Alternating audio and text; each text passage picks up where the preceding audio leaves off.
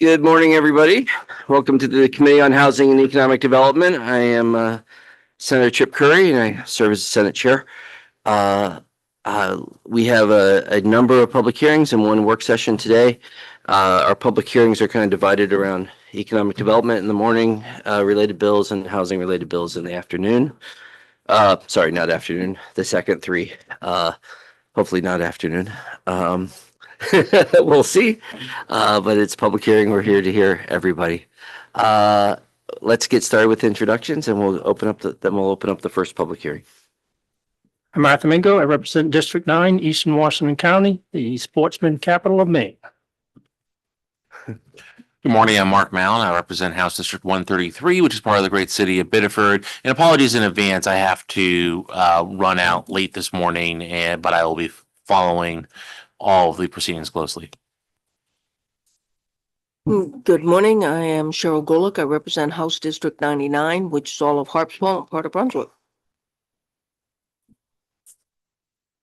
Good morning. I'm Representative John Eder. I represent District 136, Alfred, Lyman, and Waterboro. Good morning. I'm Representative Cassie Julia. I represent half of Waterville, which is HG 65. Morning, I'm Grayson Lochner. I represent House District 113, which is several neighborhoods in Portland.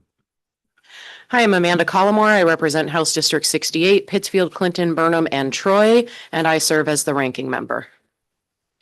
Good morning, everyone. I'm Tracy Gear. I represent House District 134, which is Kennebunkport and Coastal Biddeford and Kennebunk, and I'm the House Chair of the committee. And again, it's Senator Chip Curry, and I represent the 26 rural, coastal, and island communities of Waldo County. And with that, we're going to open up the public hearing for LD 2143. I'm going to just give everyone a heads up in terms of the slight changes in the order. We're going to start with LD 2143. We'll then go to LD 2104. This is the intention. Sometimes it does change, but this is where I'm planning at this point. Then go to LD 2156. LD, that's when we'll switch our analyst, and we'll go to LD 2077, 2149, and then wrap up with LD 2097. That is the plan at this point. Sometimes I have to change that after the fact, but that's the plan. And we'll invite the bill sponsor to the podium. So we're open up with LD 2143, and we'll invite the bill sponsor up. President Daughtry. Thank you. Good morning. I think it is still morning technically. Senator Curry, Representative Gear, and distinguished members of the committee, thank you for the opportunity to introduce LD 2143 today on behalf of the Maine Office of Community Affairs. This bill responds to a very real problem that emerged from our community's recovery efforts following the severe storms that impacted Maine's coasts in January 2024. Storms that left docks, wharfs, piers, and other commercial fisheries infrastructure badly damaged and struggling to rebuild. I know these places well. From Harpswell, which Cheryl and I share, to Stonington and across Maine's working waterfronts, our fishing families, crews, and businesses are the lifeblood of our coastal communities. These facilities are more than just pieces of infrastructure. They are the hubs of Maine's fishing economy, supporting everything from harvest and processing to local employment and family livelihoods. When the storms hit with record high tides, these working waterfronts suffered tremendous losses that went beyond physical damage to docks and fish houses. They were struck at the heart of the culture and the economy that sustain our coastal towns. Last session, the legislature acted with a bill that I introduced, LD 1864, to address the immediate barriers faced by commercial fishery infrastructure owners trying to rebuild after our storms.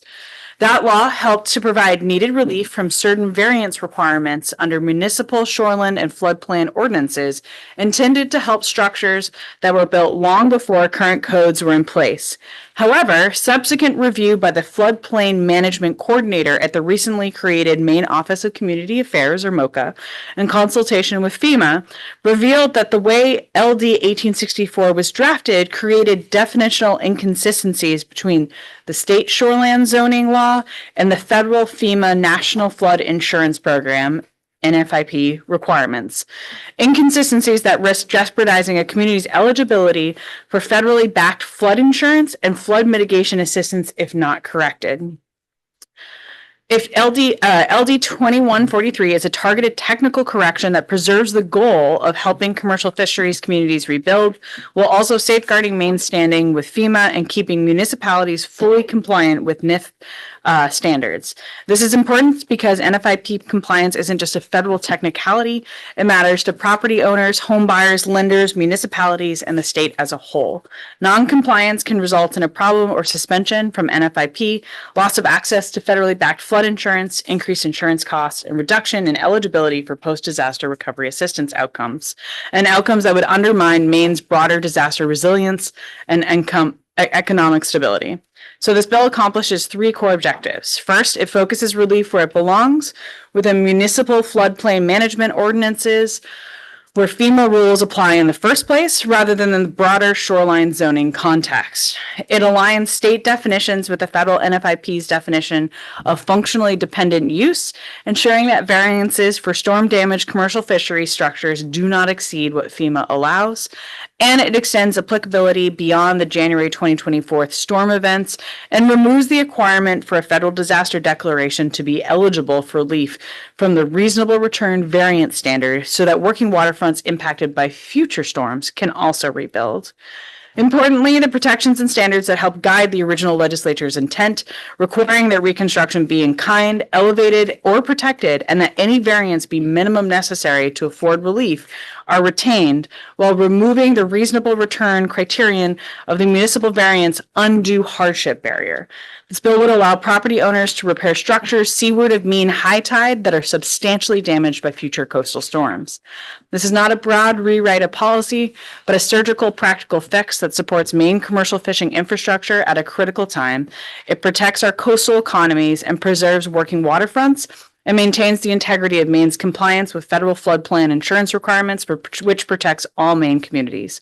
And for those who followed the prior bill that Representative Golick and I worked on, this came to us from our communities who were being told they were unable to rebuild.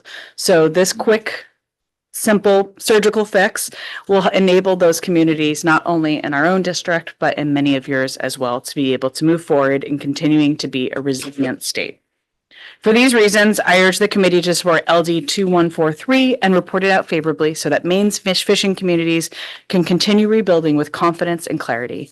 Thank you. I welcome your questions, but I know that there are folks behind me who may be delighted and far more able to answer technical questions. Representative Collmore. Thank you, Mr. Chair. Morning. Thank you, President Daughtry, for bringing this to us. I remember the last bill quite well.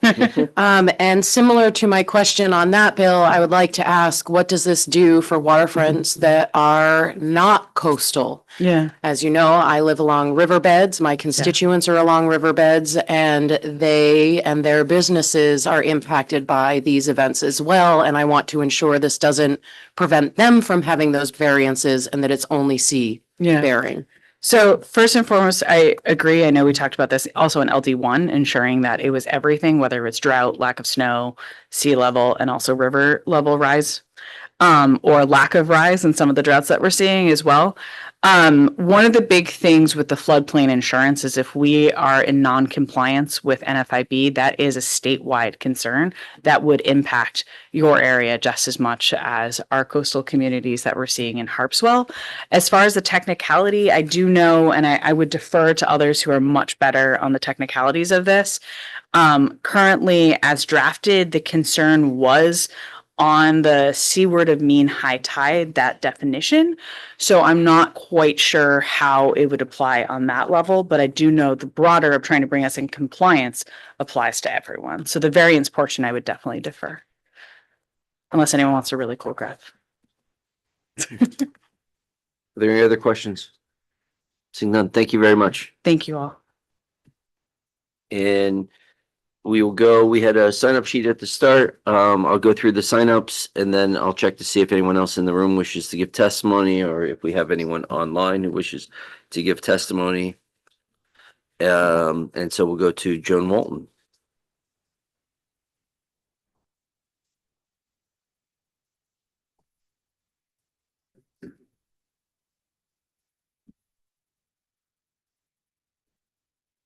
Morning. Welcome.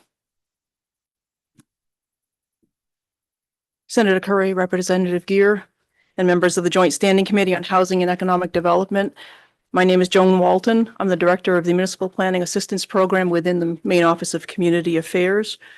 I'm speaking in support of LD 2143, an act facilitating the reconstruction or replacement of storm damaged commercial fisheries facilities and infrastructure. This bill amends the provisions of law governing a municipal board of appeals authority to issue variances to local floodplain management ordinances for the purpose of making a substantial improvement to a building seaward of mean high tide. The bill provides that a petitioner seeking a variance does not have to meet the requirement that the land cannot yield a reasonable return unless the variance is granted, as long as the structure sustained substantial damage as defined by the Municipal Floodplain Management Ordinance and is to be reconstructed for a functionally dependent use as defined in 44 Code of Federal Regulations, Section 59.1. LD 2143 modifies a bill passed during the first session of the 132nd Legislature. In the first session, LD 1864, now Public Law Chapter 286, created a temporary exemption from the reasonable return criteria for a variance, allowing owners of certain waterfront infrastructure to rebuild damaged structures with greater flood resilience.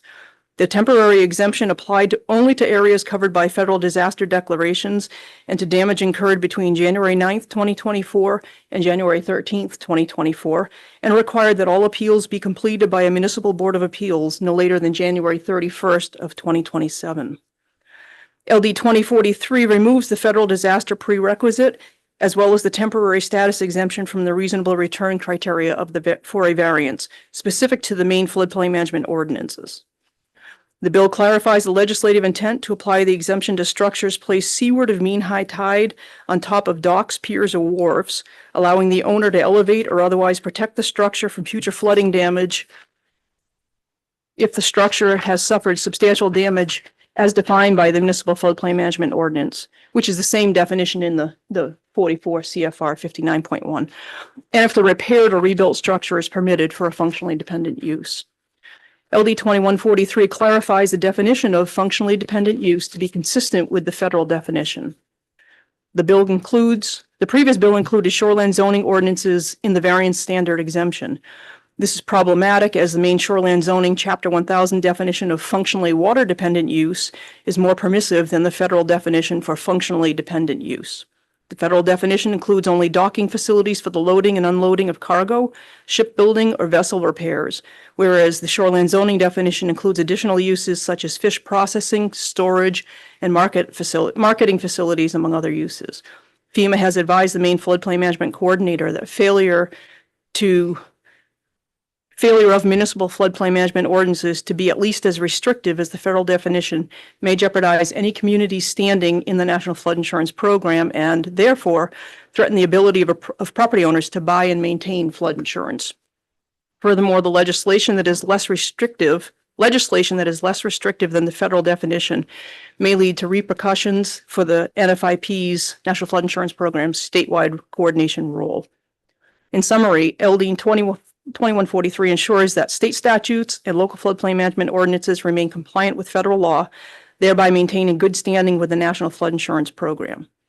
LD 2143 additionally expands relief to coastal waterfront property owners who incur damage by making the exemption permanent and removing the federal disaster prerequisite.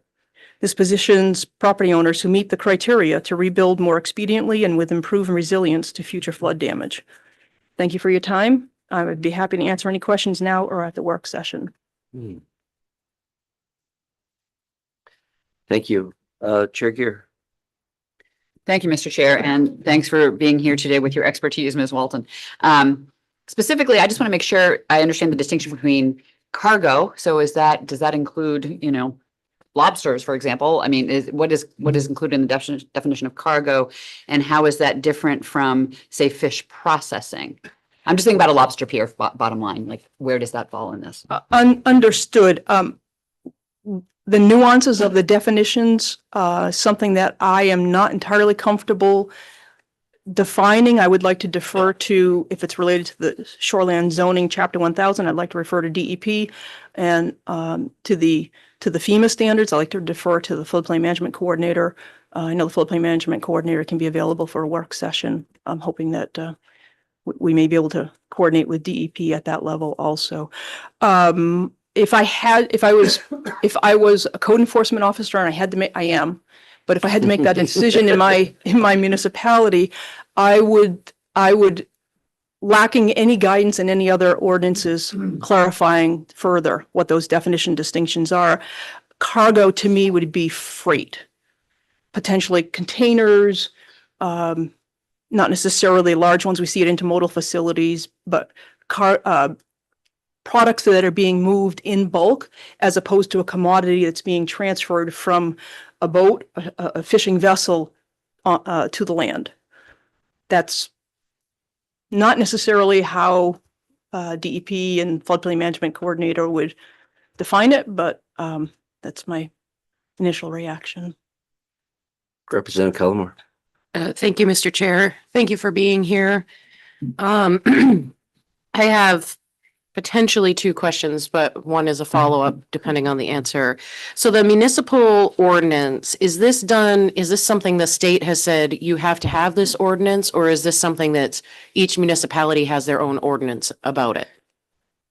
Municipalities decide whether they want to participate in the National Flood Insurance Program. If they make the determination, and most Maine communities do, if they make the determination that they want to participate in the program, they have to develop a municipal ordinance, adopt it, and enforce it. The state of Maine's floodplain management coordinator, who's within Maine Office of Community Affairs, has put together various model ordinances for municipalities to use depending on what floodplain zones they have in each individual community. And the floodplain management staff work with municipalities to coordinate, make sure the ordinances are specific and relative to each municipality. So it's a municipal decision. The ordinances are enacted at the municipal level, enforced and administered at the municipal level with strong guidance from the state. But it's a federal program. The Federal Emergency Management Agency provides funding to the state of Maine for that level of coordination to work with municipalities. Follow. Okay, so is it potentially possible? So we've heard of communities, it's along the riverfronts and along the coast, that want to ensure they have no working waterfronts anymore because they want to be a tourist pretty place and not a working place. Is it potential that a community could adopt an ordinance or change an ordinance to make it so that a variance could potentially never be issued? Because they are the ones who, you can't be less restrictive than the federal, but you can be more, which could potentially make it so that rebuilding a wharf could never happen. With home rule authority, I think that's a potential. I can't particularly think of an instance where the municipality would want to do that, but municipalities have that home rule authority. One of the issues is that in the municipal floodplain management ordinances, FEMA has outlined variance criteria. I'm not even going to call them criteria. There's a process that FEMA has nationwide for obtaining variances for properties in the floodplain. The state of Maine has the undue hardship criteria in Title 30A. That's much more restrictive than what the federal standards have. And so it's another consideration when we were looking at this bill. Representative Lookner. Thank you, Mr. Chair. This might be more appropriate for the work session because this is a flood of information. Really fun. And you may have answered this already. I've got a neighborhood in my district that after recent flood maps were updated, they were, homeowners insurance had become prohibitively expensive for some of those folks, and they live, in a newly updated floodplain that's along a stream. That's not tidal, so this doesn't affect those individuals. It doesn't allow them to sort of build up where they are. My understanding of this bill is this will allow coastal working waterfront infrastructure to build up in the floodplain on the coast, but this wouldn't affect any other. Floodplain management ordinance establishes the construction standard. Municipalities can be more restrictive under home rule authority. They can be more restrictive than what the state requires and what the federal government requires. So right now in the state of Maine, I'm not gonna say right now, in the state of Maine, we require that new structures be built to 1 foot above the base flood elevation, which is what those maps tell us. What's the base flood elevation in any particular location in a municipality, in a community, could be unorganized territories as well.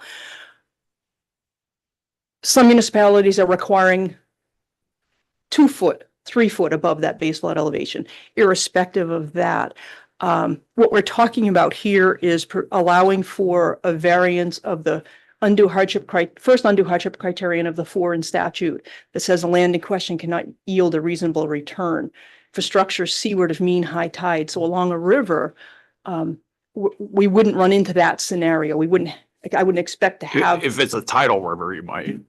If it's a tidal river with functionally dependent uses as defined, you said a neighborhood, so I'm Right. envisioning a residential neighborhood without Yeah, federal, it's not tidal. functionally dependent uses. Even if it were, I'm thinking the Madomic River in downtown Waldoboro, right behind Main Street, probably doesn't have water dependent uses because of the depth of the water. I'm making some assumptions here, but that's what I'm envisioning in response to your question. Yeah, I think what I have is more appropriate for the work session, so I'll wait. So I just want to be clear with this, what I think we're doing is, last time when this book came before us, we're trying to make it, more possible for a lot of uses, including historic uses that included the, storage and fish processing and maybe selling, on the docks. We made it that permissive, but the feds don't allow that. There's some consequences from the feds if we keep that where communities could lose their federal flood insurance. Is that accurate? And We're not, in this instance, we're not really looking so much at the use as the structure. Right. The structure is seaward of mean high tide, so it's a structure. It's tied to functionally dependent uses, but this amendment isn't asking for any changes relative to land use. Right. It's tied to But reconstruction of damaged buildings on piers, docks, and wharfs. Yeah, but I seem to recall in the testimony from the last bill, we heard about lobster processing or lobster storage or things that were supporting the lobster industry on the Right. dock that had been lost that would not be allowed to be rebuilt. Is that correct? Without the exception to the undue hardship criterion, yes, that's correct. That's the situation that, But this amendment would pull that back. We would not be able to rebuild it unless it was docking, loading, unloading, and for cargo and shipbuilding. Is that unless it correct? meets the federal definition of functionally dependent use. Is that the right word? Getting confused now. Functionally dependent use. Oh, so if it meets So the federal if the use is within that definition, then it qualifies, then the structure would be functionally dependent, yes. even if it's fish processing. Again, I would want to defer to the floodplain management coordinator Okay. for All right. those. Great. That Distinctions. sounds like a great question for work session. Representative Gullik. So I'm co-sponsor of this bill, and also, just to clarify, we do have in place in law, LD 1864, which was to correct the fact that we were losing these fish houses and stuff like that and unable to rebuild them the way that they needed to be rebuilt. So looking through it, I have had no issues with it, but would like to hear on Mike whether this weakens that ability or not for these fishermen and these waterfront businesses that we passed 1864, which gives them the ability to recreate these things. I think just during certain years that a storm Correct. It affected, was between or those does two. this strengthen It and was, make it other years? this makes the exception to the undue hardship criterion that the land cannot yield a reasonable return without the variance permanent. Okay. Whereas LD 1864 was limited to damage to those structures in those two January 2022 2024 storms. And the property owner had to secure the variance under that amendment, that bill by December of 2027. So it's very narrowly defined and it would expire. Mhm. As a matter of fact, if you look at that section of statute, there's no recognition that 1864 was adopted. And I'm guessing that's because it's temporary. Mhm. So this would make that permanent. So it would make, that was my understanding, that this actually strengthens that sections for other storms. Right. Not just in those storms, and expands it for potential other people. Beyond. Within coastal areas. Right, within coastal. I'm just gonna, Yes. and I'm just gonna just gonna say, it expands it in terms of time period, making it permanent. But it ties us to the federal definition of functionally dependent, which is more narrow than what we passed last time. It would be, if adopted, this would be tied only to floodplain management ordinances, not to the shoreline zoning. Thank you. Okay. Representative Callamore. Thank you.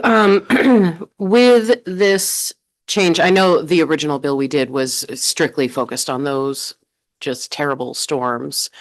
As was LD1 that we worked on.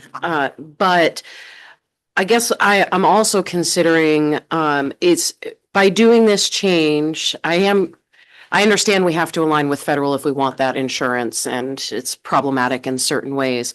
But what I'm wondering is this only for natural disasters, or like the massive fire we just had down in Portland? Would this allow for them to do that too? Do we have a vehicle to be able to ensure that that would be included and it's not only flood, natural disaster things? Because they may need a variance. If you could just give me a minute to look at the proposed language. Of course, and if you don't have the answer right now, that's Mhm. okay. I would just love to have that for the work session. I don't believe it would only be related to, I'd like to explore it more and Yeah. come back with a definitive answer, but just looking at some of this language, the petitioner demonstrates to the board that the petitioner suffered substantial damage as defined in the municipality's floodplain management ordinance to a dock, pier, a wharf, or a structure placed thereon.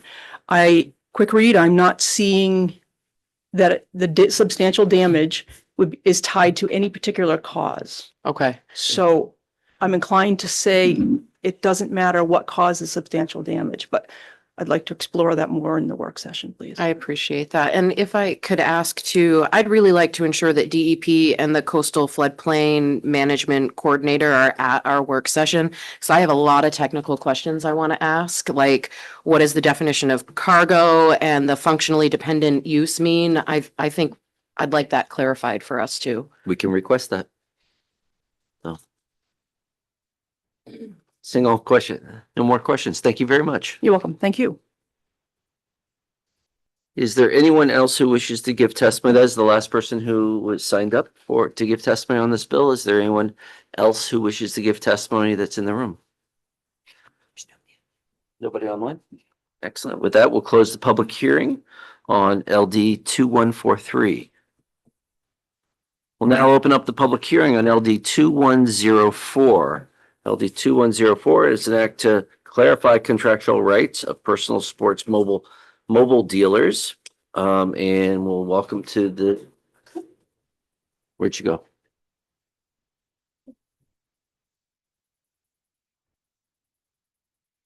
We lost our sponsor.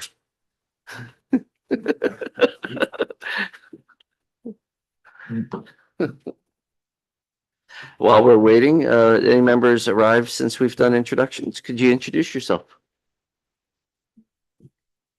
Thank you, Chair. My name is Yusuf. I represent District 118. Welcome. Yeah, I think it was just you. Okay.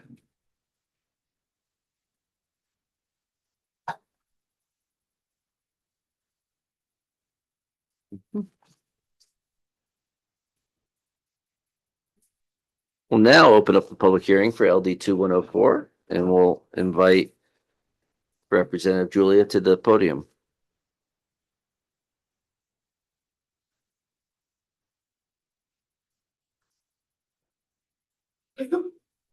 She has her own walk-up music. Not surprised, are you? All right.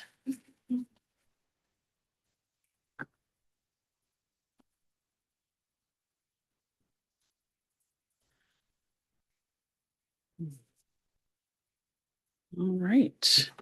Hi there, Senator Curry, Representative Gear, and distinguished members of the committee. Thank you for the opportunity to speak today. My name is Representative Cassie Julia, and I'm a proud member of this committee and happy to be here to present LD 2104 for your consideration. So this bill is fundamentally about fairness and transparency. Maine's Power Motorsports dealers are locally owned businesses that invest deeply in their employees, their facilities, and their communities. They're asking for something very simple: a stable, predictable, and equitable relationship with the manufacturers who produce the products they sell. LD 2104 helps ensure that. This bill has not been drafted out of whole cloth. It relies on and adds to the Motorsports Vehicles Act, the same provisions already in law in the Automobile Manufacturer Statute, which is 10 MRSA 204. The proponents will have a comparative chart for the work session. There are a multitude of issues addressed in 2104, but one key issue is warranty reimbursement.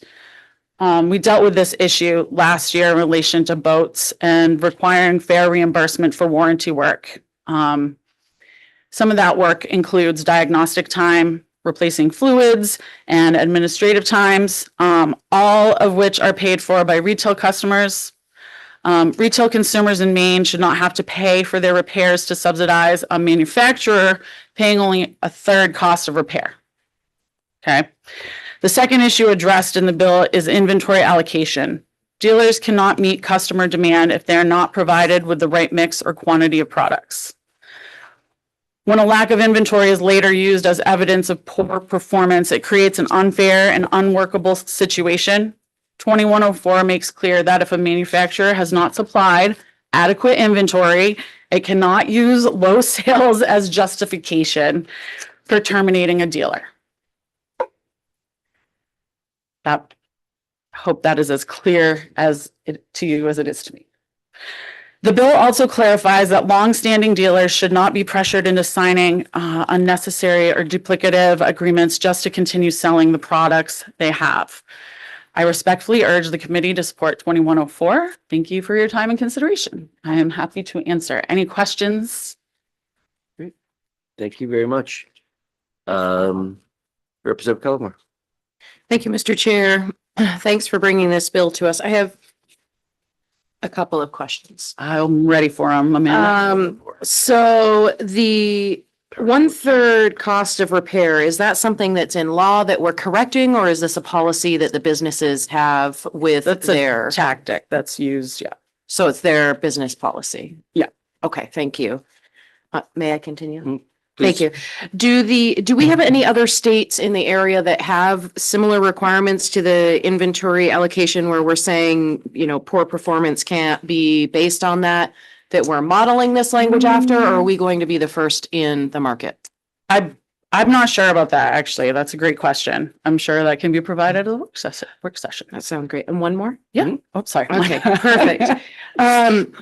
With the contract part, pressured to signing unnecessary or duplicative agreements, would this conflict with contract law if we did something with that? I don't think so, but that's a great question for somebody who's a lawyer. Okay, thank you. Let's ask for that work session, maybe. So I am appreciative to hear that the advocates for this will be bringing a comparison. And we have, and the comparison is with automotive dealers, correct? Yeah, It's the law, right, the law that was passed. So this is modeled after what we currently do for automotive Automotive dealers, the dealers. relationship between dealers and manufacturers Yeah. and that power relationship. Yes. Okay.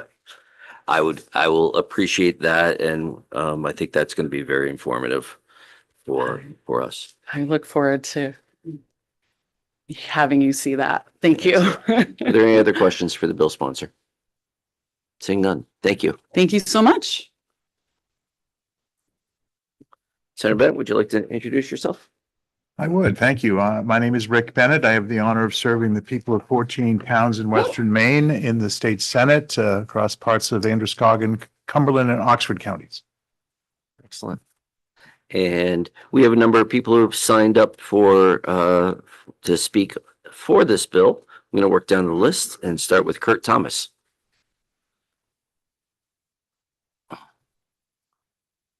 Welcome and thank you for coming out today. Thank you for having us. Good morning, esteemed members of the committee. My name is Kurt Thomas. I'm the owner of Bangor Motorsports, a Maine-based power sports company that I established in 1995. I have roughly 30 employees, 30 full-time employees, many of whom have been with me 10 to 20 years or even a few more. They are good jobs, full benefits, and our business has long been important to part of our local economy. I am testifying to express my strong support of LD 2104 to explain why this legislation is critically important to the power sports dealers across Maine. Historically, a portion of dealers' margin was structured as a holdback by manufacturers. This holdback was built directly into the invoices and paid to the dealers quarterly or annually, depending upon the manufacturer. Dealers understood this money to be theirs, withheld temporarily by the manufacturer, largely as a safeguard for the manufacturer in the event that the dealer defaulted on obligations such as parts, invoices, whatever. For many years, this holdback was predictable and an essential component of our business model. Beginning around 2020, manufacturers significantly changed how these holdbacks are administered. While the exact systems vary by manufacturer, most now tie holdback payouts to point-based or compliance-based systems that vary by manufacturer. If the dealer fails to meet some or all of these requirements, manufacturer can withhold some or all of the holdback money, funds that historically were paid as a matter of normal business. In prior years, holdback revenue was a stable and reliable part of our business. Today, it is increasingly be used for leverage against us. These point systems are often tied to requirements that do not improve customer experience or dealer stability, but instead increase dealer costs and shift financial control further to the manufacturer's profits. Examples include mandatory showroom layouts, signage requirements, unnecessary exterior signage upgrades, excessive inventory requirements that ignore seasonality, force dealers. Oh, this is a really hot button for me. They're forcing us to let the manufacturers access our dealer computer systems and customer data. And they also are putting on purchase requirements, parts purchasing requirements that prevent dealers from sourcing more affordable aftermarket components for our customers. Oh, I'm almost done. Additionally, holdback funds at the dealership closure were historically understood to be the dealership's money. In recent years, manufacturers have increasingly retained these funds, effectively reducing dealer margins. LD 2104 represents an important step towards balance, fairness, and transparency in the relationship between manufacturers and Maine dealers.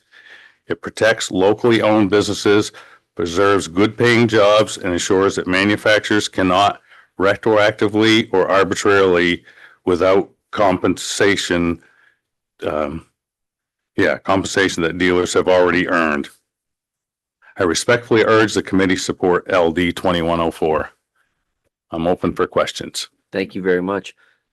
That's a pretty interesting change in the business model.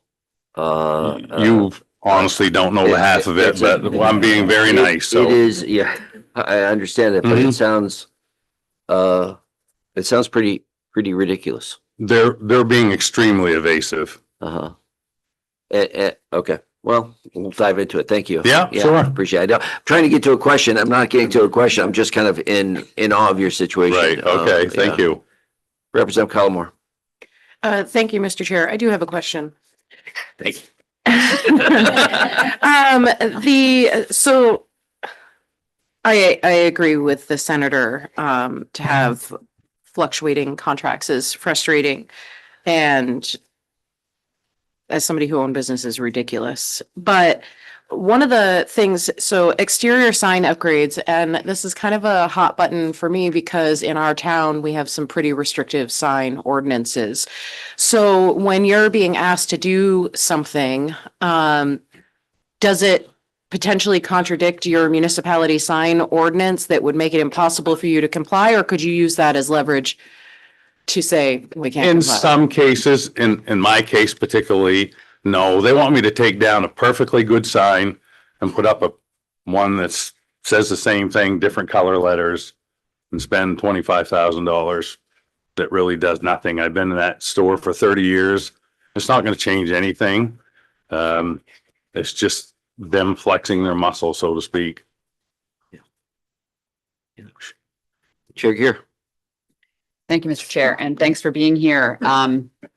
Is there a specific definition of holdback? And if not for today, just looking for the legal term. I guess, I've been in this business since 1990, actually. So holdback has always been there. Holdback exists in the auto industry. It's basically a portion that the factory holds of the dealer's margin until usually it's paid quarterly, in some cases monthly. I don't know about the auto guys, but now all of a sudden in recent years, the manufacturers just keep finding ways to take it from us, basically. And then the only way we get it back is to do some of these improvements that probably make no sense, don't do our customers any good. It just puts more money in their pocket, basically. And I'm just saying this for you, but also for our analyst, if we can make sure just to have, if there is a legal definition in these contracts of what holdback is, and if that has changed over time, that would be helpful, I think, for the committee. Okay. So. Thank you. Representative Mingo. Thank you, Senator. Since 2020, how many dealers have probably closed shop because of these new rules that they're pushing on you?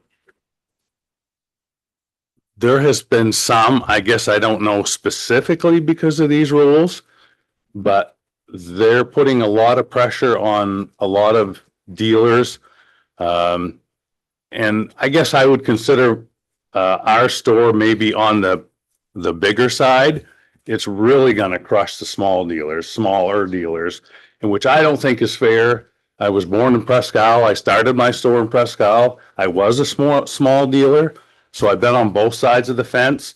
What the manufacturers are doing is just totally unfair. It should be the way it was 15 years ago, and we wouldn't be having this conversation. Please.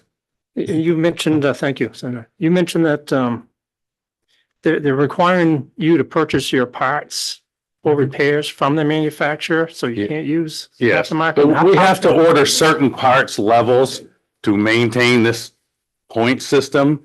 And if we don't, then we lose our holdback, or holdback's a term I use.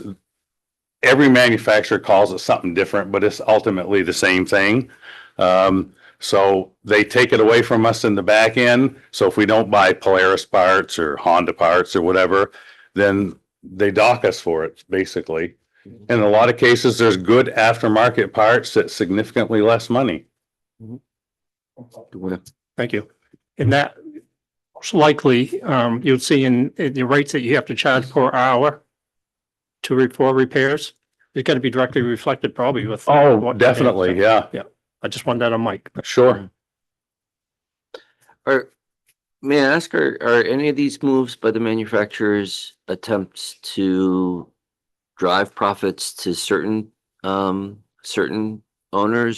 from I don't others? believe so. Okay. We're No, just I trying don't to get believe everybody- so. So, but because it sounds like the smallest shops are the ones that are going to get most hit, or at least can at least absorb it. Probably can least absorb it. I would agree with that. Yes. Yeah. Thank you. Representative Luckner. Thank you, Mr. Chair. I'm just wondering if you had to rate how difficult it is for you to, sell your product without an affiliation with some of these national manufacturers. Is it extremely difficult or would it be? Very difficult. This is impossible if you don't have the franchise per se or their sign hanging. You can't sell it. Just, they won't sell it to you. So You can't get their products at all. correct, right? Unless you're signed on with them, you can't get their products. So it's kind of like central to your business model. 100%. Thank you. Do you have a question? I do, Mhm. but- Senator Bennett. Representative. Oh, Representative Eater. Go ahead. Uh, Go ahead. Thank you. Should this legislation succeed and pass, how long before you imagine you'd see some relief? And as it's written, do you see any potential for pushback from the manufacturers? How long before you think I'd see somebody leave? Some relief in Oh, terms of, relief. you know, Hopefully right away. As soon as possible. and can I follow up? Please.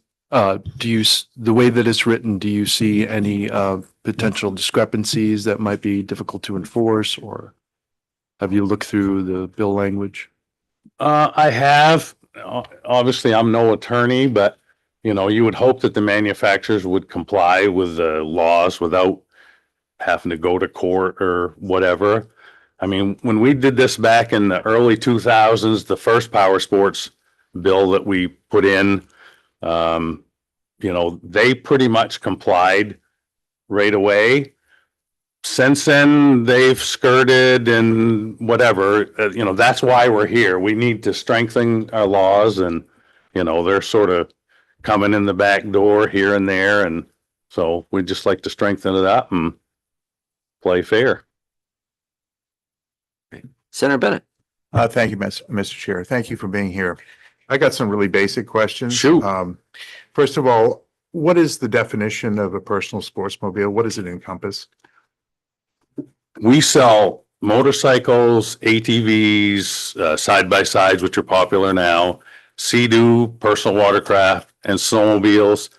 That's what I define as a personal sportsmobile.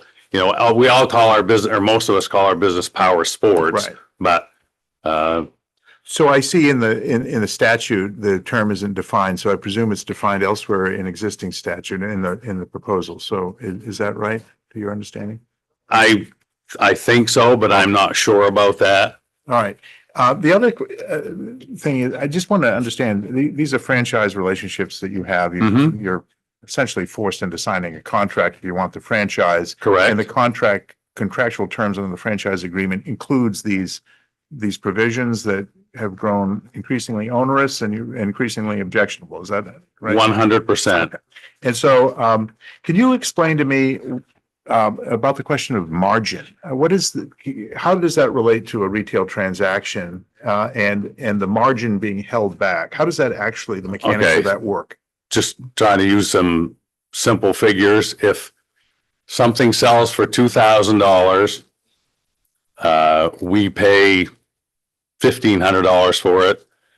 That's 20% margin. The factory or the manufacturer historically would hold 5% of that. So initially, we'd only get whatever that is, $400, and we'd have to wait for the other $100 quarterly, yearly, whatever. So it was just a portion of our margin that they held back. So the inventory that you're holding or this, you're either selling inventory that you have already Mm-hmm.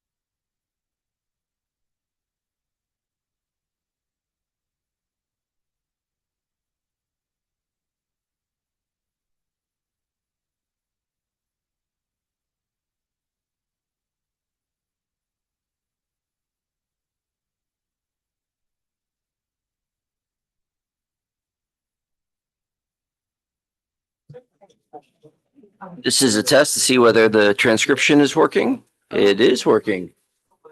Okay. I think we'll get started. I do. You want to say something in the hallway if in case? Yeah, yeah. Yeah, we got a lot of us here. Okay.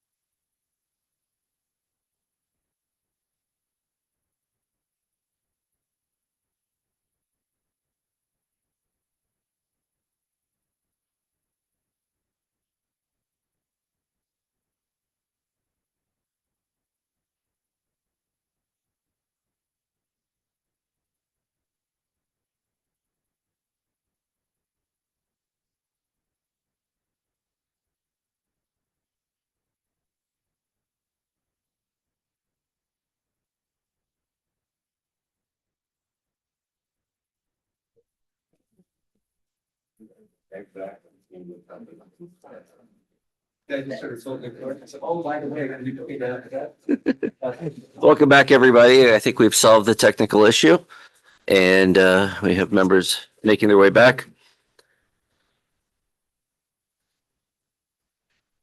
We'll call, we are working through those who have signed up on in support of the bill.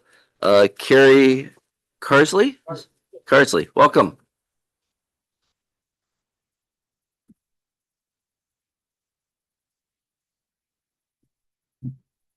Senator Curry, Representative Gear, committee members, thank you for being here today for us to present this. My name is Terry Carsley. I'm the president and owner of Fullside Wheel and Ski in Newport. Been there since 1968. I'm here today to testify in support of LD 2104.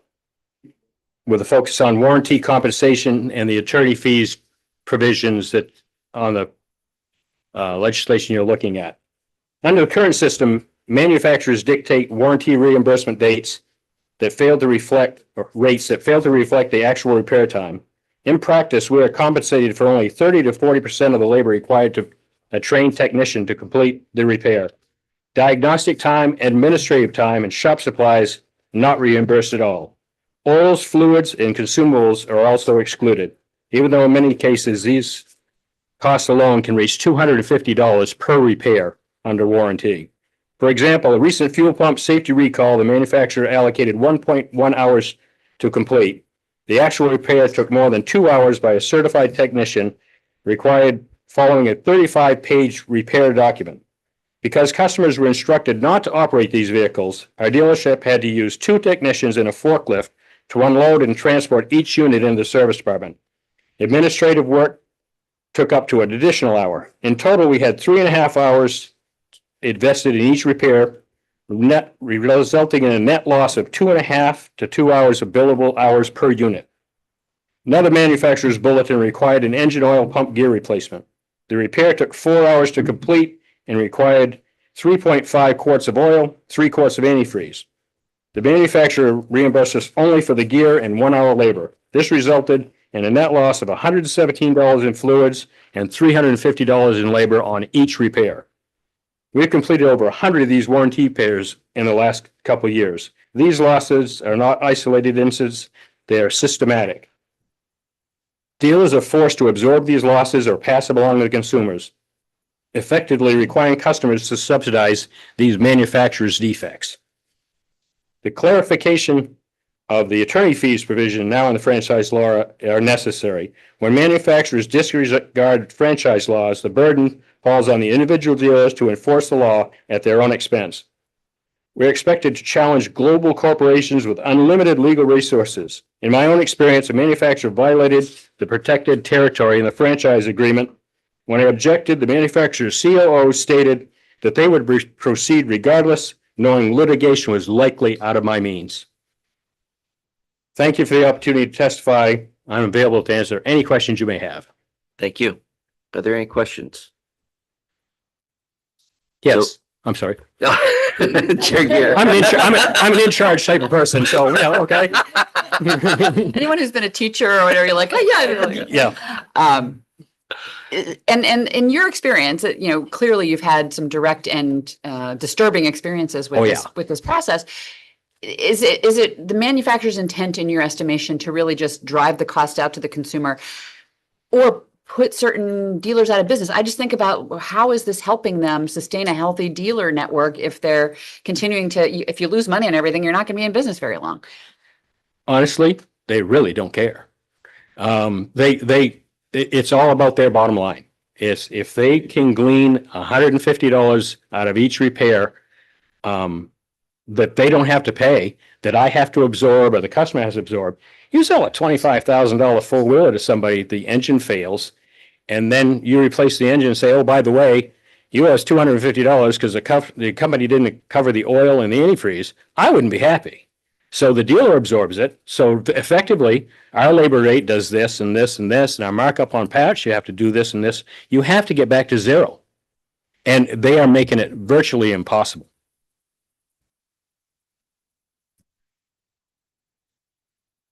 Senator Bennett. Thank you very much for being here. Again, have you looked at the legislation? Do you know where specifically the issue that you raise is addressed in the legislation? Which part, sir? Well, the issue that you raise about the reimbursement for warranty work. Yes. Yeah, it's in there under warranty repair, and I actually helped work on the original legislation back in 1997. So there's a line in there about them reimbursing for fluids, and they also have to pay system common rates and not they set the flat rate. You can call them up and say, you can't do that in an hour. And they'll say, well, that's all we're paying. And there's not a technician in the state that can do it in 3. They set it, they hold all the cards, they own the house, and we have to comply with it. And it is literally, as you mentioned before, it's driving all the little dealers out of the state. We've lost 6 or 7 in the last couple of years. Okay, thank you. Thank you. Representative Mingo. Thank you, Senator. I'll just piggyback on Senator Bennett's question, and I think I feel real horrible knowing that I've gone in and tried to dicker on price for a new side by side. Well, thank you. I'll change that. I won't do any more of that. We don't feel real well about it either, but So you're saying like the schedule on what they're gonna give you back on labor or parts. So is that already set in stone? Do you know that, or is that call by call? Job by job? They have a flat rate manual that they say this gear pump repair. They say, yep, it takes an hour to do that. It takes a qualified technician. My 20-year technician, it took 3 hours. And then we had to swallow the price of the fluids, the antifreeze, and everything else. We called the corporate technician department out in Minnesota and said, you can't do this in an hour. Well, we've really never done one here. That's what the factory's telling us takes. They've never even done one. And like I said, they set all the rates as far as time and reimbursement. The other thing they've started, the law currently says that they have to pay us retail for repair parts because it costs us to order them. It costs us, the parts department, to put them away and inventory them and pull them for the service department. We have to heat them, we have to cool them, we have to insure them. They pay us retail. So the way they've gotten around that, say an engine, a few years ago, an engine was $2,000. Retail was $29.99. Well, all of a sudden this recall came out. Oh, now the engine retail is $2,010. We had $10 of markup in a $2,000 engine. That's one of the, they just glean us at every corner. Other questions from the committee? Seeing none, thanks very much for being here and for your Yeah, testimony. thanks for your time.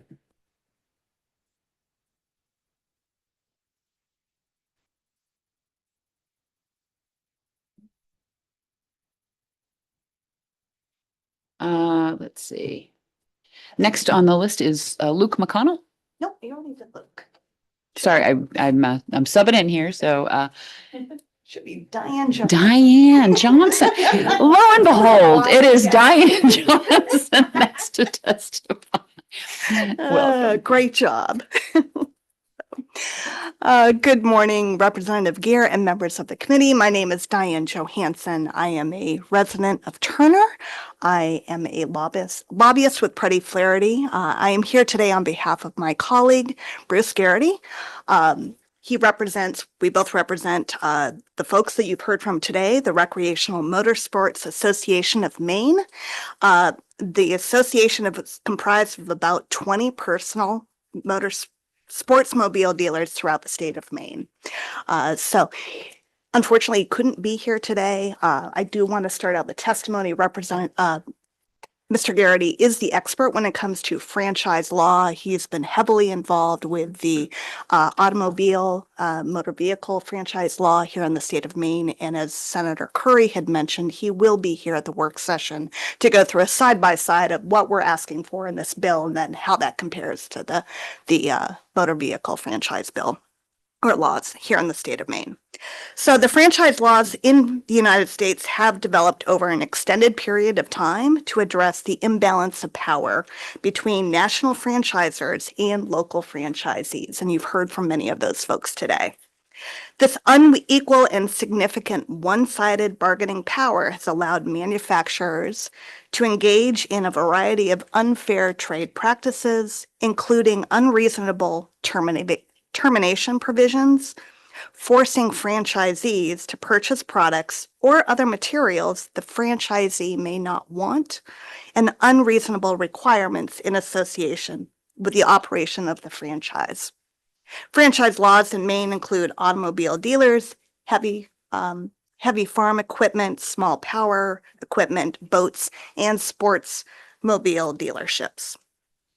So as I think was mentioned earlier today, the franchise law governing personal motor sportsmobile dealers was first enacted back in 1997 and then was amended back in 2001. Changes in relations between manufacturers and dealers, the marketplace, economic realities, and the need to protect Maine citizens who purchase these products require further changes in the franchise law at this time, and is why we have brought this bill before you. So LD 2104 clarifies that the allocation of vehicles must be made on a fair and equitable basis for all models and in all circumstances. It prohibits a manufacturer from attempting to change a franchise agreement without providing a dealer the opportunity to protest the change in the franchise agreement. It clarifies that manufacturers cannot use the leverage of requirements to put in new facilities, renovate facilities, or change market area penetration as a precursor to receiving various financial benefits that are part of franchise agreements from the manufacturer. It clarifies that in performing warranty work as a customer is entitled as necessary to new fluids and filters as part of warranty repairs. It also clarifies the training programs for dealership employees that can be done remotely if it's available, and that termination rights for a dealer applies regardless of whether it is the dealer or the manufacturer which terminates the relationship. It clarifies the scope of the franchisee's right to receive attorney fees in a dispute. So again, we just think that this is a very fair, transparent, kind of puts everybody on a level playing field, and really why we brought this bill forward. I've run out of time. Again, in summary, Mr. Garrity will be here to go through that. And I have jotted down a number of questions that have been asked by the committee. I will make sure he gets those. He may have answers. He's the attorney. I'm not. So thank you. Happy to try to answer any questions you may have. Thank you, Ms. Johansson. And we will make sure to, have Mr. Garrity at the work session. Great. That'll be very Appreciate helpful. Senator Bennett. Thank you. Nice to see you. Great to Ms. see you, Johansson. Senator. Just a couple of questions that you I'm sure took note of for work session. Other states, what are they doing? Also, could you bring the statutory definition of personal sportsmobile? Yes. To the, just so that I'd just like to understand exactly what's covered and what Absolutely. isn't covered. Absolutely. And I know Representative Gear had a question about holdback. We'll look. Yeah, I will state that. Yeah, the holdback and really just the legal structure of these kind of programs. You know, it's the holdback and then how you get points against the holdback. I would just like some more insight as to how that all works and what the legal underpinnings or ramifications are. Absolutely. Are there any other questions from the committee? Seeing none, thank you very Thank you. much.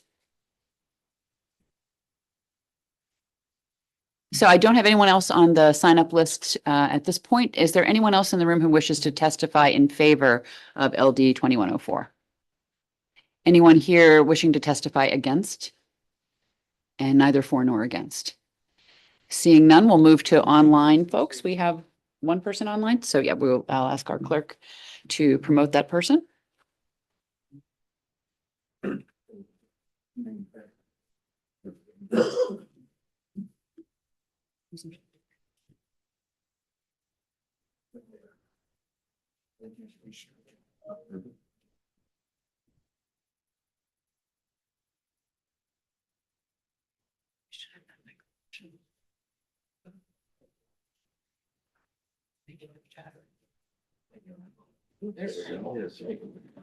Welcome and go ahead. The floor is yours. If you could introduce yourself and give your testimony.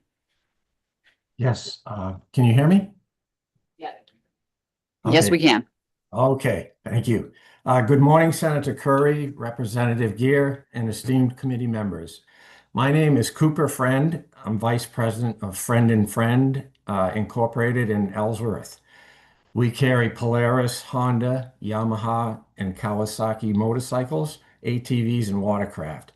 We have been in Ellsworth since 1975, and I was president of the company until January 1st of 2025. In 2025, Friend and Friend generated $796,844 in sales tax revenue. I was also president of our state dealer association for several years. We have over 20 members in the association, and in 2001, we established some very industry-specific and definitive franchise laws that were non-existent prior thereto, and these really helped level the playing field. They were, of course, vigorously opposed by various manufacturers at that time. This was a monumental step forward in our history, and as a result, we have seen a drastic downturn in dealer closures. However, fast forward to now, 25 years later, and it is way past time to update and strengthen these laws as manufacturers have found new ways to impose financial burdens on all of the dealers. I have seen firsthand over the many years manufacturers' demands with respect to facility requirements, i.e. showroom, service, signage that is not necessary, but highly expensive. These demands not only carry a capital cost, but they also very likely are tied to vehicle allocation and, even more important, profit margin. In other words, if you do not participate in the upgrades, your profit margin will shrink, as will your allocation. And when one manufacturer implements something like I have just spoken about, the others are surely likely to follow suit. Warranty work reimbursement is another major issue that you've heard earlier that needs to be addressed. The reimbursement method now used by our manufacturers is not only archaic and outdated, antiquated, but incredibly costly to the dealer but very profitable for the manufacturer. The reimbursement times are not even remotely close to actual times required to do the work, and they do not include diagnostic time, fluids to put back in the engine, nor the time to input the claim, or the steps to competent repair are provided in the customer repair work. In short, manufacturers are keeping the cost of repairing their new vehicle down by shorting us dealers. This is an incredible money loser for all of our dealerships. Like most small businesses, we invest heavily in our employees because our success depends on it. And we also believe about investing in our outlying communities to make them better places to live because, heck, that's where our customers are from. The current processes with our manufacturers greatly inhibit these practices. In summary, we all believe it is time to upgrade some of these franchise laws to continually level this playing field. All of these costs are a burden, unfair, and we ultimately have to pass this on to the consumer or cut costs such as payroll, etc., or all the above. I think my colleagues have spoken about these issues in more specifics, but I'm happy to answer any questions that I can, and I thank you very much for your time on this. Thank you, Mr. Friend. Am I getting your name correctly? You are, yes. Great. And did you submit any written testimony just in case to make sure I that we have did. it? I did online. Yes, I did. Oh, you did online. Thank you. Okay. Yes. That should be in our folders then. Great. Are there any questions from the committee? Seeing none, thanks very much for being here and for your testimony today. No, thank you. And I believe, is there anyone else online to testify? There is not. So I will close the public hearing on LD 2104.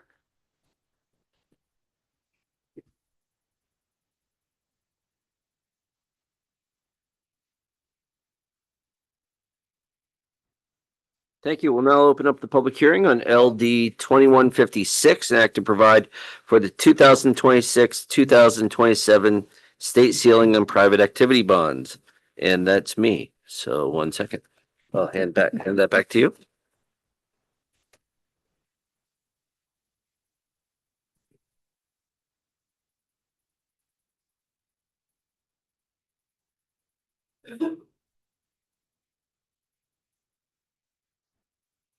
Welcome, Chair Curry. Please go ahead.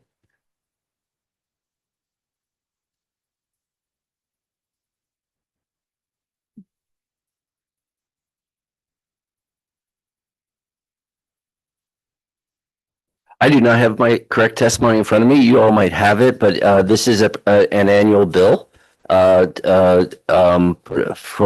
you very much. Brought the wrong folder. Representative Gear and distinguished colleagues from the Joint Standing Committee on Housing and Economic Development. I'm pleased to sponsor LD 2156 again this year, submitted by the Finance Authority of Maine, which establishes allocations for the Maine state ceiling on federal tax exempt private activity bonds for calendar years 2026-2027. The bill allocates the federally authorized bond cap among the state's designated issuers, including FAME, Maine Housing, the state treasurer, and the Maine Municipal Bond Bank.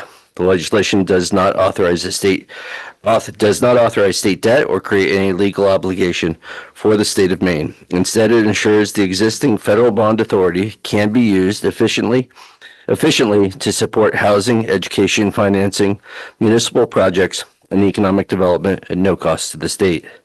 Thank you for your consideration. And while I'm happy to answer questions, you should probably hold them to representatives from FAME and Maine Housing who are available today to support the bill and answer any questions you may have. Thank you, Senator. Are there questions for Senator Curry? Representative Collmore. Thank you. I can't hold it. Just for two clarifying questions. So, we did this last year where we did it for 25 and 26. Is there a reason we have to do 26 again? And, that's a great question. And for behind you. yeah, I think it's gonna be answered best by the person behind me. Okay. And then one more. And this is really a housekeeping bill, correct? Thank you. Yes. Thank you. Any other questions? Seeing none. Thanks very much. And in the room to testify, we have Bill Norbert from FAME. I'm assuming testifying for the bill.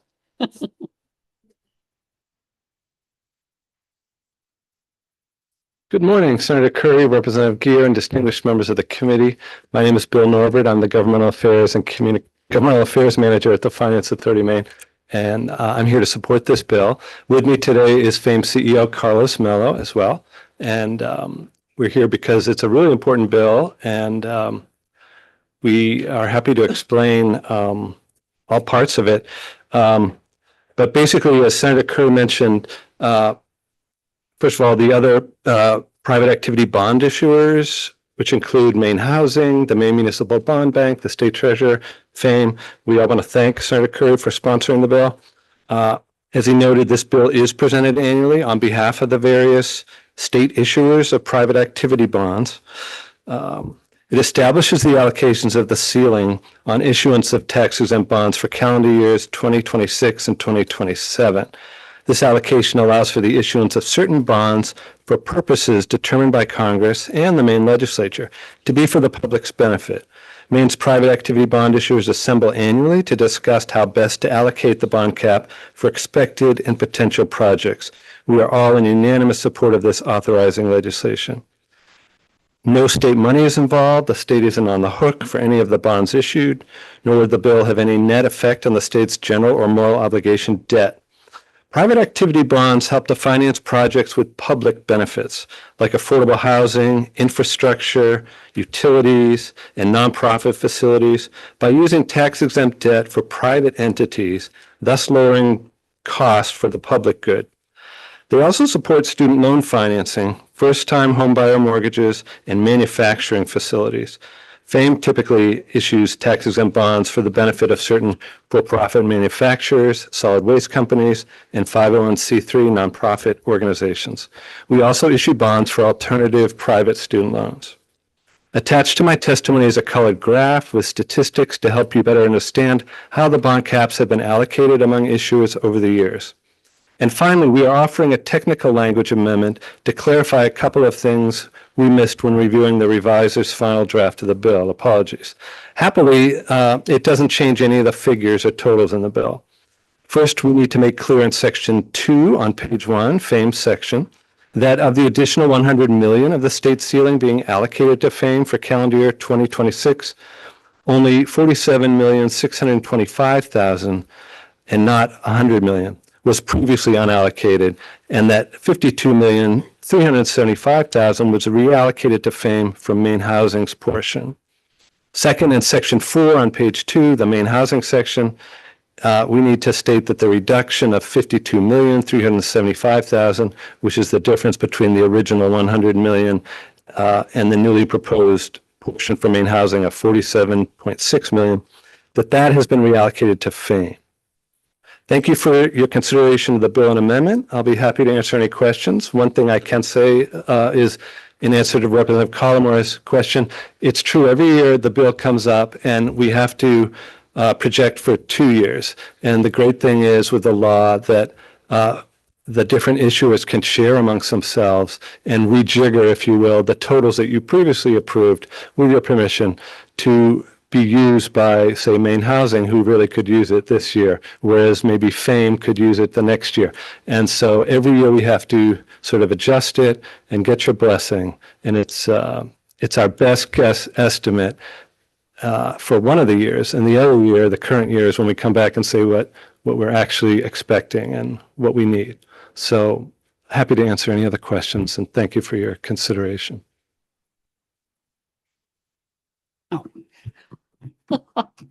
I'm sharing now, sorry. Are there questions from the committee for Mr. Norbert? Senator Bennett. Thank you, Mr. Norbert.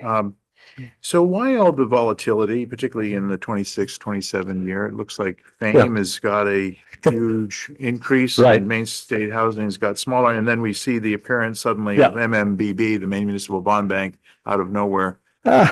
Okay, so first of all, when you look at that chart, you'll see how things ended up typically over the years. And it frequently is Maine Housing that will get the lion's share. For 2026, FAME is aware of certain projects that are coming forward that we're going to want to use bond cap for. Such things as EME Biofuels in Millinocket. You may have heard of that project going on. And also for a project in Sanford, which will deal with sludge disposal and treating PFAS, which is a good thing. And also we're anticipating a need we want to do a bond for student loans to have affordable alternative student loans available for Maine students. So Maine Housing, the great thing is we all get together and we chat about what we need. And Maine Housing said, we're happy to give you this larger amount because you can use it. But we know that next year, as you can see in the red, they're going to be needing more. So they're going to take some from FAME. And that's the great thing. It's a very collegial group and it's based on projections and actual knowledge, such as the deals I just mentioned. So that's what we're asking for is the green fame. But when we come back next year, you'll see whether we really did use it or whether it reverted back for the benefit of the other issuers. Okay, a couple other questions. One is about Maine Municipal Bond Bank here appearing. Yeah, I'm not exactly sure. Maine Municipal Bond Bank is asking for its typical 10 million both years, nothing different. But it doesn't show in the previous year, so it's. Oh, they never used it. So even though we are allocating 10 million, unused cap can go back and be used by Maine Housing, which it typically is what happens. I see. And final question is, how did Fame come out of the Timber HP bankruptcy? And Yeah. Did that affect any of these Yeah. private bonds? Right. So I don't have all the figures, but I do know that I believe we lost a total of 1 million through a direct loan, and Carlos is nodding yes.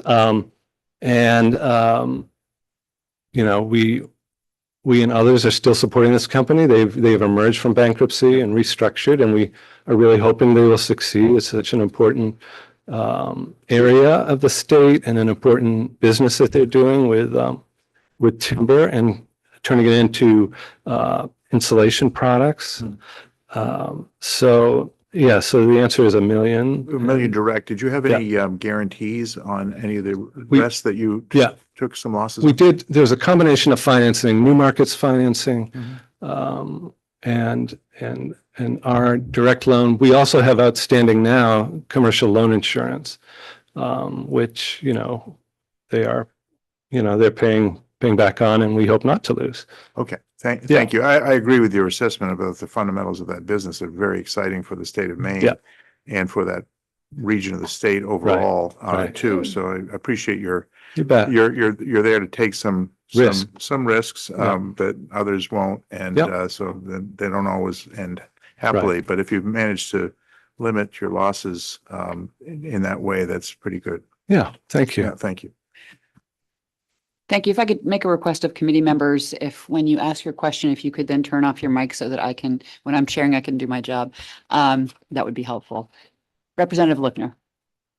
Thank you, Madam Chair. Thank you. And so the federal government allocates roughly $400 million in tax exempt bonding for the entire state. And then Fame, Municipal Bond Bank, and Maine State Housing Authority get together and, you know, sort of amicably decide who gets what percentage of that. Yeah, that's correct, Representative Lookner. And so what entity of the federal government is responsible for like allocating how much a state gets in tax exempt bonds? It's Treasury, the Internal Revenue Service, all authorized by Congress, but basically they list, the Internal Revenue Code lists amounts, and there's a lot of details in the code, but it's it's definitely a federal thing. And there's also a state statute that allows, you know, us to bring this forward and to have certain projects. So the state statute conforms to the federal program.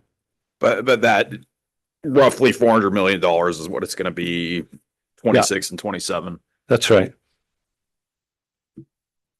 Other questions? Actually, a question about the municipal bond bank. It is interesting that they have not used what they've been allocated in the past. So could you just shed some light into why that is? Yeah, I don't have an answer to that. Terry Hayes, as you know, former Representative Hayes, is the executive director. I'm sure we could get information for that. It's, you know, as you noted, some of the members, like the state treasurer, Maine Municipal Bond Bank, are less often using the cap, but they want to reserve something in case a project comes up. She certainly does lots of bonding, but it may not be for private activity, tax exempt bonds, which this mostly is. So, So if I could clarify just for a second, I apologize. Is this loud? Is this loud? I apologize if I'm doing something out of order. No, that's fine. If you could introduce yourself and I'm feel Carlos free to step in. Mello. I'm the CEO over the Finance Authority of Maine. And so the cap that's being allocated is for private activity, as my colleague said. The Municipal Bond Bank primarily does bonds directly with municipalities. They're not subject to the bond cap. And not all private activity is subject to bond cap, only certain components. So for instance, not-for-profits are not subject to the bond cap. Thank you for that clarification. And a related question, I believe, that I would have is also who makes the determination of public benefit and whether a particular project qualifies for that? Congress does, actually. Things like affordable housing, affordable student loans, economic development. And there's a whole chart in the Internal Revenue Code that will tick off, which projects qualify for tax exempt bonding and certain ones don't. Like I think public waste facilities and airports don't. But it's a whole chart and list. And just to clarify, then our board and myself are required to assert that we comply with all of those requirements, both federal and state law. Thank you. Other questions from the committee? Seeing none, thanks very much. Thank you. And next, Eric Jorgensen.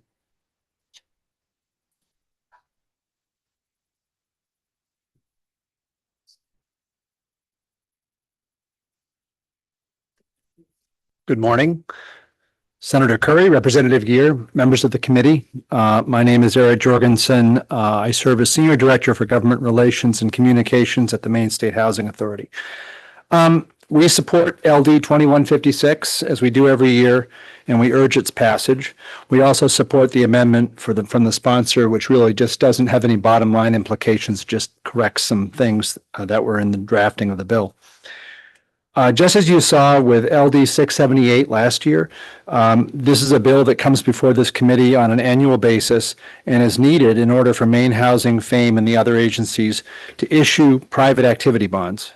And during the first year of a biennium, we make initial allocations, and then during the second year, those allocations are adjusted based on how much bond cap was actually used in the first year, as well as the particular plans and needs of the other issuers.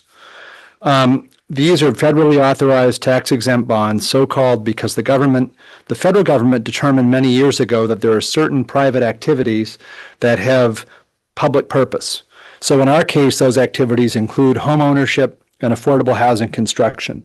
These are income limited activities, and they're regulated by a lot of different things, but they are the things that we use. Those are the activities that we use these bonds for. As we discussed earlier this week, these bonds are issued by Maine Housing. They're moral rather than general obligations. They do not affect the state's bond rating. They don't appear on the state's balance sheet, and they don't incur any direct fiscal liability for the state. So we use these bonds for two specific purposes. That's to provide capital for mortgage purchases for our first-time homebuyer program and to provide loans to developers for the construction of affordable apartments.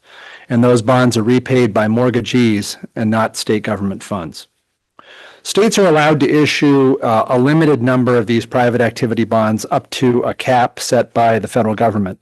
So for most states, the amount of these bonds is determined on a per capita calculation. But for smaller states like Maine, there's a small state minimum that's now indexed annually, and that's how we get our bond cap.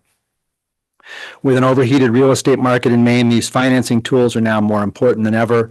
We're currently in a moment where affordable housing construction, as you all know better than anybody, which has been a legislative priority for years, is coming online at an increasing rate.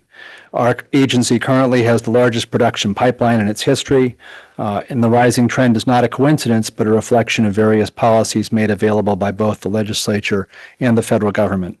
So when we say that we use private methods for public purposes, this is what we're talking about. And when we thank you at Ribbon Cuttings for providing us with the tools that help Maine people solve their housing problems, private activity bonding is one of the most important of those tools. So thank you for your consideration. I'd be happy to answer any questions you might have. Thank you, Mr. Jorgensen. Questions from the committee. Representative Lookner. Thank you, Madam Chair. Thank you, Mr. Jorgensen. I think you're probably aware, there was discussion in Portland a couple years ago about having the municipal, the Portland Housing Authority issue a bond to preserve affordability or one of their developments. And they, basically said they haven't done it before. They might be interested in looking at it.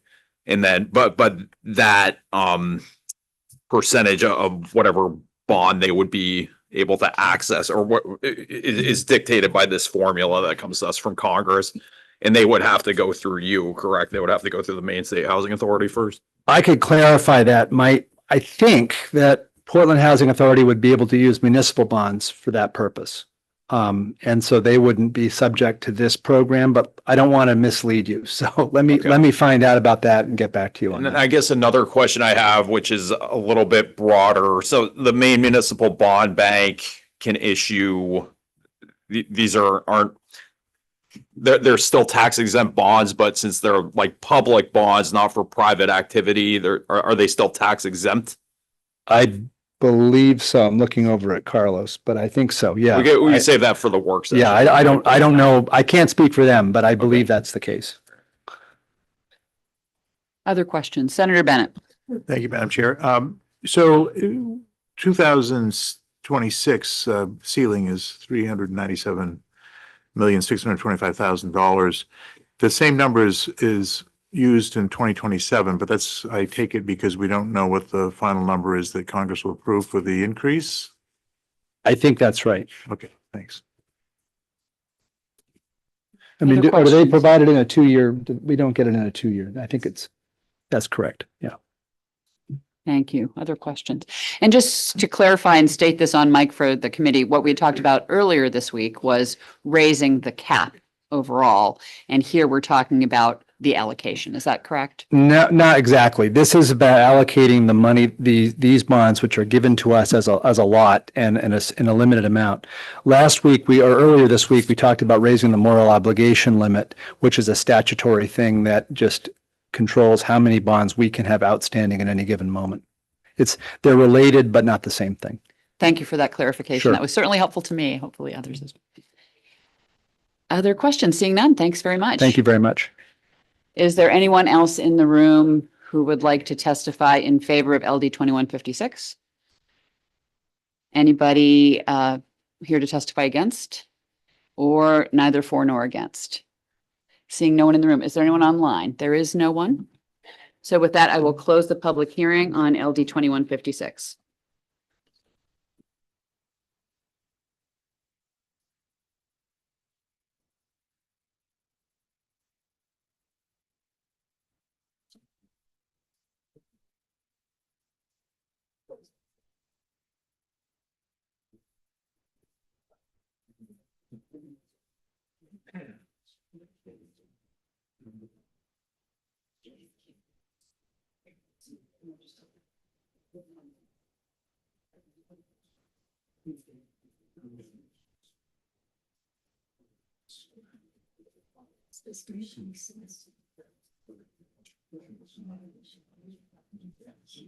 Folks, we're going to do a working lunch here and take a 15-minute break if people want to come back. Please come back. And then we are going to start with the next bill, and you can hand me the list. I'll let you know. We're going to be at 2077, then go to 2149, then 2097. Thank you.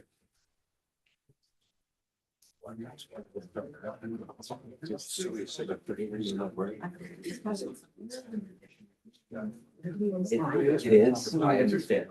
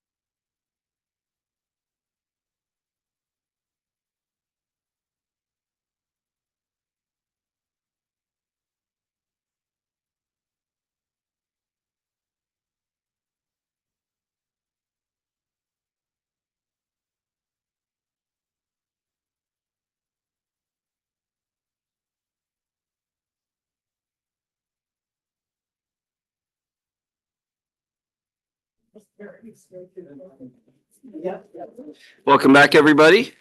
We're going to get started with the public hearing for LD 2077. LD 2077, which is a bill, an act to reduce the cost of purchasing a home by providing grants to reduce mortgage rates. This is, and we'll introduce the bill sponsor, Representative Farren, to the podium, or we'll welcome him to the podium. Thank you for your patience.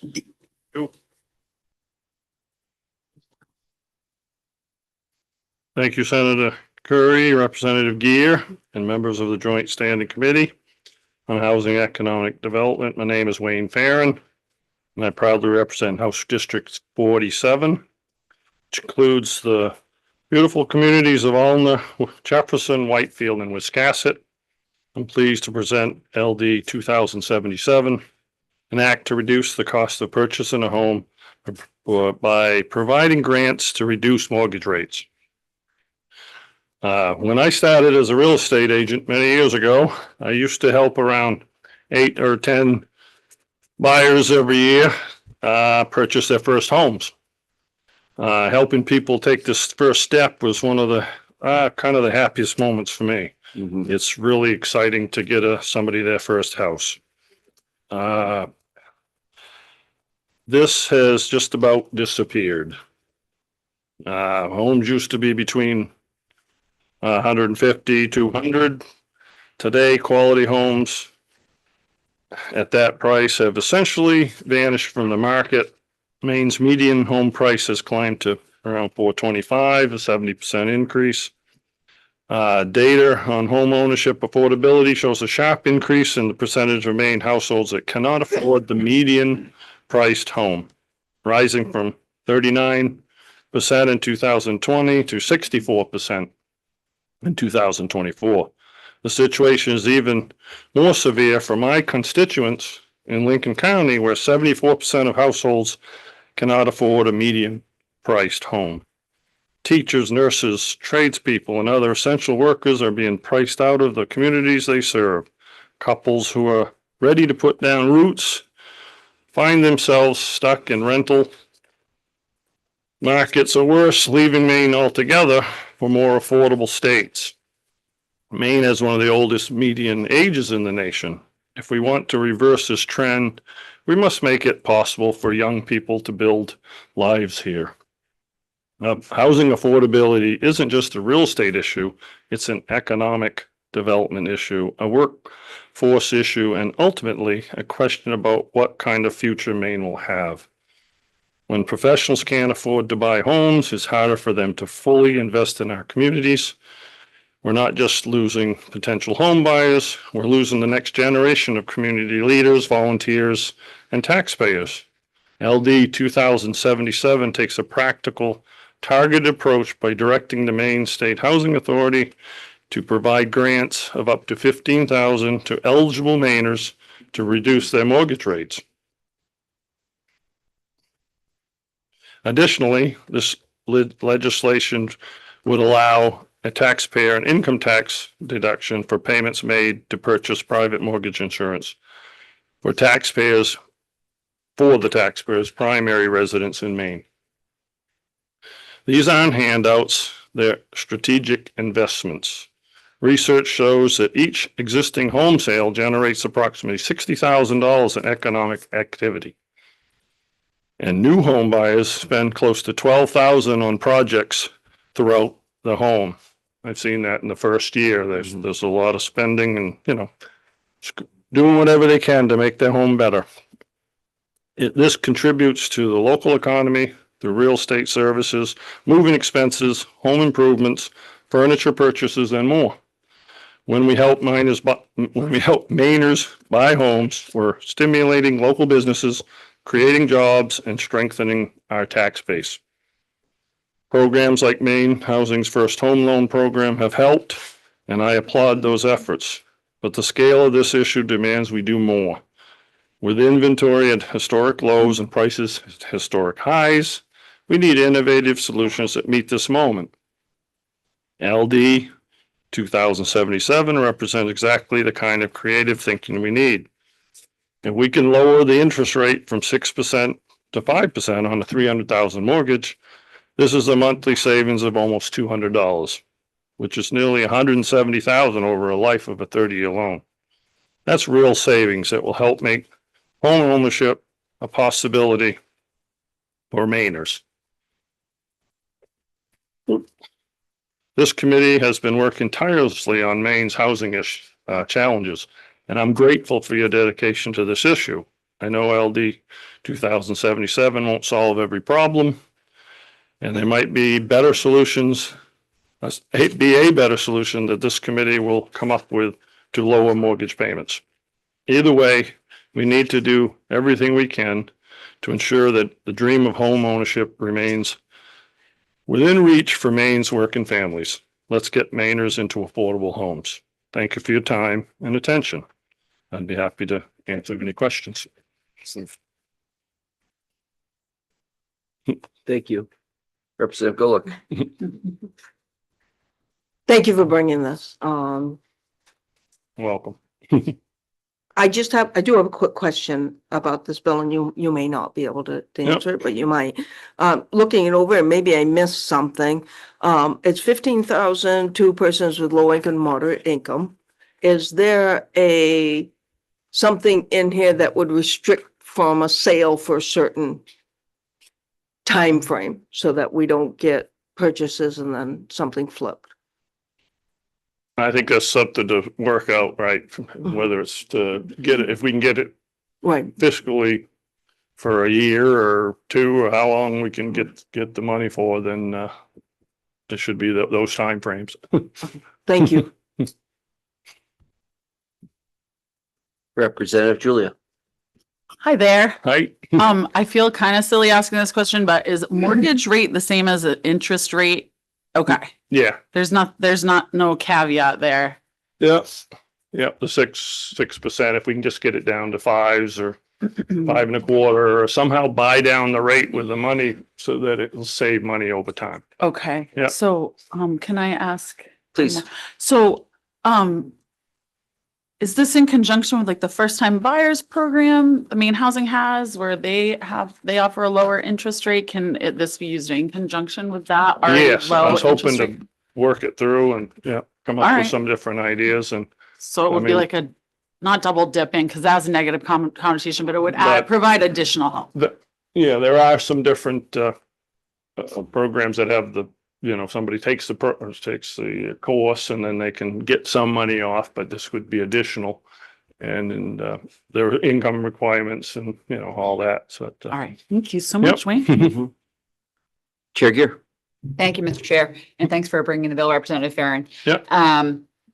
What is your sense, given your expertise in real estate transactions and that sort of thing? We wrestle in this committee a lot with regard to supply. So, are people able, say if this was available, to find homes that would be in their price range to buy around Maine in terms of this actually being able to be implemented in a way that would work? Well, I think things are changing a little bit. We're starting to see a little bit more. Things are staying on the market a touch more, but it seems like the quality houses that come out usually sell pretty quick. And there's a lot of, out of state influence. There's a lot of second homes, and it's be nice to be able to help some of the ones in the area to actually purchase, and our working families to get these places would be excellent. Thank you. This may not be a question for you, but if anyone behind you might be able to give this. Yep. Or for work session. Sure. I would love to know more about the data behind how the first time home buyer program, who's taking advantage of that, the kind of story I understand is that over the last 15 years, the age of the first time home buyer has gone up fairly significantly. And so I'd love to have more data on who the first time home buyers are and how that, not just the average, but me diving into the stats more specifically. Yep. Probably. Yeah, that'd be great. Yeah. Great things to find out. Yeah, exactly. What are the tools? Yeah. because your argument is that the tools are currently inadequate for supporting folks that we used to be able to support Right. to get into homeownership. Yeah, and I think a lot of times people don't realize first time is kind of a first time. It's not always just the 26, 28, 33-year-old. Right. It can be a 45, 58 or 70, 75. Because if you haven't owned a home for 3 years or more in the state of Maine or more, I'm pretty sure it's kind of getting you back into the market to get into a house. Oh. A lot of divorces happen, whatever, and then they get themselves set renting for a few years, and then they finally can get a loan. They can get these loans through Maine Housing. That would be very helpful to know. Yep. I did not know that So there is aspect a of it. big change in the age groups. Great, thank you. Yep. And I noticed that the bill you proposed had a limitation on owner occupied single family residence. Would you have any concerns because one of the strategies I'm hearing of is people buying condos as their first opportunity into home ownership or buying duplexes, and one's a part of that. Would you have any concerns about No, I supporting think those it's expanding? great that? if somebody would, the income works, the numbers work and buy a duplex. That's fantastic. And even on the condo, it's still a single family Oh, that would residence count. in as that. most. Thank you. I'm mixing those That's things, all so I right. appreciate it. Yeah. Yep. Seeing no other questions, thank you very much. Thank you. Thank you for your patience today. Yep. Excellent. And we have from those who signed up, Amy Nucci. I think I butchered your name. I'm sorry. It's okay. Nucci? Yep. Said it? Thank you.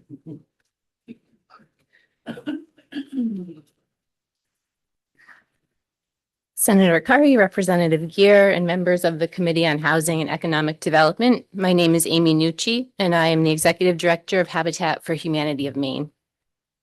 Thank you for the opportunity to provide testimony today.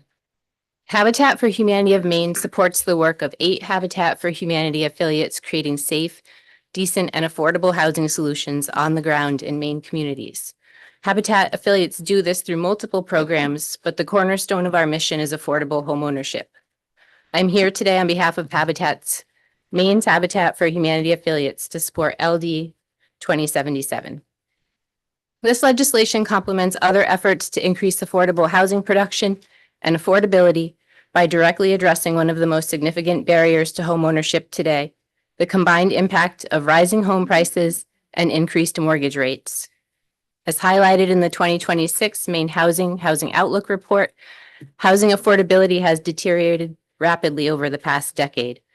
While median income in Maine has increased by approximately 44% in the last 10 years, the income required to afford a median-priced home rose by roughly 187% over the same period. In the last 5 years, average home prices have increased by 36%, and higher interest rates have further compounded affordability challenges.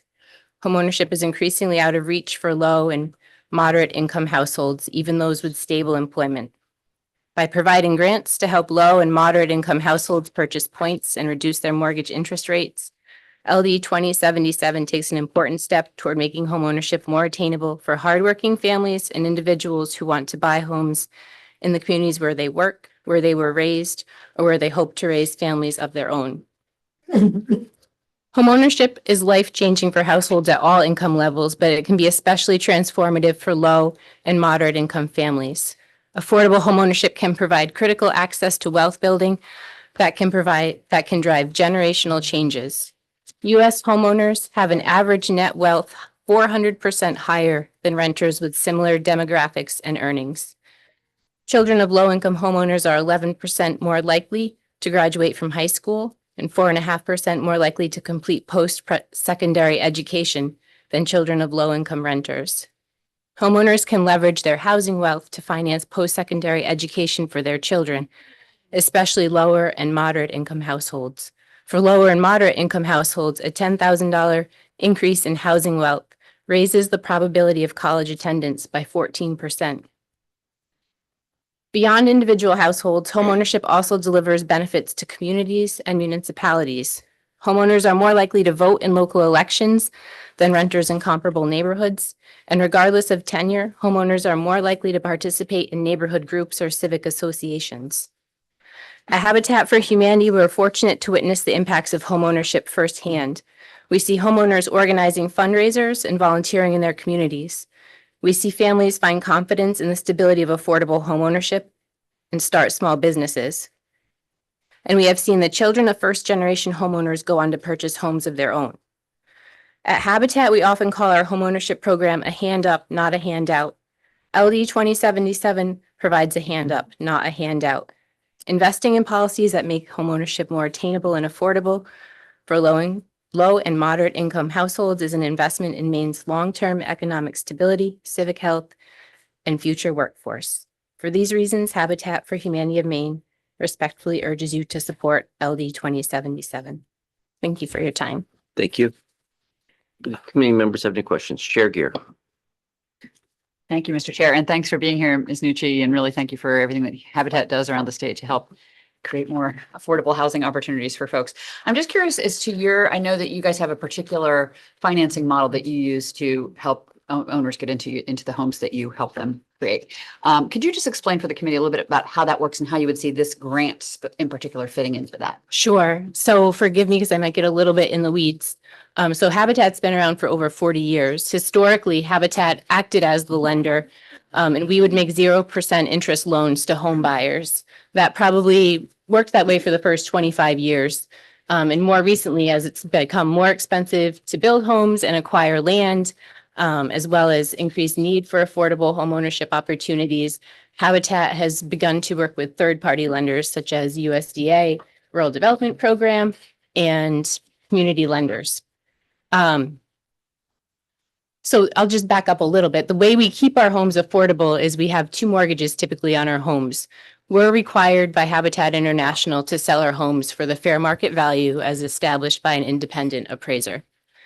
The first mortgage is what's affordable to the home buyers without going 30% over their household income for their monthly payment. The second mortgage, the difference between what is affordable and the fair market value will then go into a second mortgage. Generally, this mortgage is held by Habitat for Humanity. It doesn't accrue any interest. And it's either forgivable over time or some affiliates require it be 100% repaid if the home is ever sold. So the way that most Habitat for Humanities in Maine right now are either working with rural development for their first home loans when it's available, or with community banks. And as interest rates have risen, our mortgage proceeds from the first mortgage have, of course, decreased. And this impacts our ability to build more, to do more. Our costs to purchase land have gone up nationally, I think 56%, and construction materials 60%. Then that's nationally. I think land, especially in Maine, has gone up much more. So it's costing us more to do our work, and we really need to maximize our mortgage proceeds. So we could see our homeowners or home buyers using this program to reduce their interest rate, which helps them have more equity in their home, and in turn would help Habitat get a larger first mortgage on the home to turn around and put into future development. Thank you. Are there any other questions? Thank you very much. And next up, is there anyone else in the room who wishes to give testimony in support? Is there anyone in the room who wishes to give testimony in opposition? Is there anyone in the room who wishes to give testimony neither for nor against? Mr. Eric Jorgensen. We'll be shifting into those who wish to give testimony online next. Senator Curry, Representative Gear, members of the committee, nice to be back. I'm Eric Jorgensen, Senior Director of Government Relations at Maine Housing.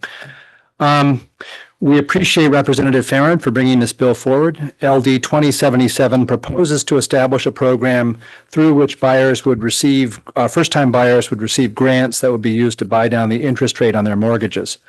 So while we could definitely do a program like this at Maine Housing, or we could administrate it, As written, I think it would pose an operational concern for us. So we have some suggestions about how that might be structured. For reasons of efficiency, we would need these grants to be an equal amount for all the program participants, as opposed to like calculating out an amount for each loan.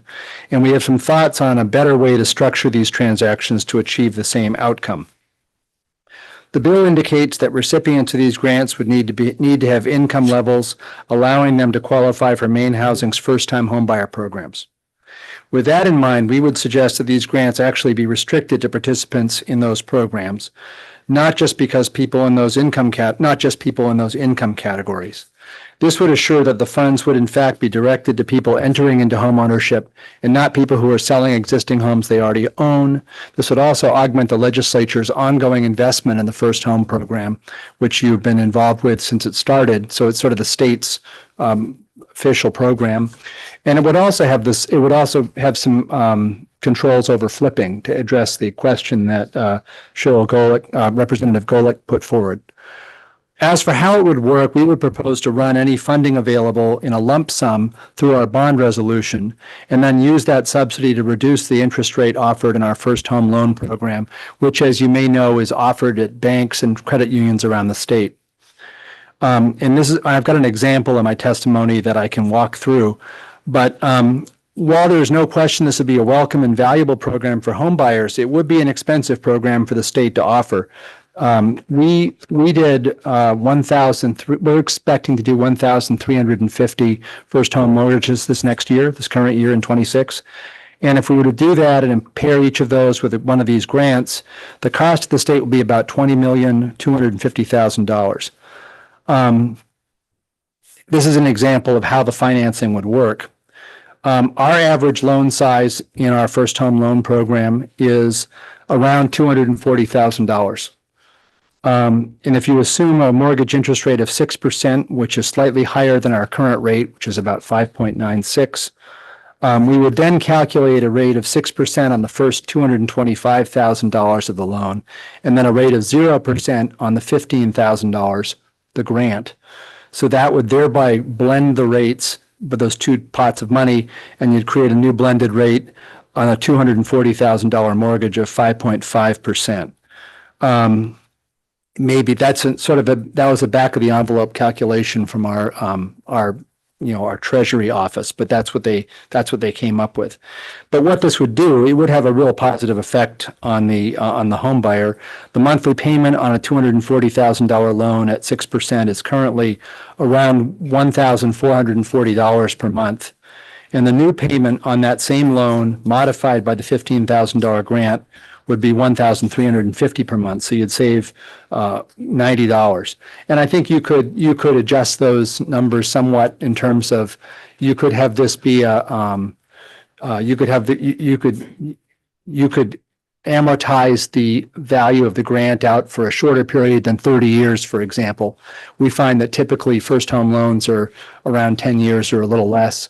But I mean, in general speaking, that's what, if you were just taking it straight out on a 30-year loan, that's what it would come to.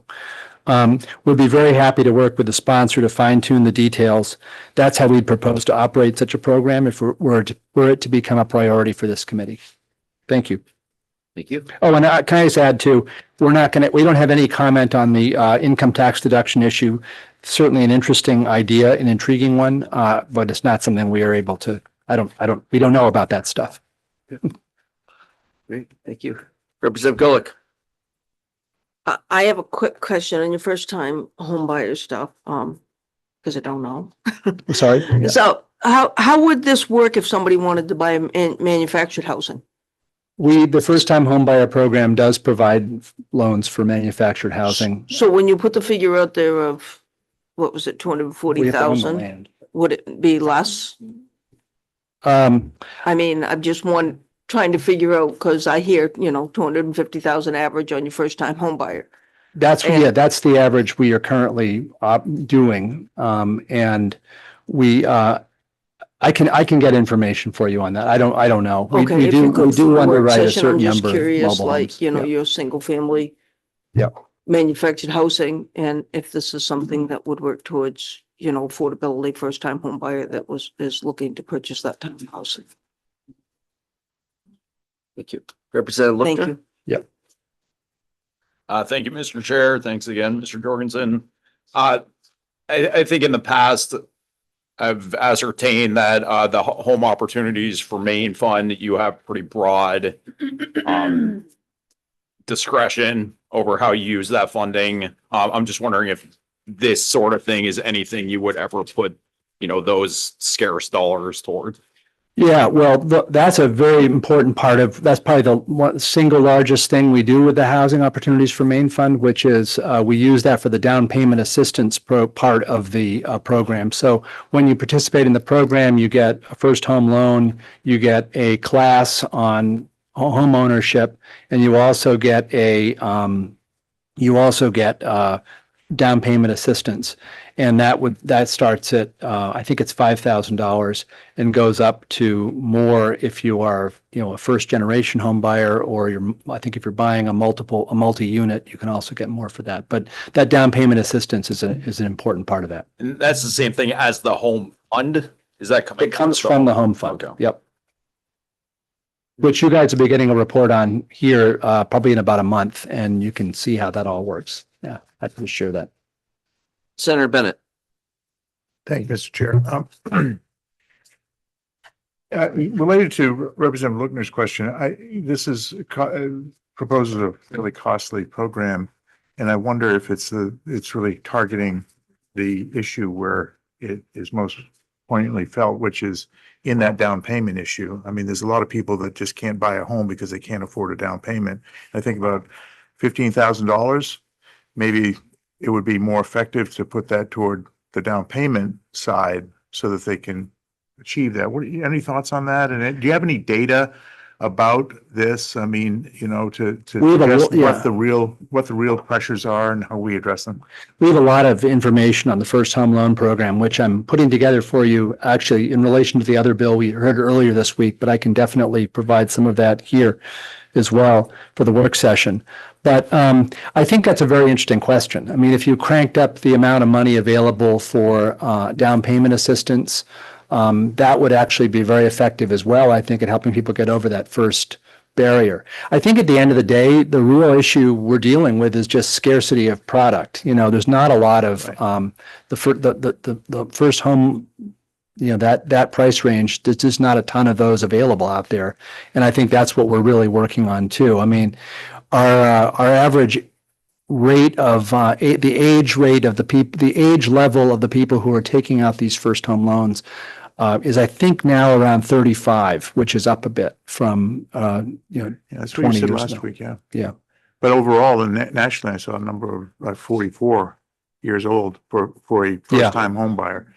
So I just wonder, how do we get that done most effectively? Yeah, that's a great question. I would love any data you have on this. Yep. Yep. Thanks. Yep.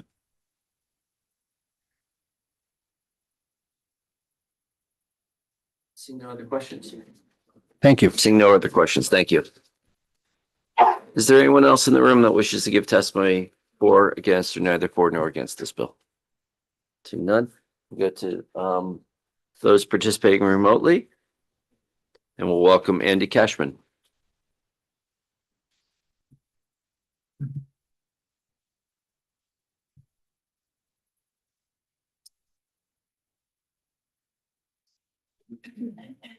Welcome, Mr. Cashman. You are at the podium.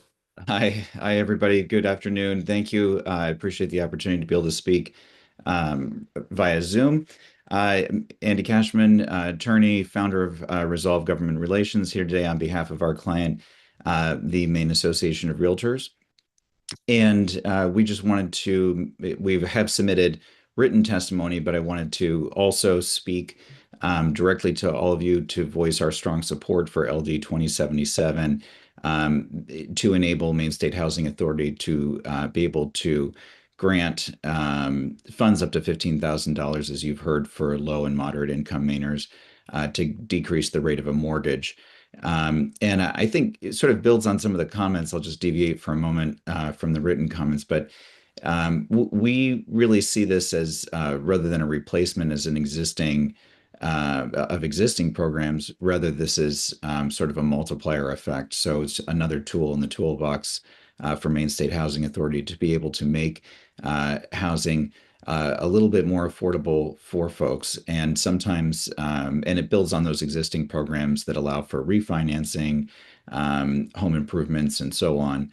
As this committee is all too aware, the affordability crisis, inventory challenges in Maine have created massive hurdles for people to be able to get into their first home. And every little bit can help. And we think that any additional tool, whether it's the down payment program that they currently have or an opportunity to be able to reduce the rate on a mortgage, is really essential. As you know, we testify often in support of home ownership, and we know that's also a priority of this committee and this legislature. We have supported many bills to provide tax deductions, credits, and grants in order to encourage private ownership in real estate, and in this case, home ownership. But as was previously mentioned around multifamily, or the possibility of striking that limitation on just a single family residence and allowing it to be multifamily, that is also a form of private real estate investing, right? If you have somebody that buys a duplex and that's their primary residence on one half, and then the other half they're able to rent out to somebody else, then that's, again, a multiplier effect. Maine Association of Realtors continues to support legislative measures and initiatives that serve to increase the availability and affordability of housing. As you've heard, property ownership, it inspires a deep sense of personal accomplishment, fosters community involvement, and contributes to economic stability and self-sufficiency. So we respectfully, strongly encourage you all to adopt LD 7077, and I'd be happy to answer any questions that you have. I appreciate the opportunity. Thank you very much. Are there any questions? Chair Gear. Thank you, Mr. Chair, and thank you, Mr. Cashman. I'm curious, you mentioned the potential use of this program in refinancing, and to me that it obviously explicitly says that's not a first-time home purchase. So what is your sense of how you would weigh in on, should this be allocated if enacted for first-time home buyers only, or for other scenarios as well? Well, I apologize for the confusion, Chair Gear. Thank you for that question. I was referring to some other programs that Maine State Housing Authority has in order to allow people to refinance existing programs. So those are separate and apart from the bill that you have in front of you. Is using as an example of having another tool in the toolbox for Maine State Housing to make things more affordable for homeowners in general. Here, of course, this is dedicated to first-time home buyers, and we think that is an important segment that needs to continue to be focused upon. Thank you. I see no other questions. Thank you very much. Thank you for your time. I'll ask our clerk if there's anyone else seeking to give testimony remotely. No. Having heard all testimony from the public, we will close the public hearing on LD 2077.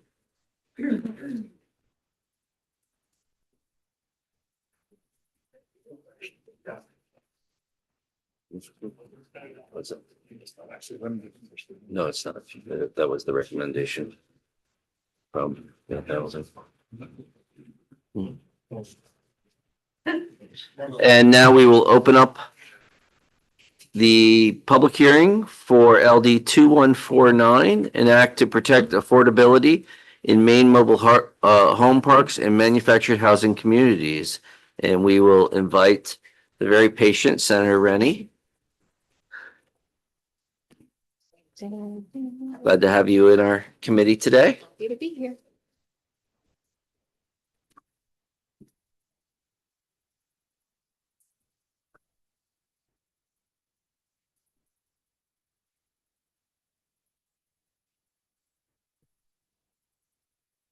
Hello, here I am. Good afternoon. Senator Curry, Representative Gear, other esteemed members of the Joint Standing Committee on Housing, Economic Development, and Economic Development. I am Senator Cameron Rennie. I serve Senate District 13, which is most of Lincoln County and the towns of Washington and Windsor. And I'm here today to present LD 2149, titled An Act to Protect Affordability in Mobile Home Parks and Manufactured Housing Communities. So, we passed a slew of bills last session having to do with mobile home communities. This bill is sort of an omnibus, and it is correcting and clarifying the language from several bills which had already passed, specifically LD 1016, LD 1145, LD 1723, LD 1765, and LD 554, which was one of mine that actually went through the tax committee. So if that looks unfamiliar, that's probably why.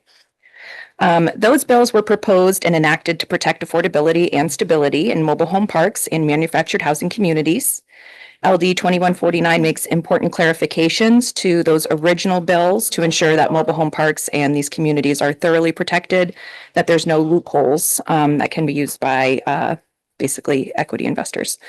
So here we go. Section 1 and Section 6 fix an important issue that has appeared since LD 1016 and LD 1145 were enacted. These sections make a necessary amendment that clarifies that the sale of a mobile home park includes the sale of ownership interests in the park and not just the sale of real estate. This amendment is being proposed due to an instance in Arundel where a park was sold through the transfer of ownership interests instead of a deed. The buyer of the park claims that the sale was not subject to 1016 or LD 1145, right of first refusal. If passed, LD 2149 would not allow park owners to claim the ability to escape those protections for its residents. Sections 2, 3, and 4 clarify LD 1765 to make it clear that the same information is required when a mobile home park is renewing its license as a park. When a park is being licensed for the first time. Let me reread that again. Basically, the earlier law was never meant to leave relicensing out, and this bill clarifies that relicensing is included. Sections 5 and 8 tighten and improve the existing language regarding the process for the transfer assessment established through 1016. These sections clearly define what affiliated or related entities and net worth means. Additionally, instead of relying on local registries of deeds and the Department of Professional and Financial Regulation, this process will now go through Maine Housing. This makes it easier to determine whether a buyer qualifies for an exemption from the required fee. It also holds buyers accountable if they fail to pay the fee or provide false information. The section also clarifies that the fee applies to every licensed lot in a park, not just the lots that are occupied at the time of sale. And some of that language was actually what you voted on and somehow did not make it into the statute. Anyway, Section 7 clarifies LD 1723 to provide that resident-owned communities do not need to go through 2 approval processes for rent and fees. These communities already vote annually on their own rent and fee decisions, so a second approval process would be unnecessary. Further on, Sections 9 and 11 clarify LD 554 to provide that a personal and corporate income tax incentive applies both to the sale of a qualified business and to the sale of qualified real estate. Section 10 allows Maine Housing to use up to 5% of the Preservation and Assistance Fund to pay for outside help when needed. This update to LD 1016 is especially important for covering the cost of reviewing whether a potential buyer has a net worth of over $50 million. Section 12 moves optional rulemaking authorization, which had been included in LD 1016 from DPFR to Maine Housing, as mentioned previously. And overall, this sounds like a lot. Overall, this bill does not change the intent of the laws passed last session. It simply makes the language clearer, more consistent, and easier to enforce so that mobile home residents and these manufactured housing communities are properly protected as you have previously voted on. Thank you very much for your time. This is a pretty technical, lots of little bits. So I'm happy to answer any questions I can. I also know there are people who are well equipped to handle technical questions that will be following me. Thank you. Chair, Representative Callamore. Thank you, Mr. Chair. I have a couple of questions. First of all, in regard to adding relicensing to this, how often do these places relicense that would need to be included? That is an excellent question that I am writing down in case nobody behind me answers it. Great. I'd love to have that for the work session. Also, does Maine Housing approve of this? Have you worked with them to write this? Yes. Okay. Thank you. Great. Are there any other questions? Seeing none, thank you. Let me off easy. We'll now go seeking public testimony in the following order. We'll go for those who wish to speak for the bill, those who wish to speak against the bill, and then those who wish to speak neither for nor against the bill. We have folks, and we're going to do all of that in the room, and then we'll shift into those who have signed up to deliver testimony remotely. So we are going to start with those for the bill, and Greg Payne, if you can come forward. You're the first on the list. Good morning, good afternoon, Senator Curry, Representative Gear, and esteemed members of the Joint Standing Committee on Housing and Economic Development. My name is Greg Payne, and I serve as the Senior Advisor on Housing Policy in the Governor's Office of Policy, Innovation, and the Future. I'm here today to offer testimony in strong support of LD 2149. The Mills administration remains committed to ensuring that the 45,000 Maine people living in mobile home communities across our state are protected from large private equity firms and corporations seeking to take advantage of their vulnerable property status. These households own their homes but lease the land on which those homes sit, and it is generally either impossible or financially infeasible for them to move their homes to a different location. Recognizing their inability to relocate, far too many investment firms have sought to press their advantage here and across the nation by raising rents beyond what is necessary to cover park costs and raking in enormous profits.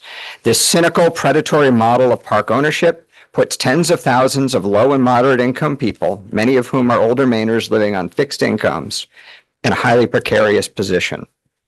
Understanding how problematic it would be to allow more Maine people to become housing insecure, and knowing how difficult it is to find other affordable living options, Governor Mills and the legislature have taken decisive action in recent years to address this problem and protect park residents. Through a series of incentives and protections, we have sought to support park ownership models that reflect fundamental values of fairness and decency. LD 2149 proposes a series of clarifications to those laws to ensure that they work as intended. We're grateful to Senator Rennie, members of this committee, and the bipartisan coalition of lawmakers who have stepped up to meet the moment in addressing this critical housing affordability issue. Thanks for your consideration of our testimony. I'd be happy to answer any questions. Thank you. I don't have your testimony in front of you, or were you planning on submitting that? Oh, I was, and I'm sorry I didn't give it to the clerk.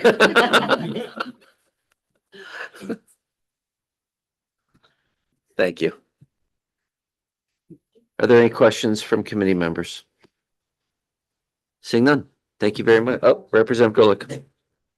Just one quick one. I'm looking at the clarifications for LD 1723 that provides resident-owned communities, and it will exempt them from the rent and freeze process. Should the resident-owned communities just be exempt from? That is the intention of that amendment, yes. That's how. Yes. Okay, just wanted to make sure that I was reading it so that it. Yes, did that. Thank you. that is what that, and I should say to Representative Colomore's question, the answer is annual relicensing. I do have a question, since we're quite familiar with most of these bills, but LD 554 went through taxation. Can you paraphrase that, what we're doing in that one? Yeah, I think that Craig Saddlemeyer is here, and I think in the best position to speak to it most fluidly.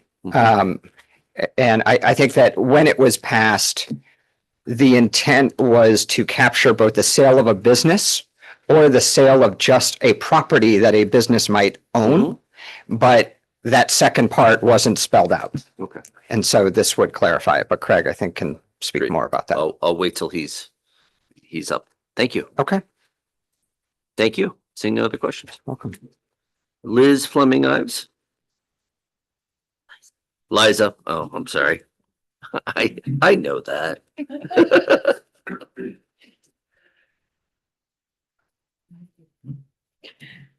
Good afternoon, Senator Curry, Representative Gear, and distinguished members of the Joint Standing Committee on Housing and Economic Development. My name is Liza Fleming Ives, and I'm the Executive Director of the Genesis Community Loan Fund, a certified nonprofit community development financial institution working across Maine to provide financing and technical assistance to expand access to affordable housing. And for many years, Genesis has worked to support resident ownership of mobile home communities. I'm here today to express my strong support for LD 2149. I want to begin just by sharing appreciation for all the work that this committee did last session to thoughtfully consider and pass legislation to protect mobile home residents and to create incentives and easier pathways for residents to become owners of their communities. We're beginning to see the benefits of those new laws in effect. In fact, right now, residents in a mobile home community in Jay are exercising their right of first refusal for the first time, hoping to become the next resident-owned community in Maine, making them the 14th in the state. But when new laws are implemented, clarifications and adjustments are sometimes needed, and that's true for a number of the bills that were passed last session. The changes suggested in this bill provide the clarification needed to help ensure that the new laws work as intended. Some of these changes clarify the intent of the legislation, while others clarify the implementation or enforcement. Some that I want to highlight include those changes in sections 9 and 10 that make it clear that the capital gains tax benefit passed last session to incentivize owners to sell their communities to residents applies to the sale of a single mobile home community or housing property in addition to a qualified business. The proposed definition of a qualified property will allow the law to function as intended when an owner is selling a single real estate asset and not just a business. Sections 1 and 6 clarify that the transfer fee and the right of first refusal laws apply both in the event of a real estate transfer as well as the transfer of controlling interest in a business. And since these laws went into effect, we know of at least one example of an owner and buyer that have circumvented both the right of first refusal and the transfer fee requirements by structuring a transfer solely as a business transaction and not a transfer of real estate. The addition of the definitions of a purchaser and purchase of a mobile home park and a sale of a mobile home community to include a controlling interest ensure that the law will function as intended regardless of how a sale is structured. And finally, Section 8 clarifies the implementation process by which buyers of mobile home communities may seek to be exempted from payment of the transfer fee. It further establishes liability for entities that fail to pay the fee, and it clarifies that the fee is to be applied to all licensed and not just occupied lots in a community. Tightening these definitions, aligning responsibilities, and ensuring that the systems for implementing these new laws can operate efficiently and effectively is critical, and the changes proposed in this bill are essential. I urge you to support LD 2149 and appreciate your work to strengthen Maine's housing and systems related to it for the benefit of all residents. Thank you for your continued leadership on this work and for the opportunity to testify. Happy to take questions. Thank you. Representative Cullimore. Thank you, Mr. Chair. I have two, because it's been brought up twice and now it just kind of triggers something to me with the sale of asset shares versus actual real estate. And if you aren't aware of this for this, or anybody behind you or came before you might be able to provide this information for the work session, this would be great. But I'm concerned if we try to control that, are we not being preemptive of federal law, since there are a lot of regulations there that we may actually be hurting ourselves as a state for those kind of things? I think we could probably follow up at a work session with information about that. Yeah, happy That would to be note great. that, and I'm sure others are too. May I? Thank you. And with these, changes and the changes that were passed in the last session, is there any way to know how much directly you as in Genesis, not you as in an individual, are financially gaining from these changes? I have had some constituents reach out and ask, like, are we just passing laws that are helping these community loan fund groups or other interests? And I'd love to see if I could provide data for those constituent questions. I'm happy to share information about the lending that we've done to support resident purchases of mobile home communities. And yeah. Great. Seeing no other questions. Thank you very much. Thank you. Craig, is it Saddlemeyer?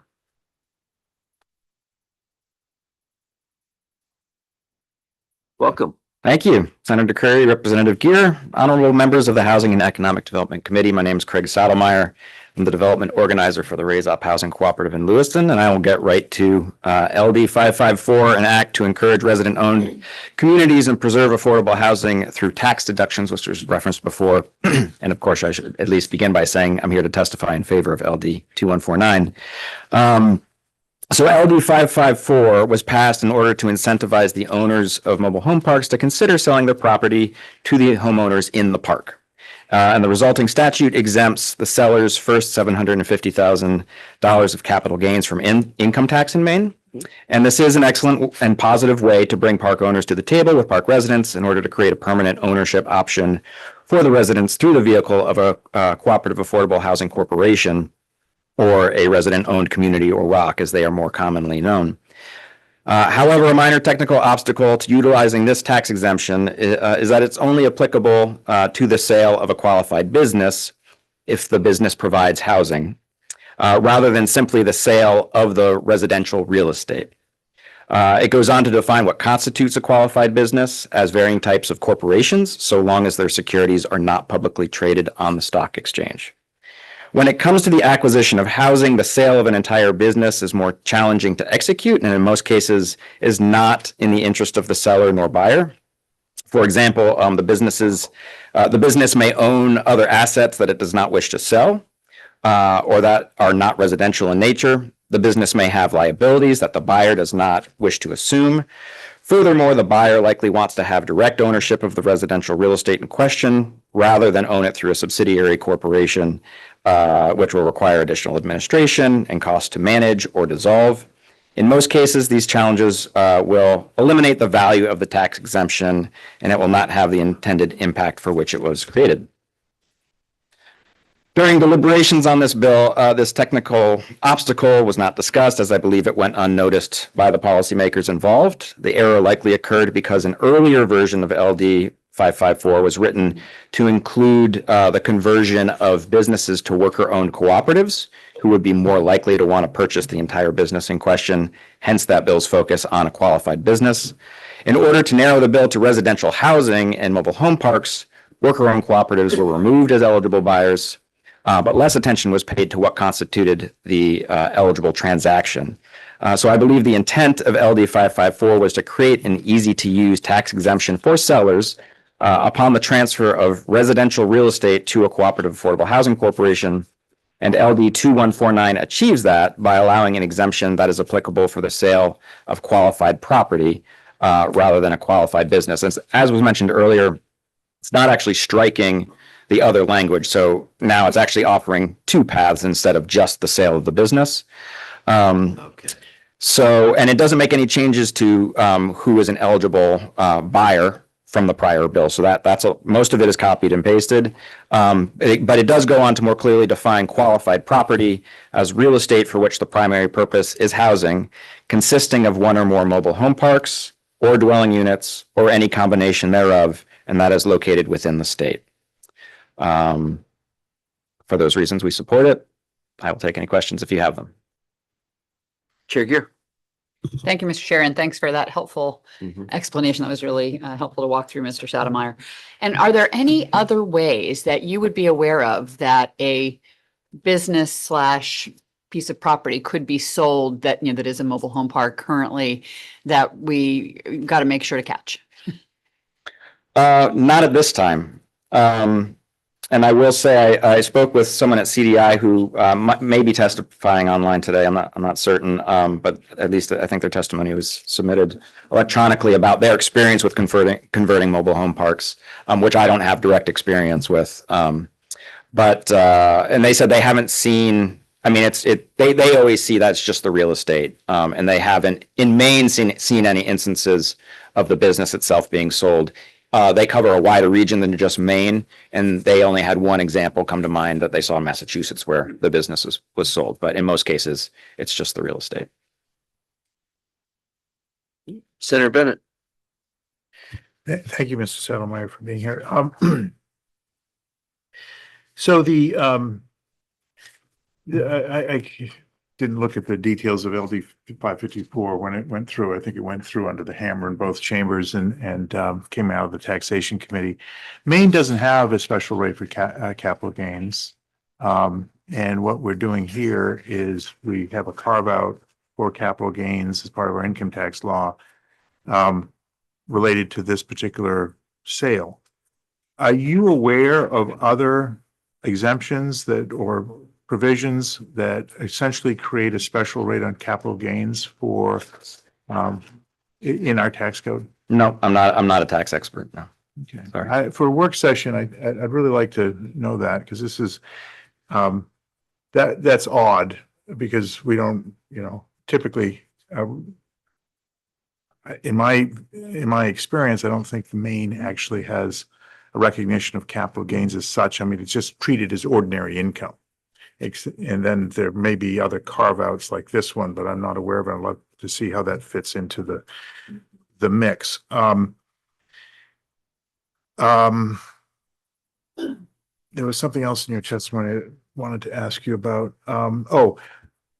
About the breadth of this now going to, this is proposed to not just this narrow transfer of business, but actually just adding in the transfer of the real estate assets, also qualifying. Is there any reason why we would keep the original qualified business provision since that business might be missing the mark and only part of that value would be going toward the affordability or the affordable housing, the manufactured housing community? And maybe we're giving a tax break on other assets that isn't really intended? It's a good question. I mean, the case for keeping both is simply that in the event that that is better for both parties, it allows them that option. That's the way, that's what's proposed right now. If you asked me to choose between the two, I would say, what's put forward, that the real estate is more often going to be the important thing to provide the exemption on than the transfer of the business. But if you want to provide both routes in case that works better, then I guess that's the starting point for how this is. I would think most of these are asset sales rather than business sales, right? I believe that's correct. Yeah. And then you, I think in your testimony, you included some other types of property that don't, in my view, meet the definition of a manufactured housing community mobile home park. What were those that the bill that the yes, law applies the to? language is housing in general. It's so I will read it again. So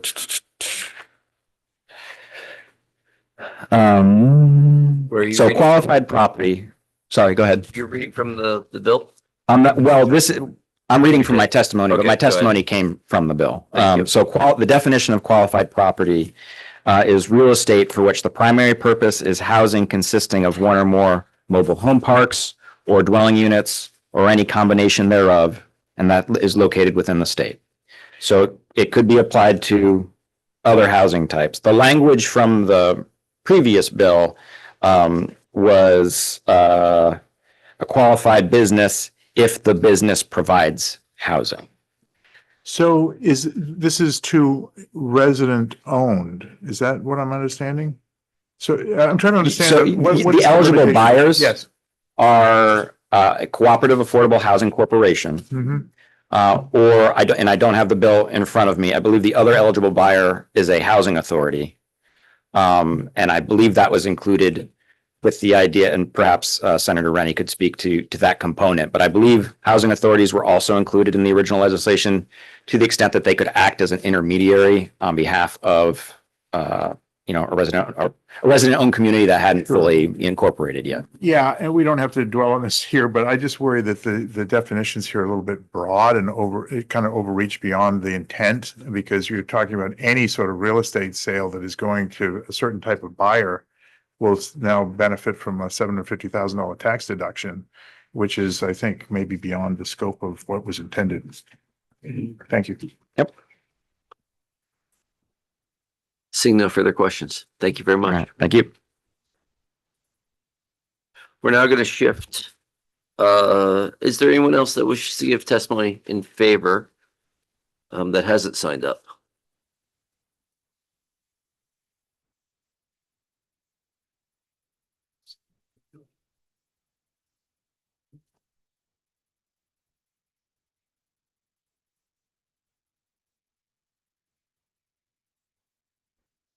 I apologize for my negligence in not signing up.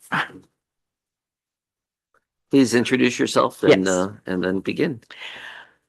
Senator Curry, Representative Gear, and esteemed members of the Joint Standing Committee on Housing and Economic Development. My name is Marge Kilkelly. I'm here today on behalf of Legal Services for Maine Elders. LSE provides free legal help for Mainers age 60 and older when their basic needs are at stake.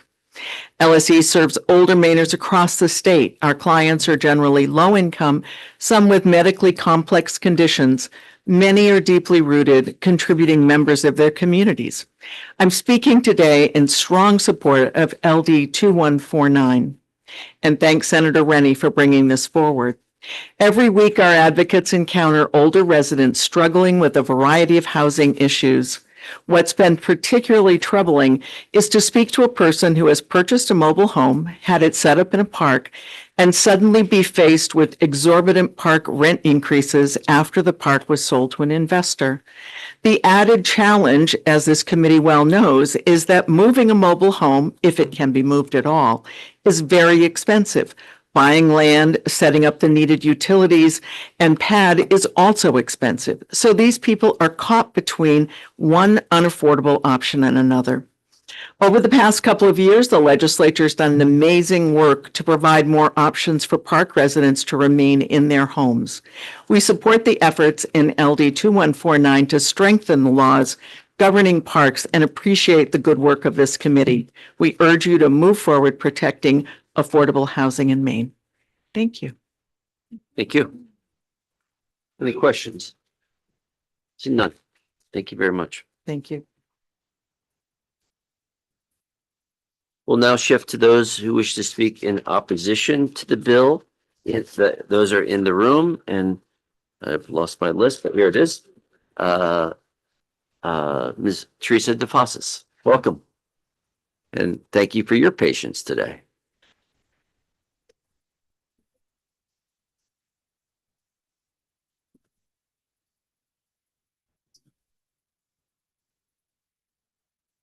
Good afternoon. My name is Teresa DeFossis. Good afternoon, honorable members of the Committee on Housing and Economic Development. Thank you for the opportunity to address this very important bill. We are the only state in the nation to confiscate $10,000 per site for manufactured housing communities that were developed with no funds provided by any government agency, no tax abatement, and no support. Our company was started 84 years ago by my parents. I've worked for the company for over 50 years. Through the years, we have fought for the right to develop our land with the town government, the neighbors, and sometimes even the state. You are now stating that mobile home parks provide the only non-subsidized affordable housing in the state. For that, we have been crucified here, on television, and in the news for the last couple of years. We are not all out-of-state big businesses that gouge the tenants. We are citizens of Maine, family members who have worked very hard to build businesses that provide the affordable housing to residents of the state. Is it possible that the $10,000 fee on the sale of our two communities amounting to over $4 million is too much? Perhaps you might consider a cap on this onerous fee. I understand the $10,000 per site fee is already in law, but please consider the following.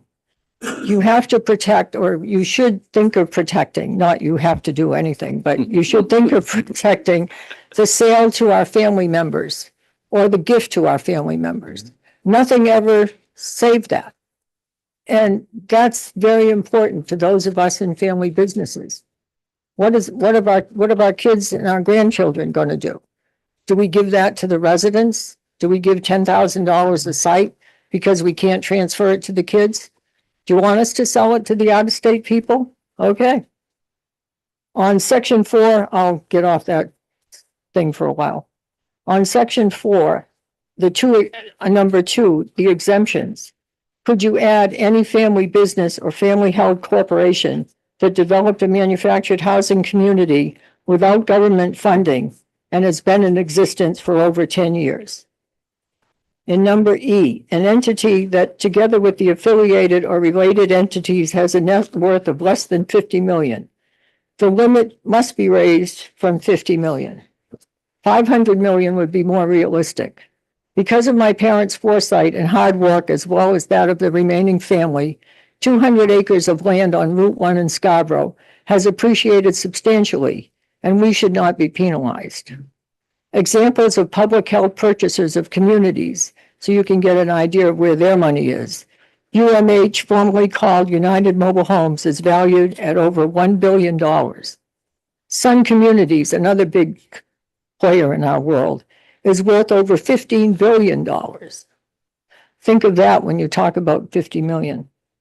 Number 2, any entity owning or controlling 10% or more of the outstanding voting interests.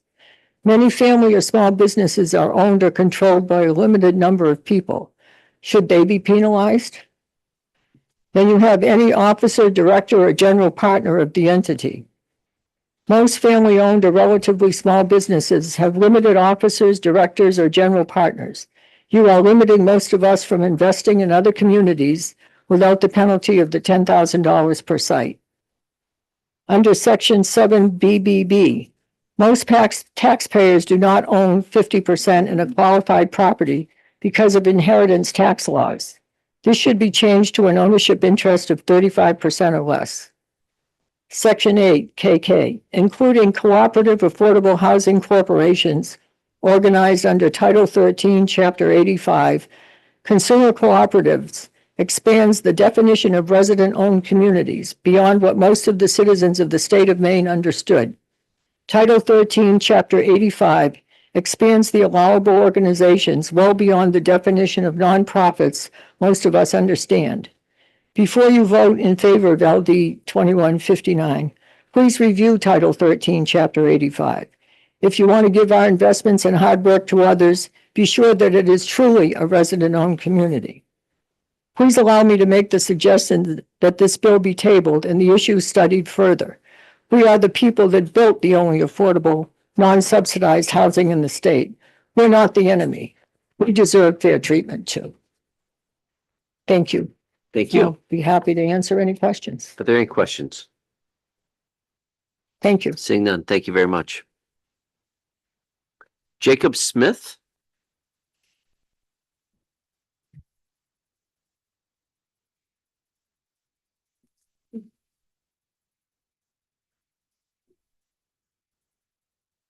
Good morning, Senator Curry, Representative Gear, and members of the Standing Committee on Housing. My name is Jacob Smith. I'm the Director of Operations at State Manufactured Homes. I'm also a newly appointed board member to the Manufactured Housing Association of Maine and the fourth generation employed at our 84-year-old family business in Scarborough. We employ 18 people with 447 residents that live in our two communities in Scarborough. As we know, manufactured housing and their communities have been a hot topic, and the sales have also been widely publicized, with prices often reaching new highs. I want to raise concerns in opposition to how Section 4E of LD 2149 defines an entity with a net worth under $50 million and how it combines financial information from a very broad group of related parties. The goal appears to be identifying entities with large financial resources, such as the huge investment groups and private funds out there currently buying the rest of the communities in the US. Unfortunately, the definition goes well beyond that and severely limits entities who would be able to receive help from the exemption from the state's prohibitive $10,000 per lot fee when buying a community. The definition of affiliated or related entities is extremely broad. It includes minority owners with as little as 10% voting interest, as well as officers and directors who may not own any part of the company. To put it in perspective, after years of hard work, I was gifted 11% of ownership in my family's business. This is something that I'm extremely proud of, and I carry with great honor. But as the law reads, I would be penalized for this.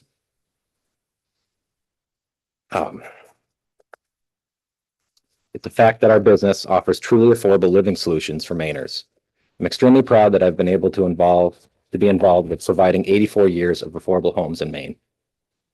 After 8 decades of careful curation, our family's investment has appreciated, and because of our hard work, we have some of the best communities in the state. If our business wanted to grow and buy another community, not only would we have to secure financing and to compete against these massive outside funds, as well as any other outside influences, but we would also have to pay fines that go as high as millions of dollars for the purpose of keeping affordable homes in Maine. This 10% ownership clause directly discourages investment from any local businesses, not just our own.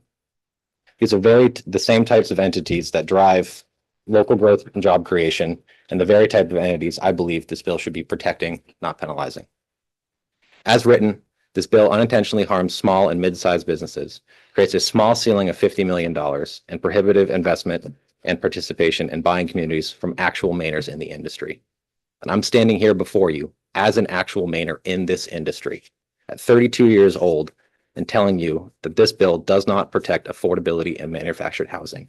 It offers more roadblocks and makes it more difficult for us as small and mid-sized businesses to function. That is why, and there are many more like me who are motivated and excited to bring affordable housing to Maine, but we are all penalized for it, and that is why I respectfully encourage the committee to revise this language so it more accurately reflects real financial capacity to pay this $10,000 per lot fee and provide clear, fair buying conditions for Mainers. Thank you for your time and consideration. Thank you. If you have any questions, I'm also available. Seeing no questions. Thank you very much. Next up is it Alfie DeFossis? Apologies if I butchered any names. You've done a really good job. You're gonna hear most of the same stuff from me, but good afternoon now, Senator Curry, Representative Gear, and members of the Joint Committee. My name is Alfie DeFossis. I work at State Manufactured Homes. You know about us. We're a family business. My grandparents started it more than 80 years ago. I also co-own a new company with my cousin Tina Marie Smith, who many of you know, designed to bring a 200-unit community to the city of Saco. About a year or so ago, Senator Bennett asked us in this room, why aren't people building more communities in the state of Maine? We've been working on this project for several years now, and beyond land acquisition, we're several $100,000 into it. We haven't made it to the planning board yet. It's hard to do. It takes a lot of time, a lot of effort, and a lot of money. And the recent laws that have been enacted limit our operating revenue from rents, put downward pressure on our proceeds from sales, and we get no assistance because we're unsubsidized. We get no help building the community either. So it doesn't make a lot of sense to build more communities. If we were to build a community, one of the new laws that helps offset this is a tax deduction if we sell to the residents. But it only applies if we own greater than 50% of the community. That leaves us, the two of us would get no benefit from this tax deduction. So the deductions are limited. If we were to sell, the buyer would pay this $2 million fee on a 200-unit community, but none of the incentives apply if we sell it to a resident community. That needs to be adjusted to make some sense if you want us to sell to resident-owned communities. Additionally, some effort is going into defining what a $50 million net worth entity is for the purpose of the exemption. In our new company created for the Saco project, because of the net worth of partners and investors, we cannot buy communities in Maine without paying the fee. Even though it's been acknowledged that our family has done an excellent job over the years managing these communities. Again, we are not the target of this fee, but a $50 million net worth of one of the people affiliated with the project imposes the fee on us if we are to buy.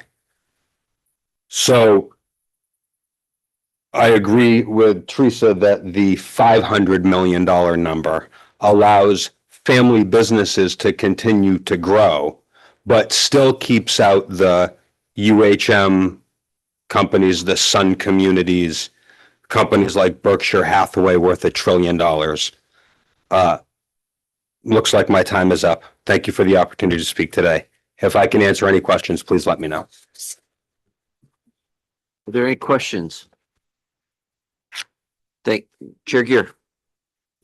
Thank you, Mr. DeFossis. And I'm just trying to make sure I understand the last paragraph on your first page. So you're, in that scenario, you're saying you have created this 200 unit community. And then if you're going to sell it, which if you're going to sell it to an outside investor, then they would be paying that fee.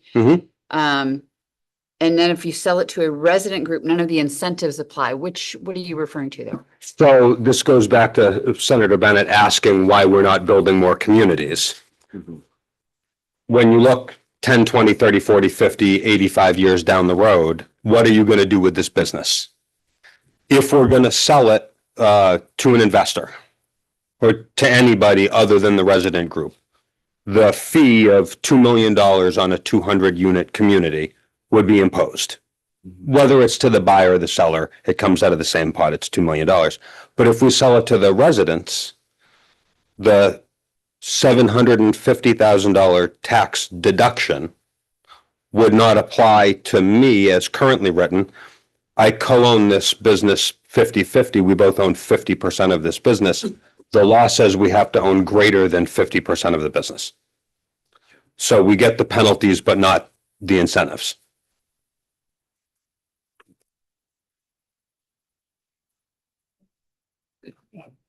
Senator Bennett. It's a few months beyond when I asked the question, but thank you for answering it. Thank you very much. Thank you.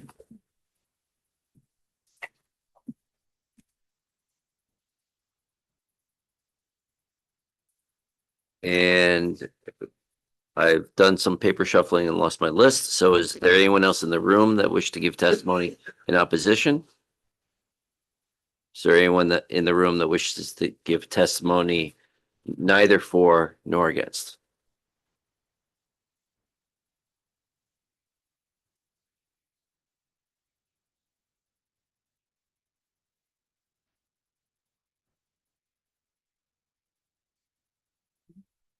And if you could start by introducing yourself, welcome. Thank you. Good afternoon, Senator Curry, Representative Gear, and members of the Joint Standing Committee on Housing and Economic Development. My name is Sam Zuckerman. I'm the Policy Coordinator for the Permanent Commission on the Status of Racial, Indigenous, and Tribal Populations. I'm here today on behalf of the Permanent Commission's Policy Committee to testify neither for nor against LD 2149, an act to protect affordability in mobile home parks and manufactured housing communities.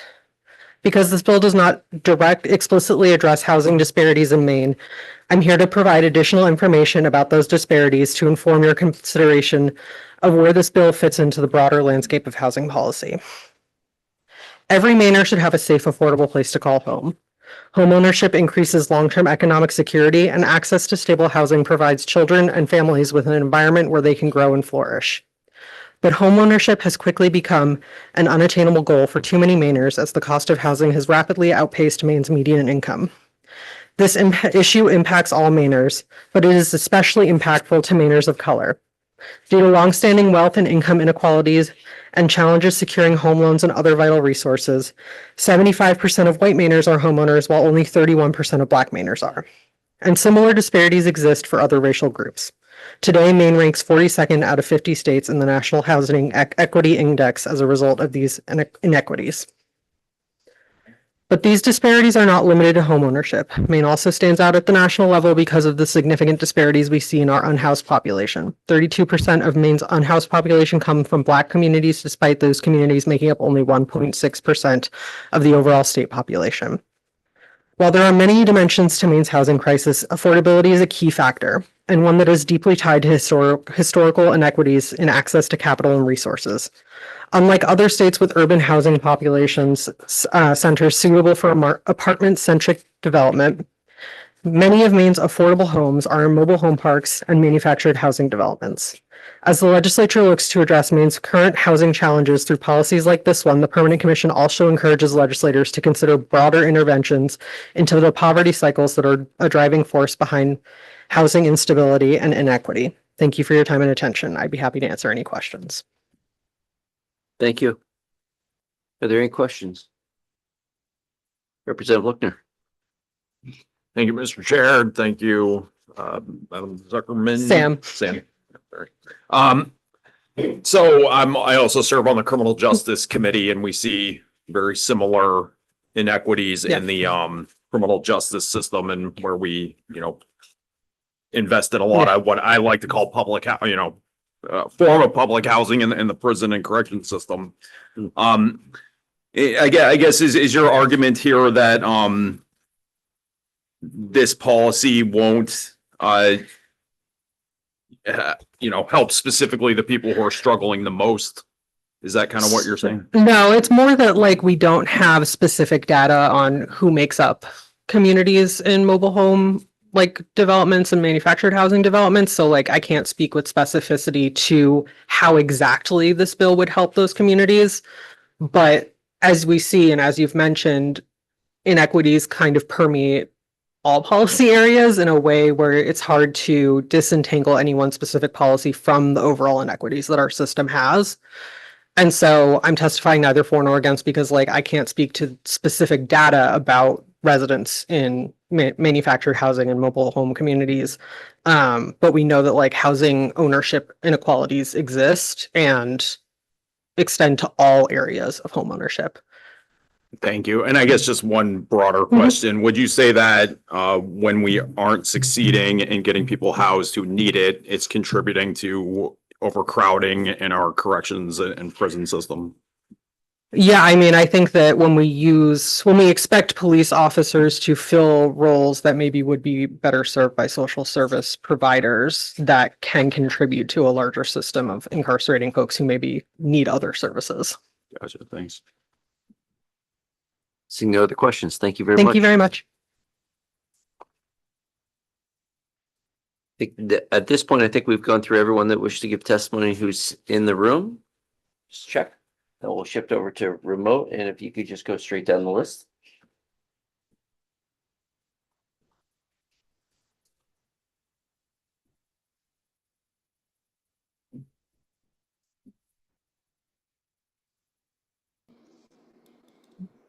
All set? Welcome. Hi. Hi, Senator Curry, Representative Geer, and honorable members of the Housing and Economic Development Committee. My name is Nora Gosselin, and I'm the Director of Resident Acquisitions at the Cooperative Development Institute, CDI, testifying today in support of LD 2149. As you may know, CDI is a 30-year-old 501c3 nonprofit that helps residents organize, purchase, own, and operate the manufactured housing communities where they live as affordable resident-owned cooperatives or ROCs. We've supported the resident purchase of 13 different communities here in Maine, which total 952 homes and about $45 million in financing. I had the opportunity to testify in front of this committee several times last session and to watch you address the complicated issue of manufactured housing preservations head-on, as has been said, with a lot of thoughtfulness and creativity. The work that was accomplished here showed a true commitment to protecting the affordable housing of 45,000 Mainers. LD 2149 would build on last session's work, as has been mentioned, clarifying what is clearly the original intent of many of these laws. I'd specifically like to focus on the proposed corrections to 990A, the transfer assessment. The original language of this law, LD 1016, stated entities together with affiliated and related entities that have a net worth of less than 50 million would be exempted from the $10,000 per lot transfer assessment. Crucially, LD 1016 did not provide any definition of what was meant by affiliated and related entities, and LD 2149 would provide such a definition, as well as an explicit definition of net worth. Why is this important in the field? If it's the legislature's intention to disincentivize the big players in the industry, which you've defined as having a net worth of $50 million or more, from buying up parks here in Maine, but there's not specificity in the law about what's a company and what's net worth, I can envision LD 1016 being walked all over. A big company might look at the law as it's currently written and say, no problem, I'll just establish a new company that I own with no assets. Which company would then be considered subject to the transfer assessment? Or consider the matter of control. Again, if the legislature intends to see 990A put to use and not sidestep, the law needs some definition of what control over an entity is. Without such a definition, big company A could establish a new company B that they own 20% of. Company A could buy the additional 80% later on or swap out members, whatever the case may be. Generally speaking, these park buyers are not publicly traded companies, so the average person, be it a legislator or a resident, wouldn't see what's going on necessarily. By fleshing out these key definitions and establishing a meaningful penalty for noncompliance, LD 2149 will ensure that the transfer assessment enacted last session meets its intended purpose. Thank you. I think I just got the beater. Congratulations. Timer. Thank you. Are there any questions from committee members? Seeing none, thank you very much. Oh, Chair Gear. I had to process my thoughts for a minute, so thank you, Mr. Chair. So really appreciate the clarity, Ms. Goslin, on this. You know, there's the challenge of identifying the companies that are being, I would say, fairly predatory in this industry at this point. And then also to say how, you know, given the sort of corporate gymnastics that can be done to create various structures, is the suggestion that you made, is that sufficient to address that when we're looking at this issue? I believe so, and maybe further conversation about the 50 million would be warranted in the work session, but I think that as the law has been amended, or the proposed amendments would cover some of these loopholes or gray areas that have been currently left kind of up for debate, it seems. So I think yes, it would. Thank you. Seeing no other questions, thank you very much. Thank you.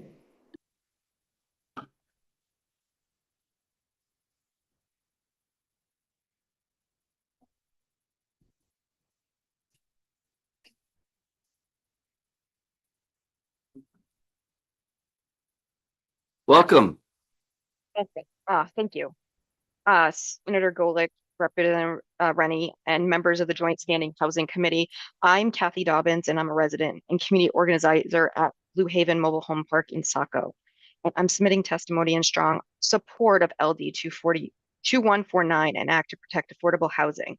Blue Haven is a clear example of why Maine needs this protections outlined in the bill. Since the park was purchased in 2020 by an out-of-state equity firm, ownership has not been transparent as residents have faced unprecedented rent increases, attempts far beyond what fixed income and working class households can absorb. Unrealistic and coercive timelines for signing new agreements, timelines that would violate the spirit of Maine's existing consumer protection laws.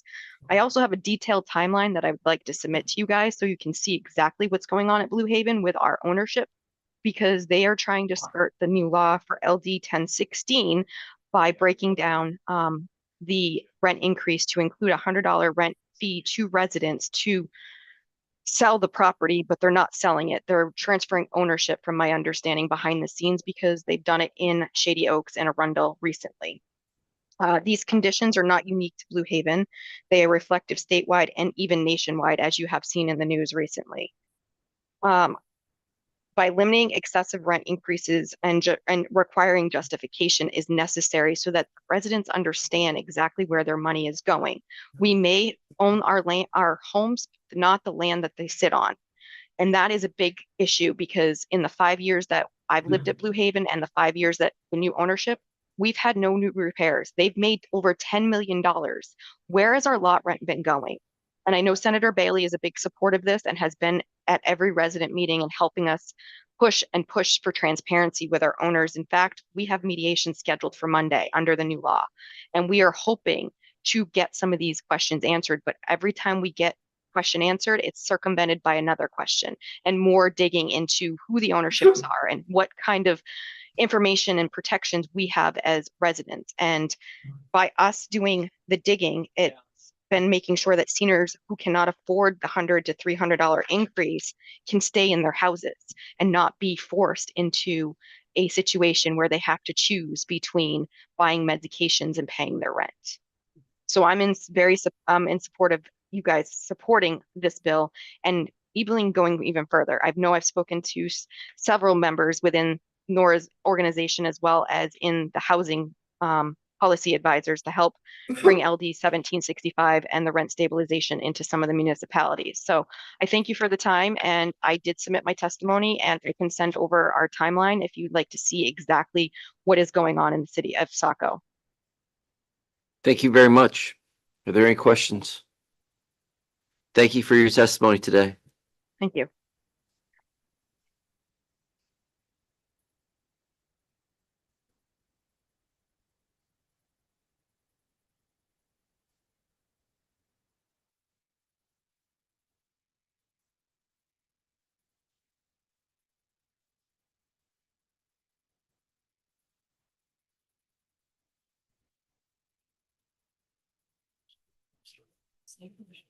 Welcome. You're at the podium.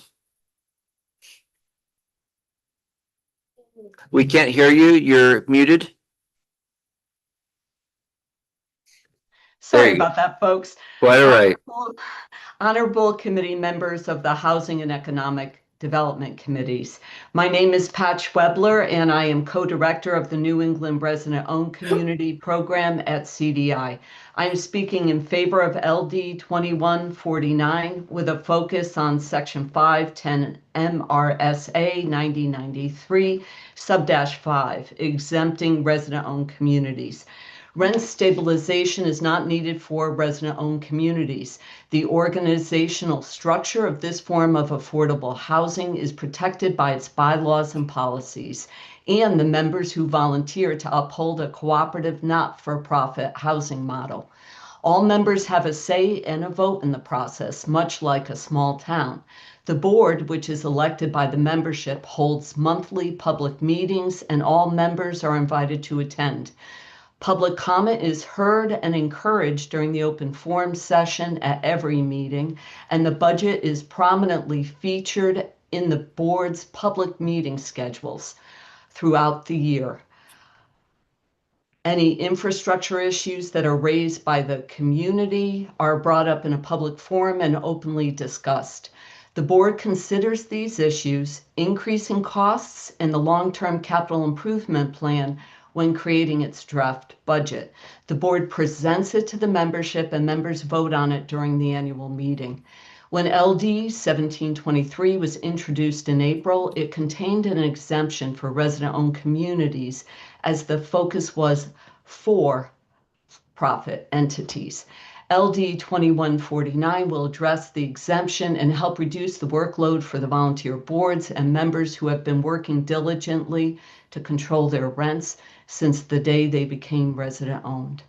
Thank you for your consideration and for your service to the people of the state of Maine. Thank you. Are there any questions? Seeing none. Thank you. Is there anyone else that wishes to give testimony? 2 more people? Okay.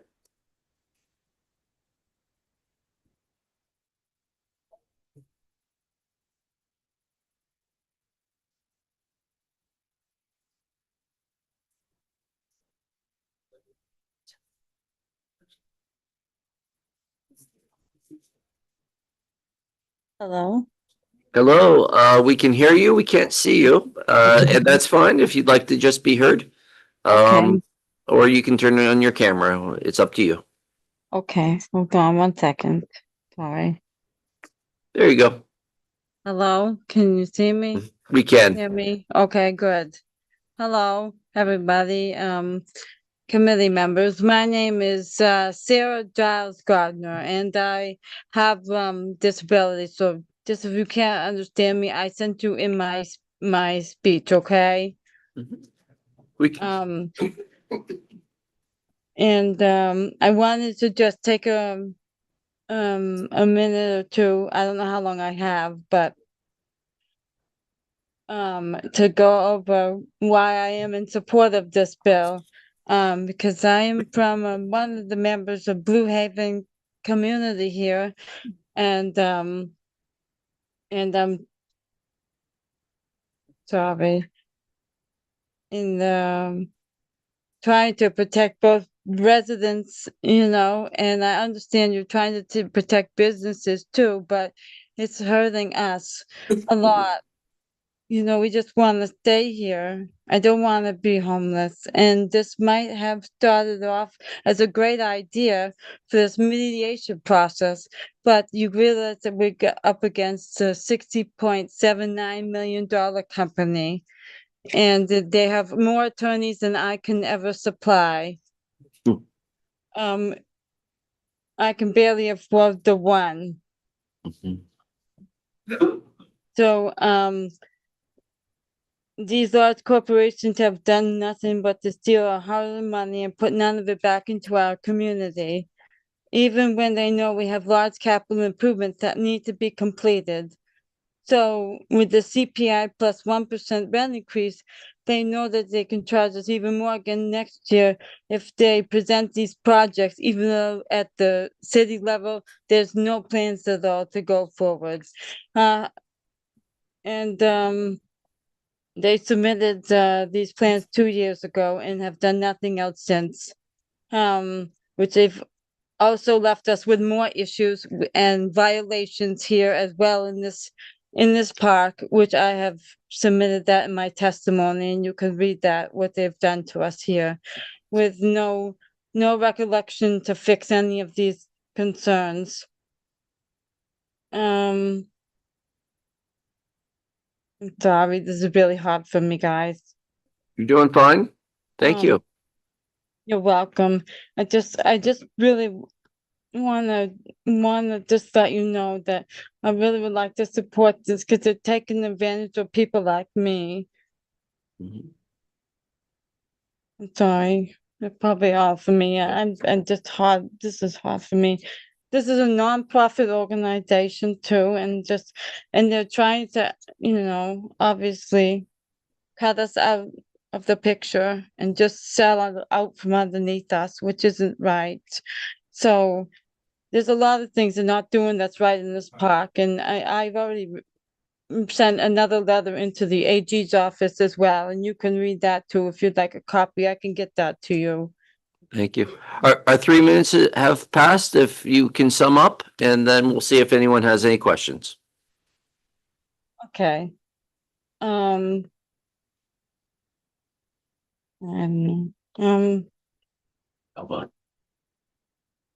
just ask all of you to take us all into consideration, and thank you for listening to me today. Thank you. Thank you. Representative Golek. Thank you, Sarah, for being here today. You're I'm looking for a little bit of clarification. I did read your testimony, read it earlier, and thank you for Okay. sending it in. Yeah. You talk about several problems, I think that probably land outside of this bill. And you can correct me if I'm wrong, because I'm just looking for clarity. The law passed with the mediation, and the rent increases was LD 1723. That allowed that. Are you talking about, the complication with the mediation process that has happened in your park and the rent increases that happened before that law went into effect?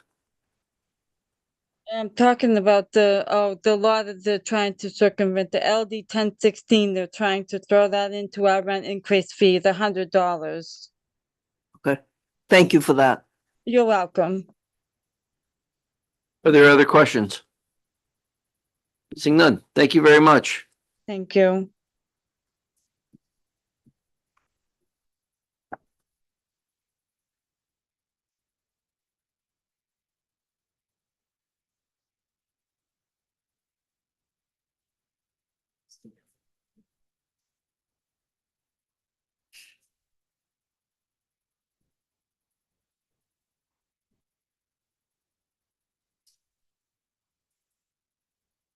Is there anyone else? They're not responding. Give it just a moment here.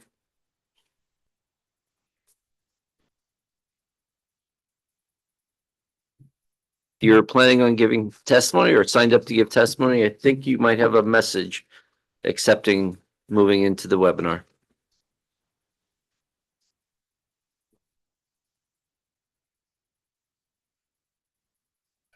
Here we go.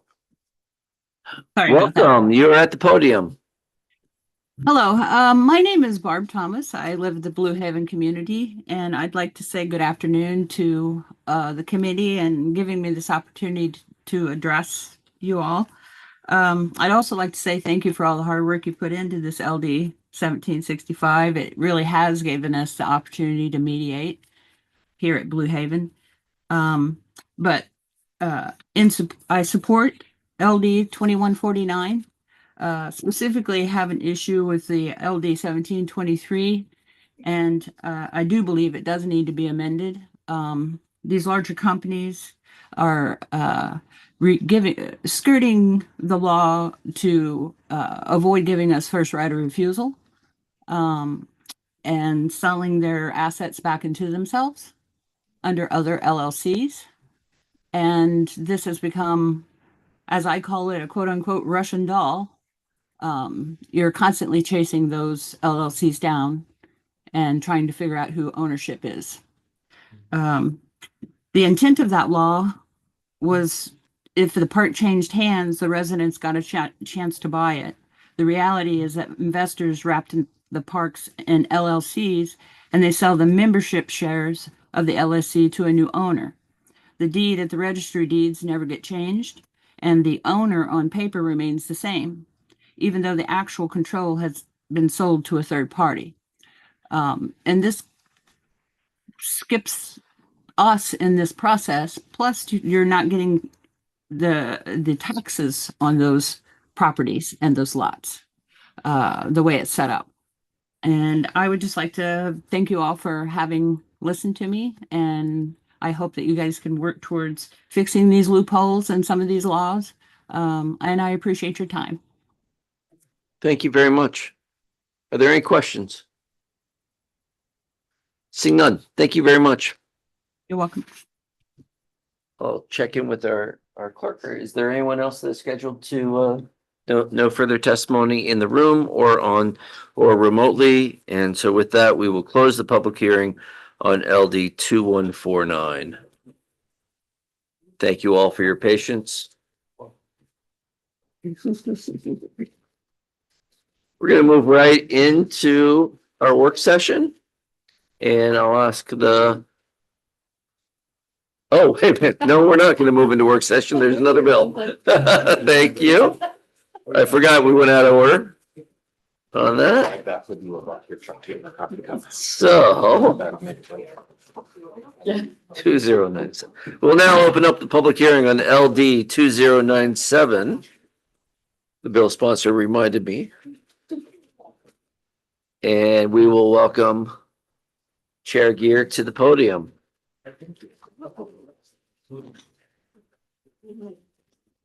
Thank you, Mr. Chair. Committee work is a team effort, as we know. Good afternoon, Senator Curry and fellow members of the Joint Standing Committee on Housing and Economic Development. I am Representative Tracy Gear, and I represent House District 134, which encompasses Kennebunkport and Coastal Biddeford and Kennebunk. I am before you today to present LD 2097. I had the unfortunate assignment from the revisor of statutes. I have 2079 and 2097, so this is actually 2097. Which updates the process for dealing with complaints against code enforcement officers, moving to a review committee and away from a more punitive approach. With the Maine Office of Community Affairs getting its sea legs, code enforcement has moved into its purview. As we have heard in much testimony in this committee, communities across Maine face challenges in hiring, retaining, training, and supporting code enforcement officers. Code enforcement is a complex process that requires specialized expertise and experience with codes and ordinances that vary across the state.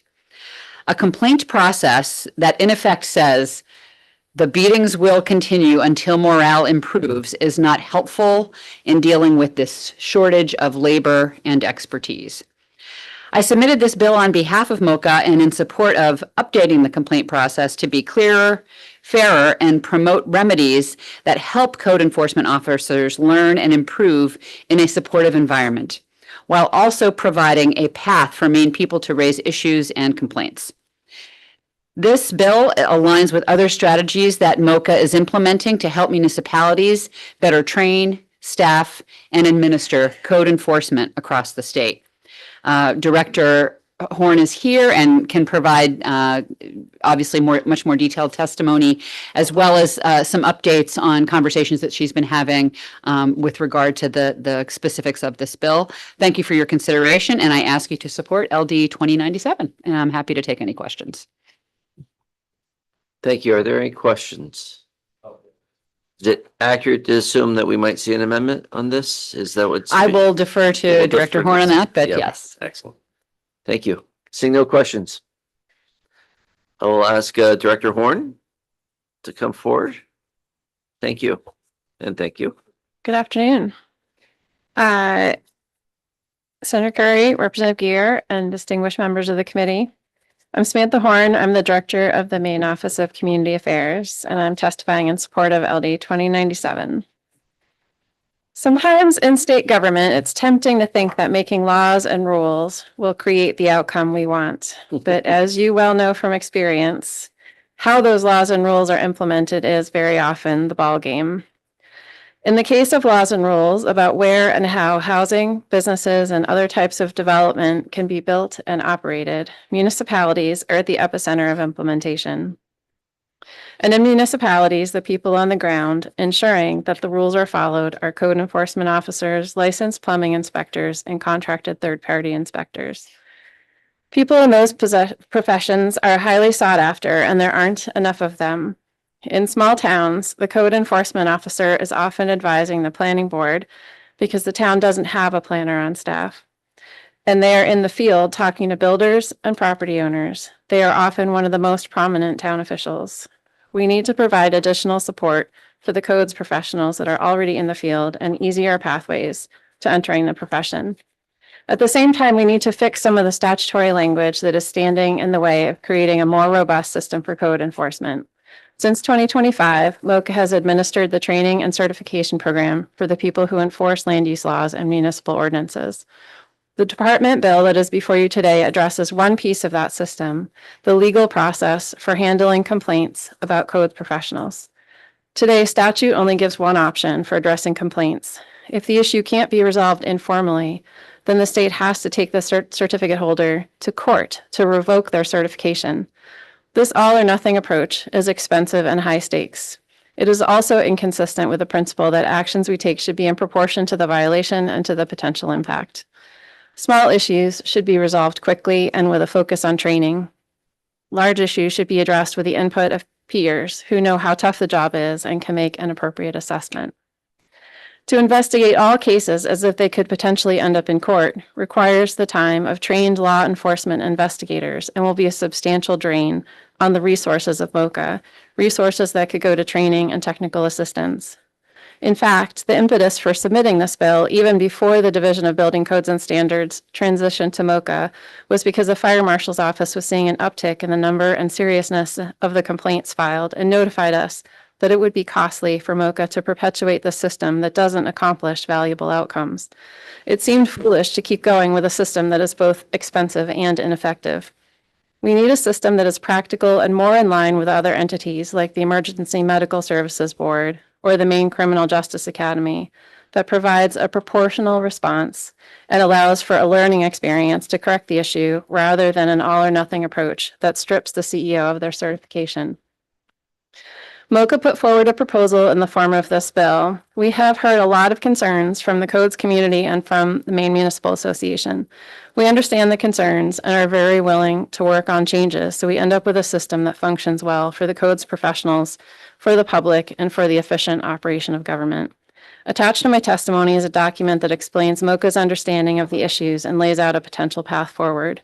We're happy to work with the professional associations and MMA to produce a revised language for the work session. Thanks for your time. I'm happy to answer any questions you may have. And I want to note that the Maine Building Officials and Inspectors Association representatives had to leave just a short time ago. They left a printed copy of their testimony that they had also submitted online. And they're, as you'll read in the testimony, they are very much in support of working on changes and having a bill that replaces the current system. And we look forward to doing that. I've already spoken with Senator Curry about potentially giving us an extra week or so, having like a 2-week schedule for the work session so we can work with MMA and with MBOIA. I think we come up with a good product that gets at least mostly consensus, and we'll see if there are a few issues that remain, but I think we're pretty close as a group on where we want to end up with this. So we hope to bring you something that has largely consensus behind it. With that, I won't walk through the issues only due to time and the fact that it's so late in the day. I think that you'll read in testimony, including AGC that filed a letter online today, that the issues are very similar. But I'd be happy to answer any questions you have on that either today or at the work session. Thank you. How much time do you think you'll need to work with the groups? I checked in with the folks earlier, and we think we can be ready for 2 weeks from now for a work session. Okay, great. Senator Bennett? Thank you, Director. This isn't in your comment, but what you delivered here from the Justin Brown, he refers to the committee. What is the committee? In the bill, there is a committee established. I think it's titled Complaint Committee. We might pick a better name. We'll see. That was, it's modeled on the Criminal Justice Academy way that complaints are handled. And it's a subset of and added to from the Technical Codes and Standards Board, what's otherwise known as the MUBAC Board. So a couple of folks from the MUBAC Board, and then several other people that we would appoint to a committee of peers that would hear the more serious complaints. And then one of the things we need to work on is, do they render a decision, or is it administrative staff based on their input that renders a decision about what action should be taken in the case where there is some actual violation of ethics or improper application of the rules. So just so I understand, the constitution of this committee, which maybe it's in here, I didn't really see it, but who are they and how are they appointed? So MoCA would appoint them, and they would be, I can find it. There are a couple that are meant to be code enforcement officers or otherwise certificate holders, because we're making this specifically about also third-party inspectors and LPIs. Yeah. We'd probably want to make sure we have someone with LPI experience on the committee. It is on page 2. Yeah. So it's 2 of the members must be from the MUBAC board. The remaining members must be residents of the state who have professional experience and familiarity with established building techniques, building codes, and enforcement in other areas associated with building trades or other comparable professional experience. And so there's some discussion about whether that should be 5 members or maybe 7 to represent the variety of trades that could be represented here. Okay, I know you're working on the details, so I'm just trying to orient myself for this. So Yeah, sure. I'm happy thank to you. answer anything else you have to. Thank you very much. Appreciate it. Could you express the problem again? I feel like I've gotten it once, but what's the Sure. problem of our current situation? So for those of you who might still have a bill open, if you look at page 1 of the bill, and most of the way down the page, this stricken language that starts with A, the district court may revoke. That's it.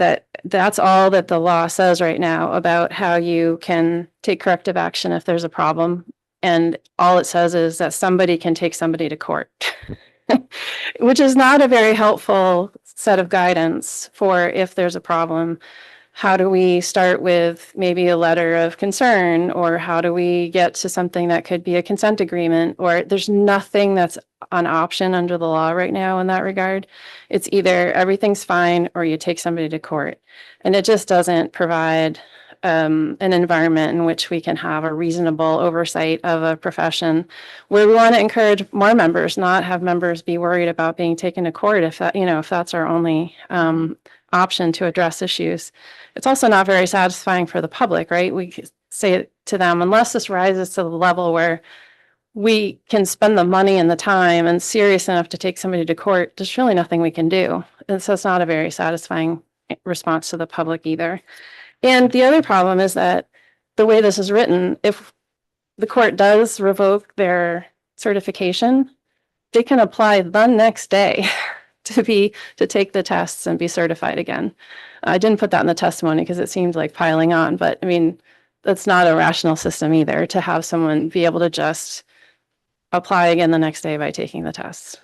I want to just follow up with that. So this is the distinction between a certification and a professional licensure, right? So we don't have what I'm hearing is that we don't have like a professional licensure board that deals with disciplinary action in the way Correct. EMS does, or a way in which Correct. the plumbing board, or The way the certifications happen now, which is similar to a licensure, is that they take the tests, and if they pass the test, then they get certification. There isn't a board that's reviewing that. Okay. Thank you.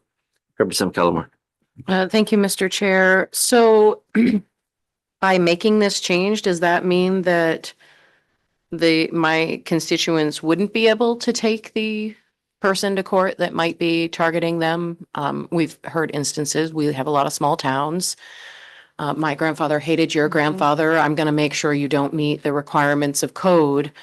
By making this change, this is their only pathway and they're unable to go to court to try to fight that out?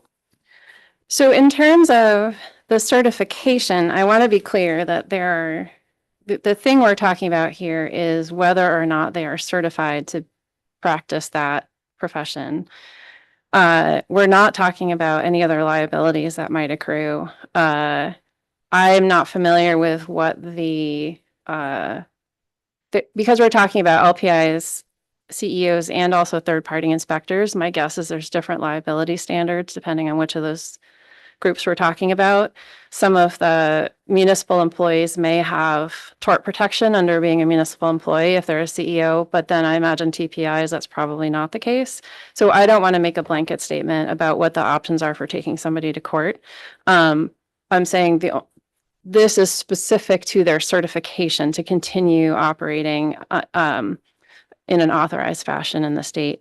With regard to that, I asked the AG's office what it means to say the district court may revoke the certificate.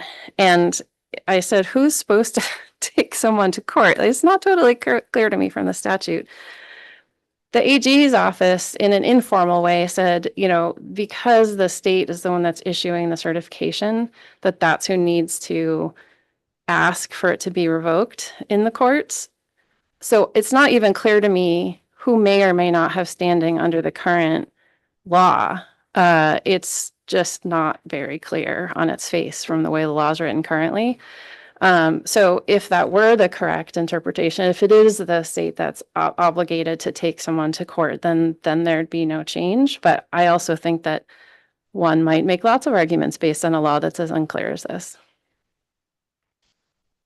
Thank you, Mr. Chair. And interested, sometimes I think for my mind, it helps to see some examples of how this might help, or like in the past where current laws, created problems. So I don't know if you could bring something to the work session Sure. or provide some like de-identified examples. We're not like necessarily naming a town or a specific individual, but just like instances where this could have helped. That would really help me in kind of understanding what we're trying to do here. Sure, happy to do that. And if you also, Justin, before he left, said that if you have questions specifically for MBOIA, they'd be happy to prepare materials for the work session. So I'll pass that along in case they also want to provide examples.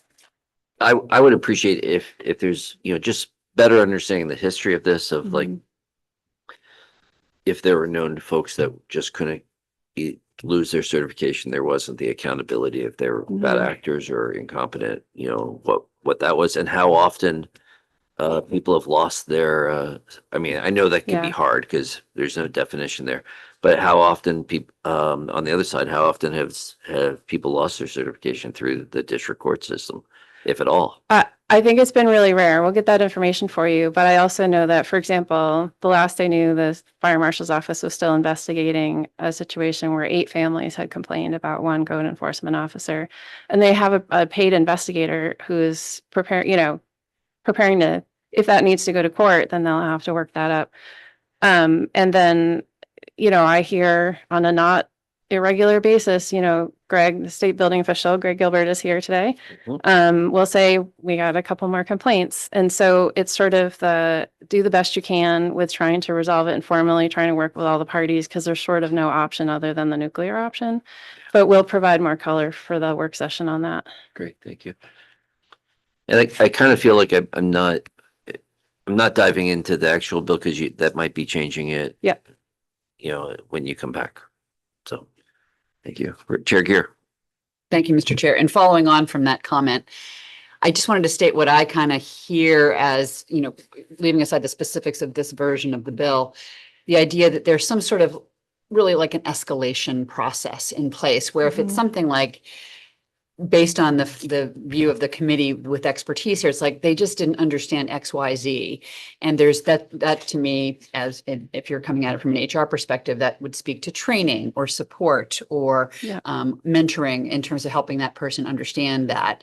And then, going beyond that, if it's something that does have other issues involved, there would be additional approaches before getting to the nuclear option that would both assist someone who needed support and training, but then also identify situations where there might be a bad actor or someone who just can't handle a certain situation or is not doing a good job, and then having appropriate remedies for that as well.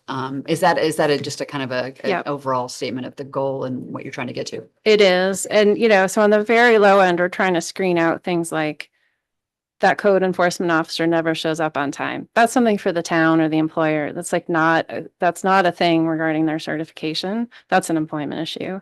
And on the far, far end is like fraud. And we definitely want to take that seriously. But then there's that whole range in between, which is what you're raising, which is there's a range, and this is designed to intervene at the lowest amount of intervention that's necessary to have a positive impact without losing code enforcement officers from the profession, because we don't want to drive them away. Okay, follow up on that. Please. Thank you, Mr. Chair. And one of the things that I have really heard and seen code enforcement struggle with is a situation where you might have in the community a bad actor in terms of what they're doing with their property.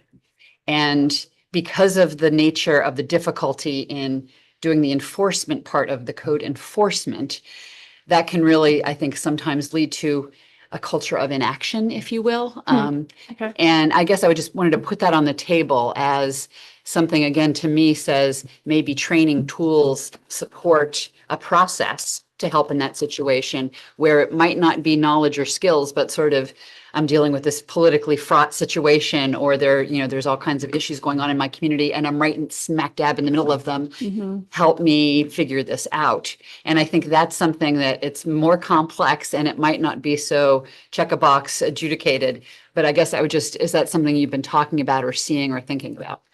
I would hope that would fall outside of this process and in the bucket of technical assistance for code enforcement. And that is something we're interested in building as we get the resources to do so, is to have more technical assistance for code officials, and that hopefully will take the form of a person who is an expert who can travel to the town and talk things through with the code enforcement officer, perhaps the planning board or the select board, town manager, to understand what's happening. In a lot of cases, in rural towns, the code enforcement officer ends up being sort of the one everyone treats as a de facto planner, because there's no planner on staff. And so they can get some pretty complicated questions. And the fact that they don't know the answer to every complicated question isn't an enforcement problem. That's a technical assistance problem. And so when almost half of our towns are 1,000 people or fewer, really need to step up and provide those kind of resources so that the local officials have the answers they need without needing to know the ins and outs of every single rule and every single book. Thank you. Thank you. And I see Justin Brown has signed up, but he's had to leave. And so I'll ask for Tanya Emery.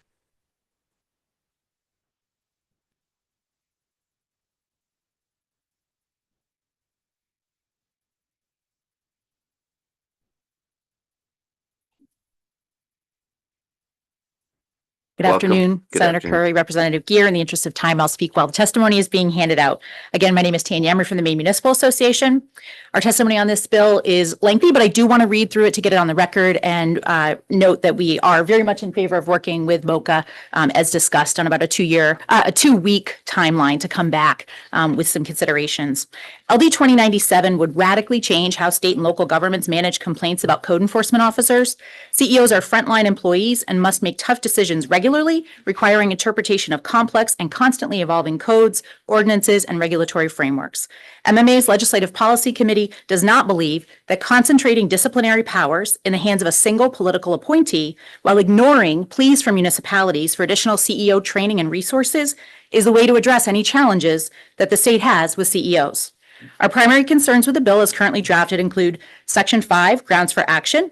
Municipalities routinely receive complaints about CEOs that are actually complaints about the decision made. The current bill language does not provide enough, even when those decisions are 100% factually sound and entirely appropriate. The current bill language does not provide enough assurance that interpretation decisions are not grounds for decertification. How will the Maine Office of Community Affairs ensure that the process is not overrun with complaints that are simply disagreements about decisions? MMA's LPC is concerned about the broad language in this section and requests further clarity here. Section 6, discipline. Civil penalties are untenable in this context and must be removed. CEOs do not even currently have access to enough training to maintain certifications, which puts them in violation at the start of this law if it were to pass. The introduction of these specific civil penalties will surely have a dramatic effect on the CEO profession in Maine. Neglect of official duty by a municipal official is already deemed a civil violation, for which a fine of not more than $100 per offense may be adjudged. Under Title 30A, you have the reference there. The bill must be amended to also clarify that it applies to licensed plumbing inspectors and third-party inspectors as well as CEOs. Requiring a full-blown investigation by the agency employing the CEO will present a significant burden, especially for small municipalities, particularly if the minimum criteria set by MOCA does not effectively reject meritless complaints. In conversations with MOCA, they seem amenable to considering a lighter touch, such as a letter with comments, or that the investigation be optional for the employer. If MOCA's investigation determines that there are grounds for disciplinary action, the CEO's employer could then use that as an investigation as a basis to consider their own action in response. I just want to add here that what Director Horn said about this being the only way to truly act in terms of discipline on the certification is appropriate. However, we still have an entire progressive disciplinary process at the municipal level, or whoever the organization is that is employing the code enforcement officer. And I will tell you, for over a decade, I oversaw the code department in the city of Bangor. We use that progressive discipline a lot, and it is the first step to ensure that they have training and resources to do the job. MMA's Legislative Policy Committee has serious concerns about this bill. We do, however, want to explicitly state our appreciation for the opportunity to work with MOCA alongside our affiliate organization, MBOIA, to find common ground and to collaborate on improving the bill as currently drafted. Happy to answer any questions you have. Senator Bennett. Thank you very much for your testimony. I was having similar thoughts as you're sitting here about, the worry about like the moral hazard of this bill by the state taking on a role that I'm happy to hear that you feel pretty confident that municipalities are already dealing with. There may be some egregious situations, which may be why the current law is written the way it is, but happy that MOCA is leaning into the role, but I'm very concerned about this opening up something which may end up with more headcount, positions, just chasing these various rabbits Yeah. through the warren. So I appreciate there's no question here. Sorry to take that, but I just wanted to just say that, I just wanted to say that. Thank you it for the was- question. Yeah, it was, what do you think? Thank you for the question, Senator. Agreed. Chair Gear. Thank you, Mr. Chair, and thank you, Ms. Emery, for being here and providing your perspective on this.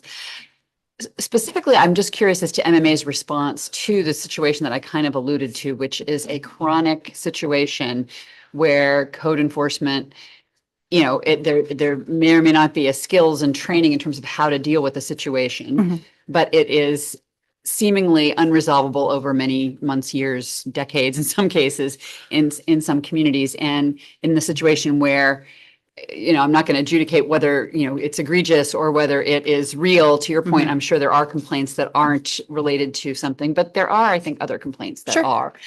So just be curious as to your perspective on how in the process over the next couple of weeks, you might deal with that issue. I guess I'm not entirely sure the kernel of the question.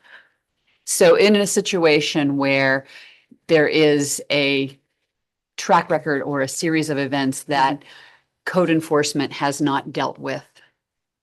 Meaning a the code community. enforcement officer has Code not. enforcement officer is Okay. not appearing to deal with a situation that keeps coming up again and again Sure. with regard to the electrical system in a building Sure. or something like that.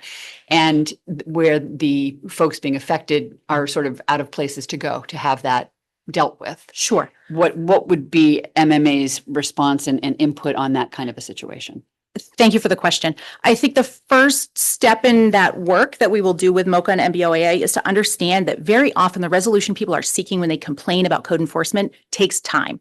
It takes getting to court for an 80K case. It takes having to send a letter.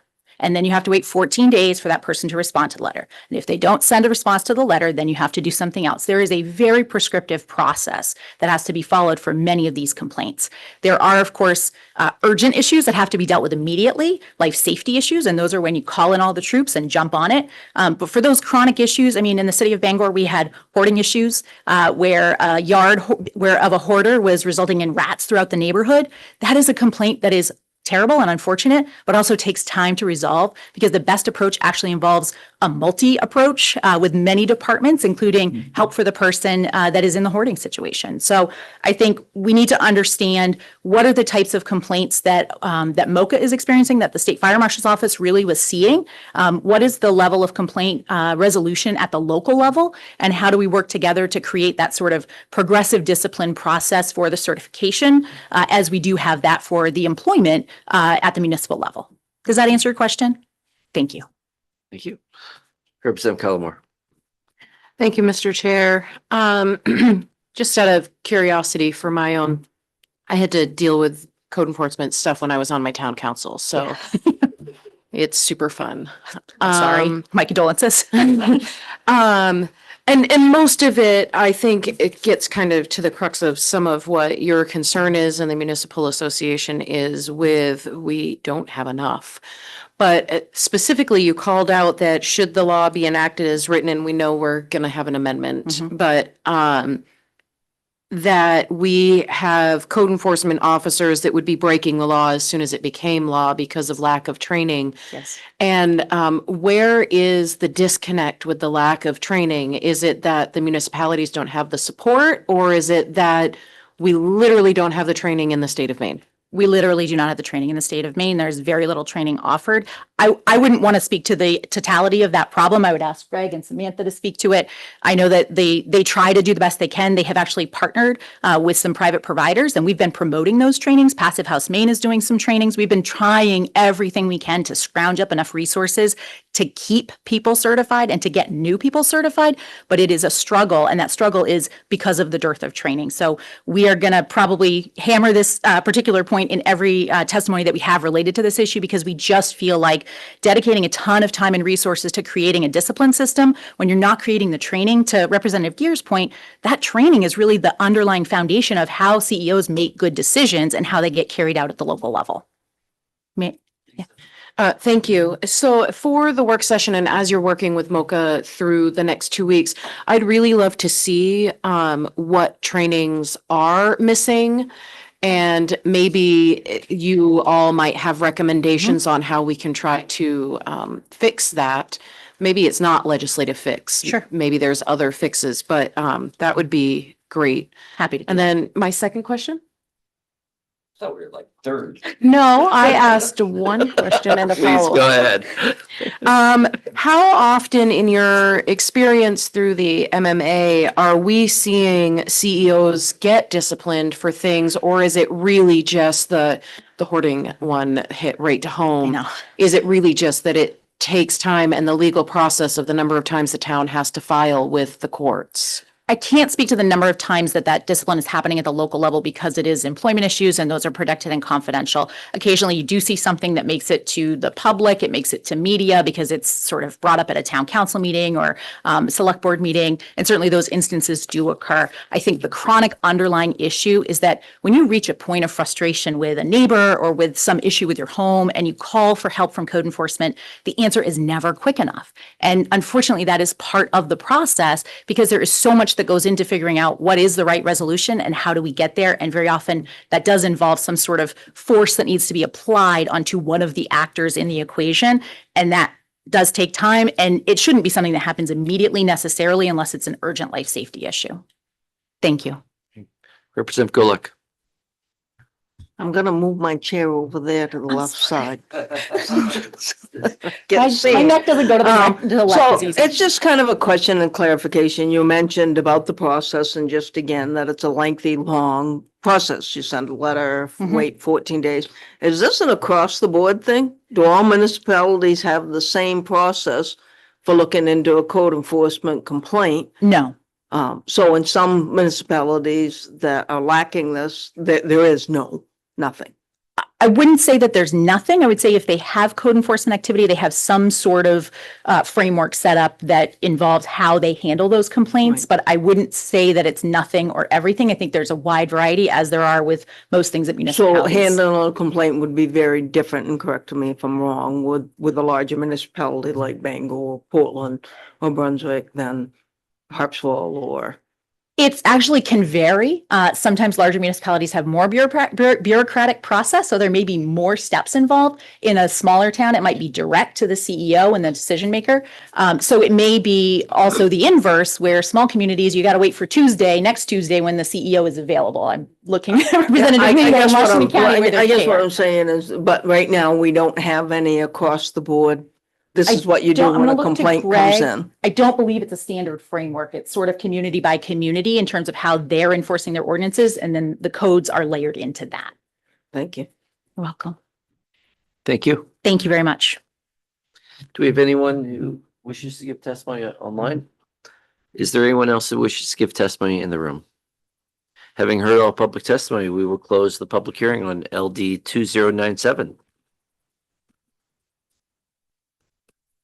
We're going to go right into work session and we'll give our clerk a moment to reset the room.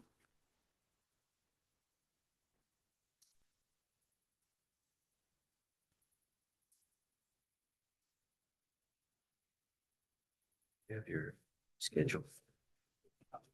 What's the bill number? 1908. 1908, thank you.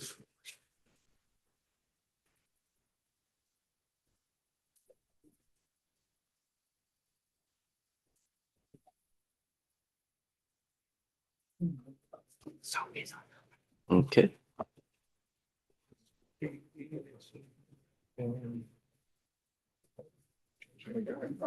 Yep.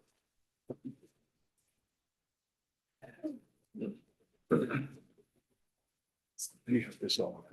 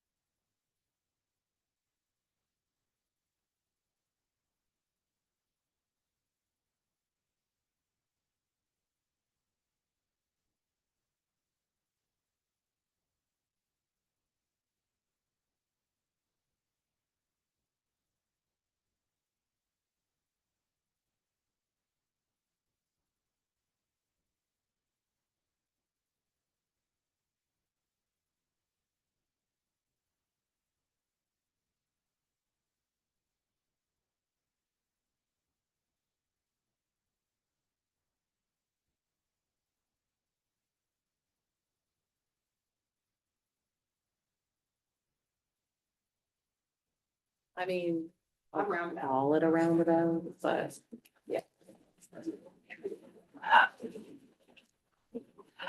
I lost the chair. I found her. Okay.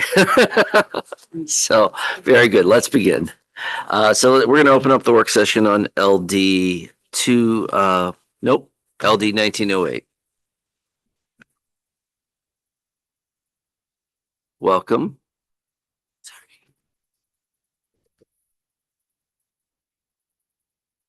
See if our clerk can assist here.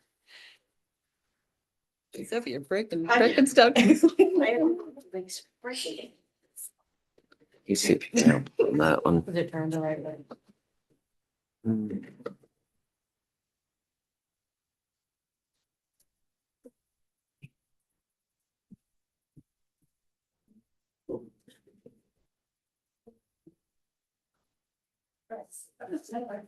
You could have to stand. There we go. It's on. Sorry for the delay. All right, so yes, this is the work session for LD 1908, an act to require the cooperation of original manufacturers of electronic devices to facilitate the repair of those devices by device owners and independent repair providers. This bill sponsor is Senator Tipping. I'm going to go ahead and read through the summary. It is a rather long, and then I'll dive into the rest of the bill analysis, which you all should have been provided during that brief break. Again, it's on blue. Should have it. So the bill requires that beginning January 1, 2026, an original equipment manufacturer of digital electronic equipment sold or in use in the state on or after July 1, 2021 is required to make available on fair and reasonable terms to any independent repair provider or owner of the digital electronic equipment any documentation, parts or tools required for the diagnosis, maintenance, or repair of the equipment. Under the bill, an independent repair provider is a business engaged in diagnosing, maintaining, and repairing digital electronic equipment, but is not the original equipment manufacturer or a business licensed by the original equipment manufacturer. The bill also provides original equipment manufacturers beginning January 1, 2026 from using software to identify component parts through a unique identifier, also called parts pairing, to prevent or inhibit an owner or independent repair facility from installing or enabling functional replacement parts or components, intentionally reducing the functionality of the electronic equipment or cause the electronic equipment to display misleading alerts about unidentified parts that the user cannot immediately dismiss. The provision applies to consumer electronic equipment that is manufactured for the first time and sold or used in the state after January 1, 2026. The bill includes several exceptions that limit an original equipment manufacturer's obligations under the bill. The bill provides that an original equipment manufacturer is not liable for damages resulting from improper use or personal data or a data security breach in connection with repair, diagnosis, maintenance, or modification of digital electronic equipment by an independent repair provider. The bill requires that independent repair providers must provide a customer with written notice explaining that the independent repair provider is not an authorized repair provider for the digital electronic equipment and disclose whether the independent repair provider uses any used parts in performing repair work. Turning to the next page, the public hearing was on January 6th. Now moving down to information. At the public hearing, there was a request for information on the other states that have enacted similar legislation. There are 8 states who have enacted similar electronic right to repair legislation. And I did want to note that more information on those states are on the last 2 pages of your bill analysis. Moving down to number 2 under information, LD 1487 from the 131st legislature. In the 131st legislature, the Joint Standing Committee on Innovation, Development, Economic Advancement, and Business heard and worked LD 1487, an act to ensure that residents of the state have the right to repair their own electronic device. LD 1487 was voted out of the committee with a divided report of ought to pass as amended and ought to pass as amended. The Senate voted to adopt Senate Amendment A to Committee Amendment A, which amended the definition section, provided clarity on the requirements of the right to repair provisions, and amended the exclusion on providing trade secret information. The final disposition of LD 1487 was died upon conclusion of the 131st. LD 1487 Committee Amendment A, which with the inclusion of the Senate amendment is near identical to 1908. However, key differences between LD 1487 and 1908 to note are LD 1908 includes definitions for parts pairing and trade name. LD 1908 includes a provision prohibiting uses of parts pairing. LD 1487 provided an exclusion for a hardware product sold under a business to government or business to business contract that is not typically offered for sale directly by a retailer, and for information technology that is intended for use in critical infrastructure as defined in 42 United States Code, Section 5195C, paragraph E. And LD 1487 required an independent repair provider to provide to a customer written notice that include information on warranties on consumer products. With that, should I continue on to considerations? Any questions? Any questions at this point for Ms. Patton? Excellent. I will Nope, proceed. thank you. Moving on to considerations. So sponsors testimony. The sponsors testimony included two amendments the committee may want to consider. The first one pertains to section 3 of the bill, which adds a provision that excludes an original equipment manufacturer from providing an independent repair provider or owner documentation, parts, or tools if the original equipment manufacturer provides an equivalent or better readily available replacement digital electronic equipment at no charge to the owner. The sponsor noted the intent of this amendment is to exempt certain companies that lease equipment and replace it free of cost. The amendment could be accomplished through amending subsection 1500Z, subsection 3, paragraph A, subparagraph 1 by adding the following. I did want to note, while we're beginning this, the shaded or highlighted words in the below paragraph, those identify the newly added language that are proposed in the amendment that is included in the bill analysis.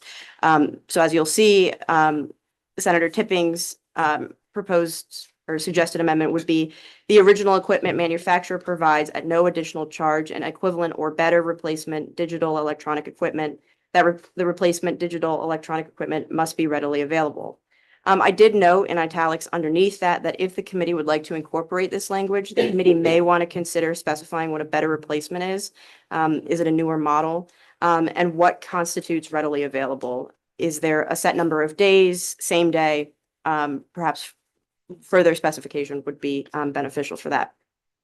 Moving down to point B, still under the sponsor's testimony, amend the definition of motor vehicle to clarify the exclusion of motor vehicle extends to motorcycles. As provided by the sponsor, the bill as presently drafted excludes motor vehicles using a definition from Title 10, Section 1171, subsection 11, which does not cover motorcycles. And I provided the definition below in italics there. The sponsor suggested amending the definition of motor vehicle provided in the bill to instead cross-reference the definition of motor vehicle provided in Title 29A, Section 101, subsection 42, which does not provide an exception for motorcycles. And that definition is provided below.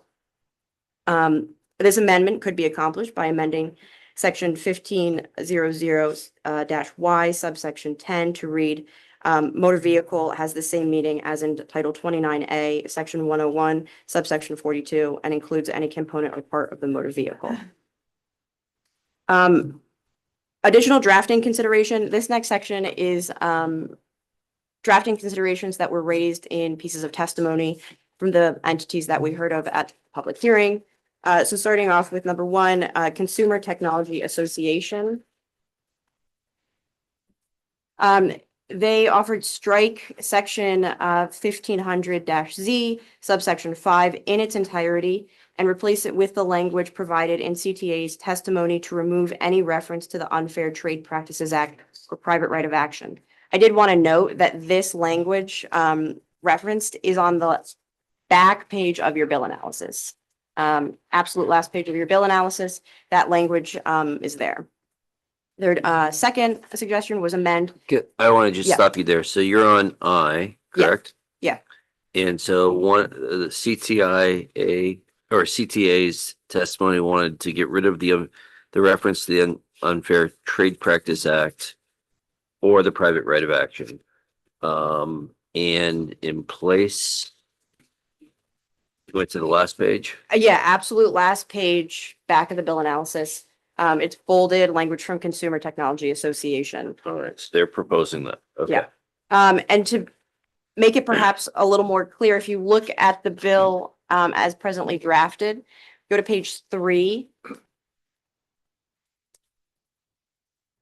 And then section 13 on page 3, which says on fair and reasonable terms. Okay. What they're proposing is striking the entirety of that that paragraph. So this whole paragraph, Before A. correct, yeah. Okay. So that whole paragraph strike, and then you retain paragraph A, B, and C. And this is just CTA. Yes, It's that is not- correct. Not coming from the sponsor. Correct. We've moved on to CTA, yeah. Okay. And just can I further clarify this?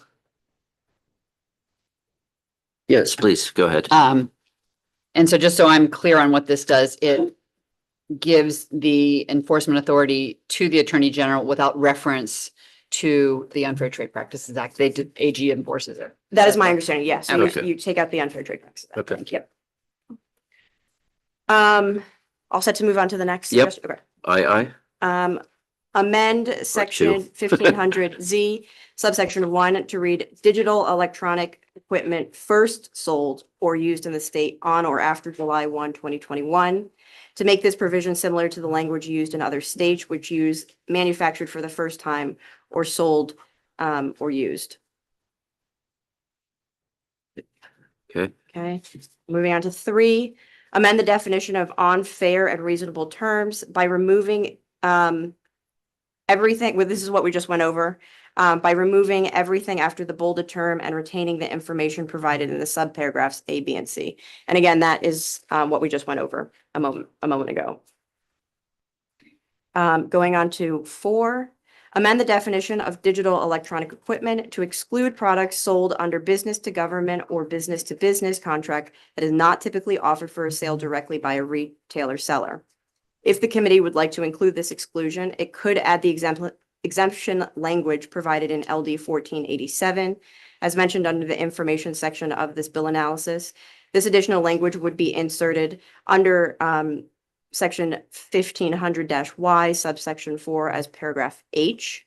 And that exemption language would read, any hardware product sold under a business to government or business to business contract that is not typically offered for sale directly by a retailer. And again, that would go 1500-Y. And so if we're looking at page 2 of the bill, Yep. it would be added as a new paragraph, paragraph H. So the last current exemption is paragraph G, a video game console. So this one would be added underneath that. Okay. Ready to Mhm. move on? Oh, yes. Representative Lookner. Thank you, Mr. Chair, and thank you for this analysis. So that, on IV, you're talking about excluding sort of the, enterprise level, quote unquote, arrangements That is my understanding of the exemption. that was, proposed to us by Cisco. No, so it is one that I will tell you right now, came up from multiple entities that the committee heard from. This one is, we're under Consumer Technology Association right now, but it'll be repeated throughout the bill analysis. Okay, gotcha. Thank you. Ready? Mhm. Number 5, include a disclosure to consumers that provides information on who is conducting the repair.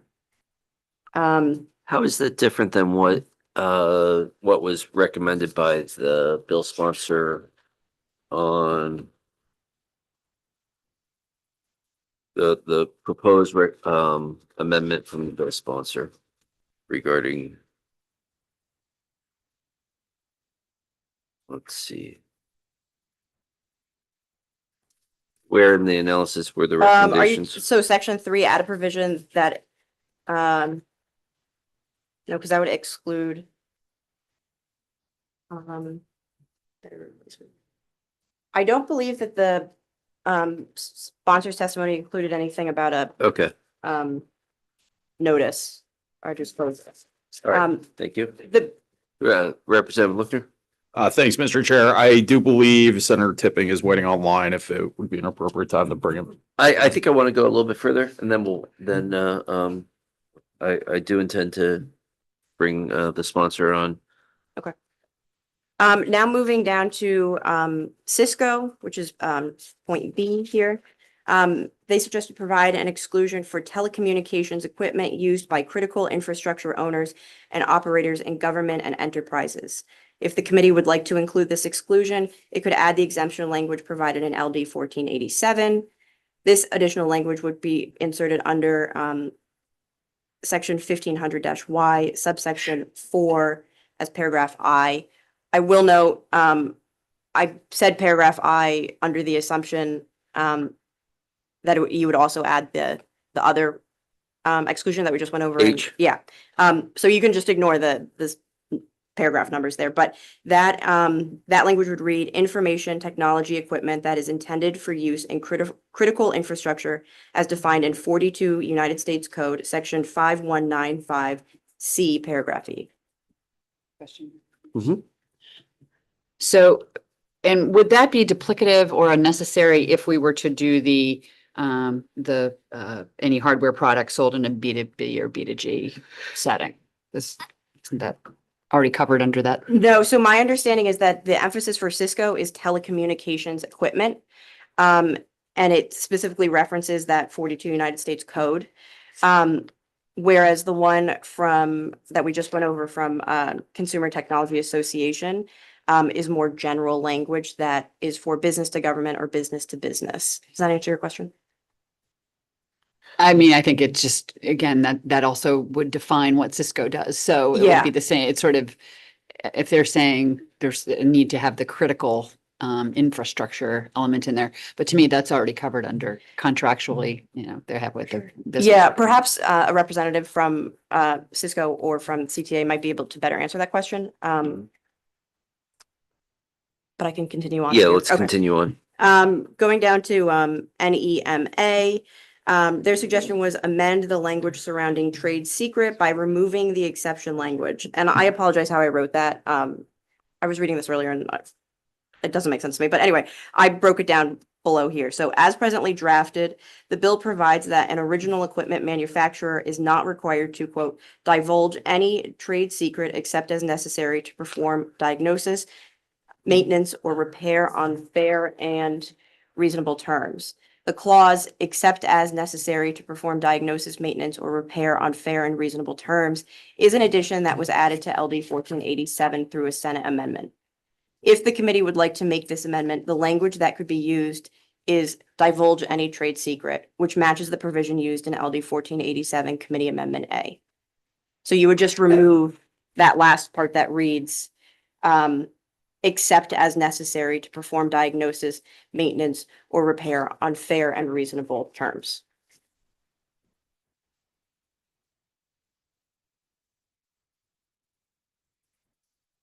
Okay, let's keep working our way Okay. through.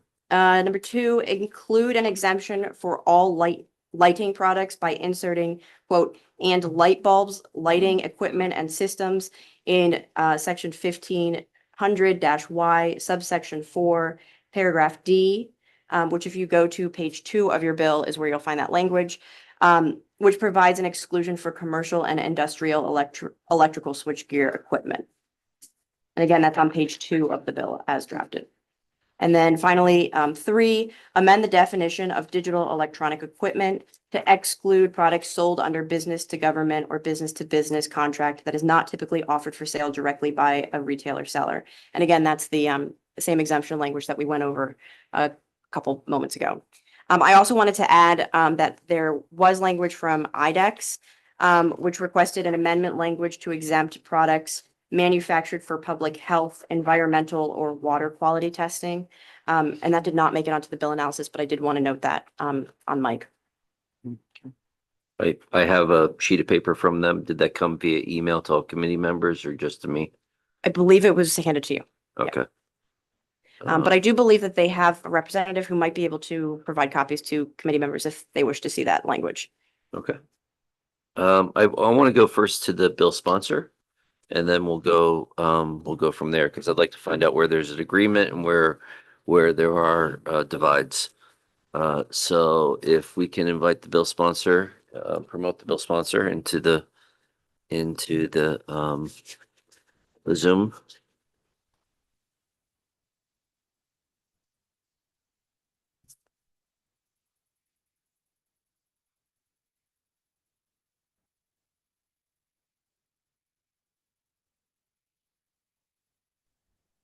Welcome, Senator Tipping. There's a little deja vu going on here. Do you have the bill analysis, or were you hearing that for the first time? I don't have it in front of me. I did discuss some of it with Sophie the other day, but apologize if I mess up sections H and I here. That's all right. I want to I don't think we've heard from you since we heard from after your original testimony. We heard a lot of folks that said this is great except for this, or except for that, or exclude that. And I'd like to, as we walk through those considerations, I'd like to hear your reaction to that, to those, or ideally identifying where there's agreement or it's innocuous, or where you're like, no, that's really problematic and this is why. If you could kind of give us your reactions. Absolutely. And I appreciate the opportunity. Senator Mike Tipping, District 8. So I guess first of all, I see that the repair shops and the Public Interest Research Group have submitted the information requested by the committee about laws in other states, the data on household savings, some of the cybersecurity aspects, and some of the current manufacturer efforts to increase repair access. There should also be a letter in your file from Attorney General Aaron Fry confirming his office's support for the legislation and its enforcement mechanism. And I would, since that was mentioned, I would strongly recommend keeping it under the unfair trade practice statute, as was done in the previous legislation that was previously reported out of committee and passed in the Senate, rather than trying to make up a new enforcement mechanism specifically for this. I would also draw your attention to a report that I believe was circulated to the committee by the Federal Trade Commission in response to some of the concerns around cybersecurity. And there was a quote from that I found particularly insightful. They said that, quote, "The record contains no empirical evidence to suggest that independent repair shops are more or less likely than authorized repair shops to compromise or misuse customer data." They also noted that by providing access to the same parts and tools as they do to authorized service providers to individuals and independent repair shops, manufacturers, quote, "would have greater confidence in the repair activities that occur outside of their authorized networks." And then just from the new exemptions that I've heard proposed today, I think the exemption for switching equipment is one that the committee might want to consider, is one that we discussed last time and was included in some versions of the legislation. I believe that the business to business one is an important one not to exempt. I think that's particularly important for schools in Maine in order for them to be able to repair the technology that they buy. And I think that where Maine has been a leader in providing laptops to middle schoolers, and them being able to repair those locally is very important. So I just want to be clear with what I'm hearing from you is the technology of all the kind of the suggestions, it was only the switching equipment that you were in agreement with. Yes, and except for the other exemptions that I've already noted there, and that I think Sophie went through very well. Okay. May I ask about the water testing? Yeah, this is the first time I'm hearing about that, so I would rely on all your expertise. Mm-hmm. Okay.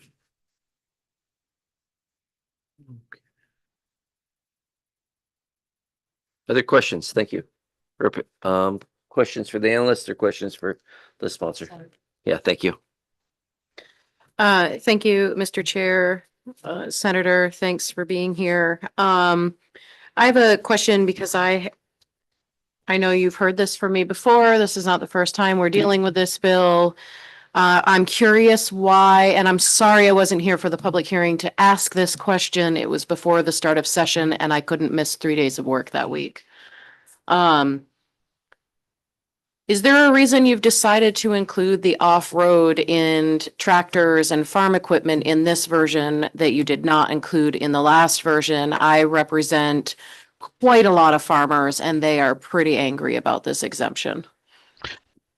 Yeah, so I absolutely share your concern there, as I think you know. And if I had my druthers, would not include that. I wanted to, however, acknowledge and stick as much as possible with the work already done by the committee previously and by the legislature and the compromises that were reached. And on that, in particular, I think the Colorado example provides perhaps an important roadmap for us, where they passed a bill very much like this one first, around electronic right to repair, and then passed subsequent legislation adding tractors and other farm equipment. And I think that is, a model we can certainly follow, and I would want to expand these protections where we can. And I think that's an important consideration, not just for farmers, but for foresters and loggers as well. They've seen some of the same repair restrictions in their industry as well. Representative Lookner. Thank you, Mr. Chair. This is a question for Senator Tipping. You mentioned that you really want to include business to business, not to exclude business to business. Under this, because schools would get kind of ripped off, I guess, to put it bluntly. But all right, do you feel strongly about maintaining that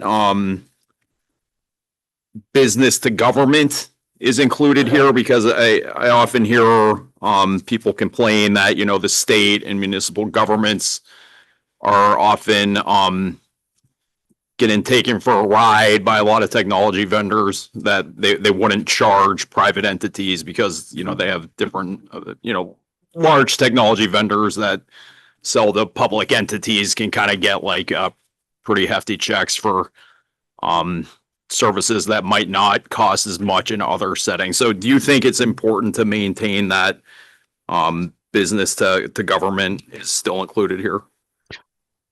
I do, and I apologize if I inflated those, but I think those protections, both for government entities, including schools, and for small businesses that should have the right to do the same repairs on the same devices as anyone might purchase otherwise, that those should not be exempted. Thank you. One of the things our analysts pointed out, Senator Tipping, was the inclusion of parts pairing, both a definition and a prohibition against the uses of parts pairing in this bill that wasn't in LD 1487. Why is that important for you to include that? Yeah, that is, I would say, one of the most important changes, and that's due in part to the way technology has been changing just over the last few years. And I won't belabor or repeat my previous testimony too much on that, but I would say that that is a real concern and a growing one. And parts pairing, just to reiterate, is the process by which, if you use a replacement part that may not be made by that manufacturer, or may even be from another phone made by that manufacturer, some manufacturers now will brick the entire device. They will recognize that this part is not the exact same part that was originally part of it, and they will disable the whole thing. And so that's a really pernicious practice, and it defeats the ability to repair our devices completely. Thank you. Are there any other questions for the bill sponsor? Thank you very much.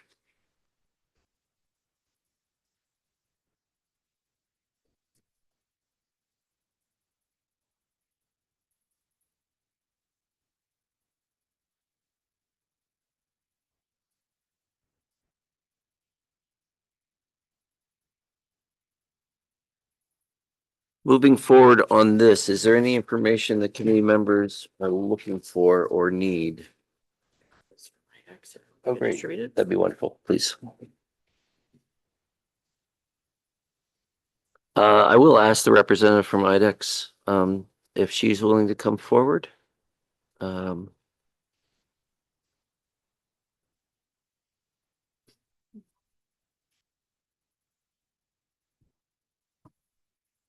you. And if you could introduce yourself. Absolutely. Senator Curry, Representative Gear, members of the committee. My name is Ann Robinson. I'm a lawyer with Pierce Atwood, and I'm here on behalf of IDEX. Thank you. Yeah, and can you explain your concerns or the position of Sure. IDEX on this? Absolutely. Thank you. So, as you may all know, IDEX, first of all, is headquartered here in Westbrook, Maine, and it has two basic lines of products, if you will. One is animal diagnostics. The other is water quality testing. And so it's the water quality testing line that we're concerned about. And so the equipment, the water quality testing equipment that IDEX develops and manufactures is used largely to test public water supplies. And depending on the size, for example, of a water district, a large one, say like, Portland Water District have its own laboratory that would then use, this equipment. Smaller utilities, use private laboratories, and IDEX sells to those private laboratories. This is, as you would imagine, highly, sophisticated equipment that is developed and that IDEX maintains and repairs, constantly monitors to ensure the proper, calibration and functioning of the equipment. And in this case, if that's not done correctly, the result is you have a contaminated water supply. So, for example, one of the things that the equipment is used to test for is E. coli in the water. That's just, among other things. And so in the 131st, when the then IDEA committee had this legislation, we did, raise this issue, but as it happened, because the committee chose to take the approach of exempting business to business and business to government, it captured this equipment in that exemption. What we've proposed here, we've sort of gone with what the presumption is right now in the bill, not to do the B2B or B2G, but that would once again certainly satisfy our concern. But short of that, what we've proposed here is just to include a specific exemption for the equipment that we are talking about, that I've just described. Thank you. Among the That's very enumerated helpful to exemptions. understand. Thank you. Thank you. And Representative Callamore. Thank you, Mr. Chair. So one concern that I have, I think it's similar to Senator Tipping's concern, is that if we take this out, I guess I work with a lot of engineers in my role at the university. And I guess what my fear is that we might be saying that only IDEX is qualified to repair any of this, and that there may, and I know it doesn't say IDEX, it specifically points to this equipment, but what if Portland, because they're so big, has an engineer that can actually repair this stuff, and now we're exempting it and we're costing that city more money by having to give it to IDEX to then fix it. And so I'm concerned with, are we picking winners and losers by adding, and it's not just this exemption, I'm looking at this laundry list of exemptions, and why are we passing a law that exempts everything except for maybe this phone sitting on my desk? Well, it's inherent in the nature and construction, if you will, for lack of a better word, of this, equipment, that it can't be repaired by some independent outside engineer, because the equipment is developed, by IDEX, and it has, let me also, I guess, add that there's if I could use the analogy, or really the sort of the metaphor, if you had a razor and a razor blade, okay? And so IDEX manufactures the razor and the razor blades, and the blades get changed over time, both in kind as well as, from one lot to another of the same kind. And so they have to, it's important to maintain the integrity of both the razor and the razor blades, and they go hand in hand. I mean, that's how this equipment works. I mean, that's what the product is. There's sort of two aspects to it. And so it is part and parcel of the development, the intellectual and technical development that IDEX engages in and performs and is only qualified to maintain. That's the nature of the product.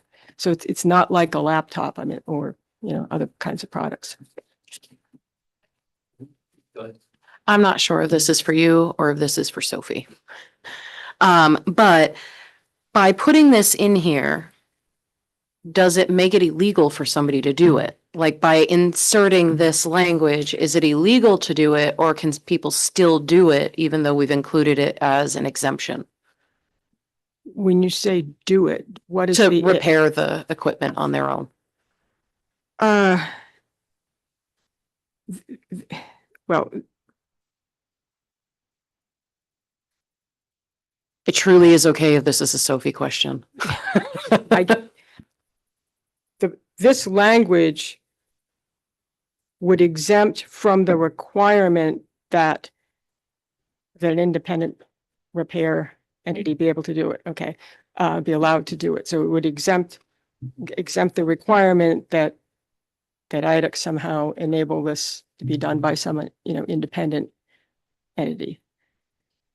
And let me just add also that this language, this descriptive language, does exist right now in Maine law in a different context. It's the same language that's in the PFAS statute exemption. So it's not out of whole cloth at this point.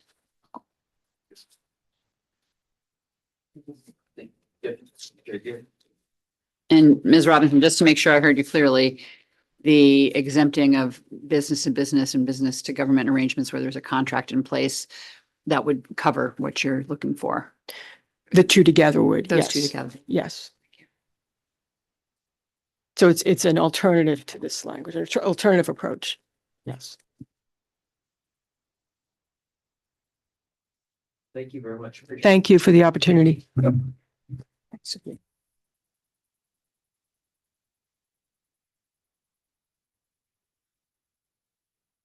I'll take it. Thank you. I was just wondering if there's anybody potentially from like the water districts or from municipality that wanted to discuss that.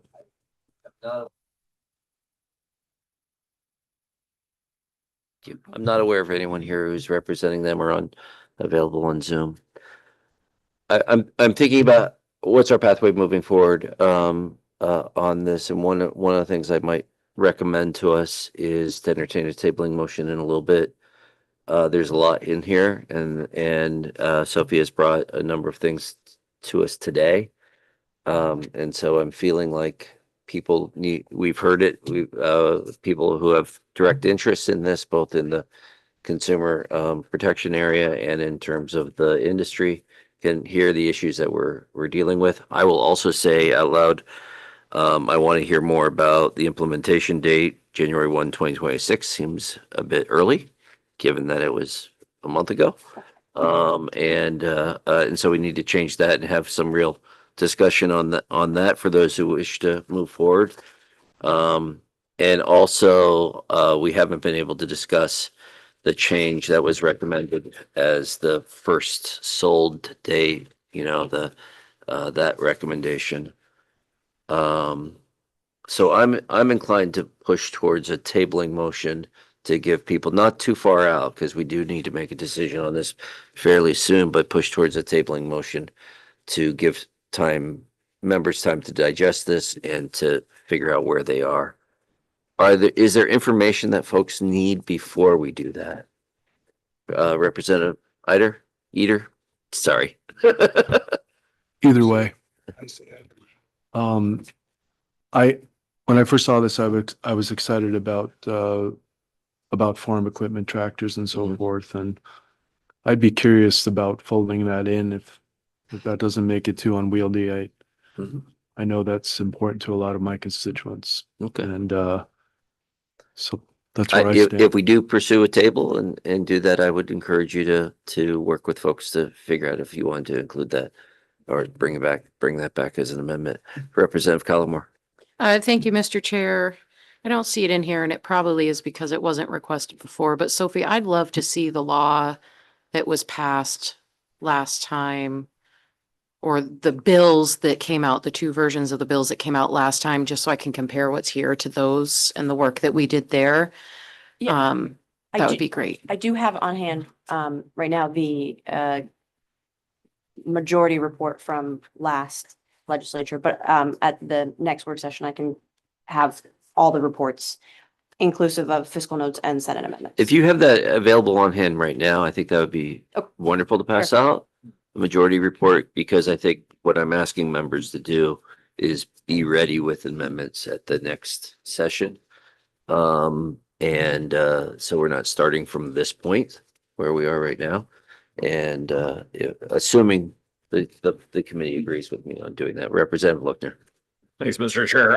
For the work session, I don't know if you can do this, to get a response from, I don't know if there is a statewide organization that represents the water districts, but to get their perspective on what IDEX was saying. Chair Gear.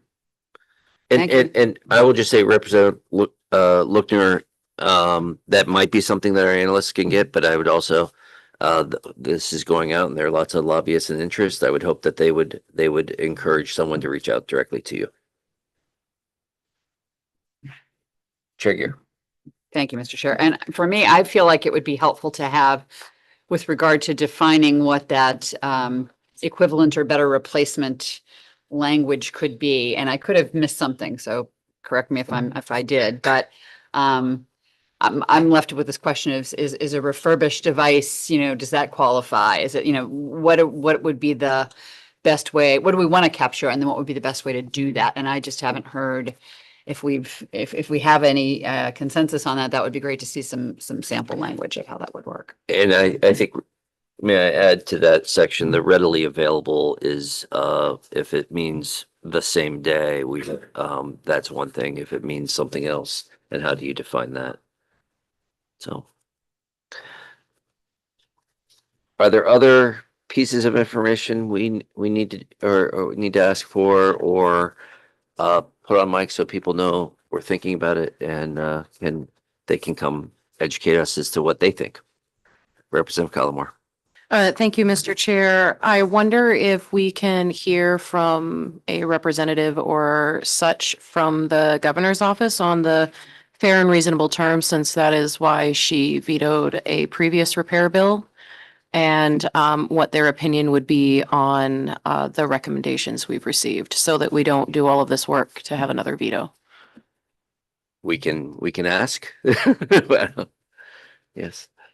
Chair Gear. And then my last item is really this trade secret issue. Is there available either a better definition that we would have access to in Maine law? Is there something that we would look at from one of the other states that's implemented this to really get at that? I just am very cautious about someone saying, oh, that's a trade secret and that's a trade secret, versus do we have clarity on what that really means from any source? And specifically thinking about, source code is sort of a trade secret, but some usage it might not be. And I just looking for ways that might be approached. Great. Is there a motion to table? So moved. All those in favor? Thank you. And we have a couple bills for analysis, and not analysis. We have a couple bills. So we will close the work session on LD 1908 and thank everyone that came forward. And then we have a couple bills for language review. We do. And perhaps the clerk can hand them both out at the same time, so save you all steps. Would you like me to start talking about them or wait till you get them? Let's wait. All right. Let's wait Well, I till- will tell you that I think you guys are ahead of the curve as far as reporting bills out at the Oh, beginning of this session. we're very competitive, so that's wonderful. We use the channel. Yeah. All right.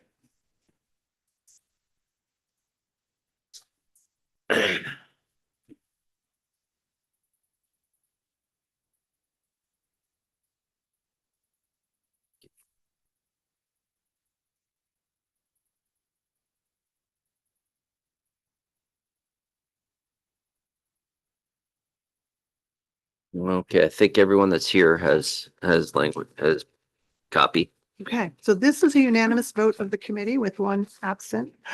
This is LD 128. You would call this is DEP's bill, updating the definition of subdivision law, which is a change that's made throughout this bill. It also updated on page 4. It clarified that routine technical rulemaking applies to permit by rules. The fiscal note is attached. Costs are expected to be minor and can be absorbed within existing budgeted resources. Are there any questions on this language of it?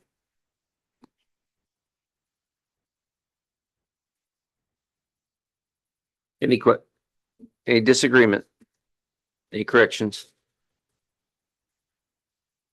Okay, we'll move forward. Okay, the next one is LD 161, which was also unanimous report of the committee with one absent member. This is the resolve to ask MOCA to convene a working group tasked with overhaul and modernization of the subdivision laws. You'll recall that MOCA is to work with representatives from Department of Agriculture, Conservation and Forestry and DEP, and they're reviewing 3 titles of law that have sections about subdivision laws. The working group has to act within or work within existing resources. On the page 2, it identifies in section 4 the individuals that they may consult with. And this does not limit them to who they may consult with. Section 5 is the section that says they must come up with a work plan. They have to come up with a draft work plan and solicit public comments on it by posting the work plan on their publicly accessible websites. Then the final work plan is due to this committee by November 4th. And then they also have to submit it to the committee of the 133rd on January 1st of 2027. So this committee will get the work plan, as will the committee in the next legislature. And then the final report is due to the committee by February 15th. And it goes to all 3 committees, meaning ENR, ACF committee and this committee, and any of those committees may report out legislation, and has the fiscal note, which is anticipated to be minor and can be absorbed within existing budgeted resources. Anyone see errors or omissions? All right. Thank you very that's all. much. Take a motion to adjourn. All in favor? Everyone have a good evening. A good weekend. Yeah.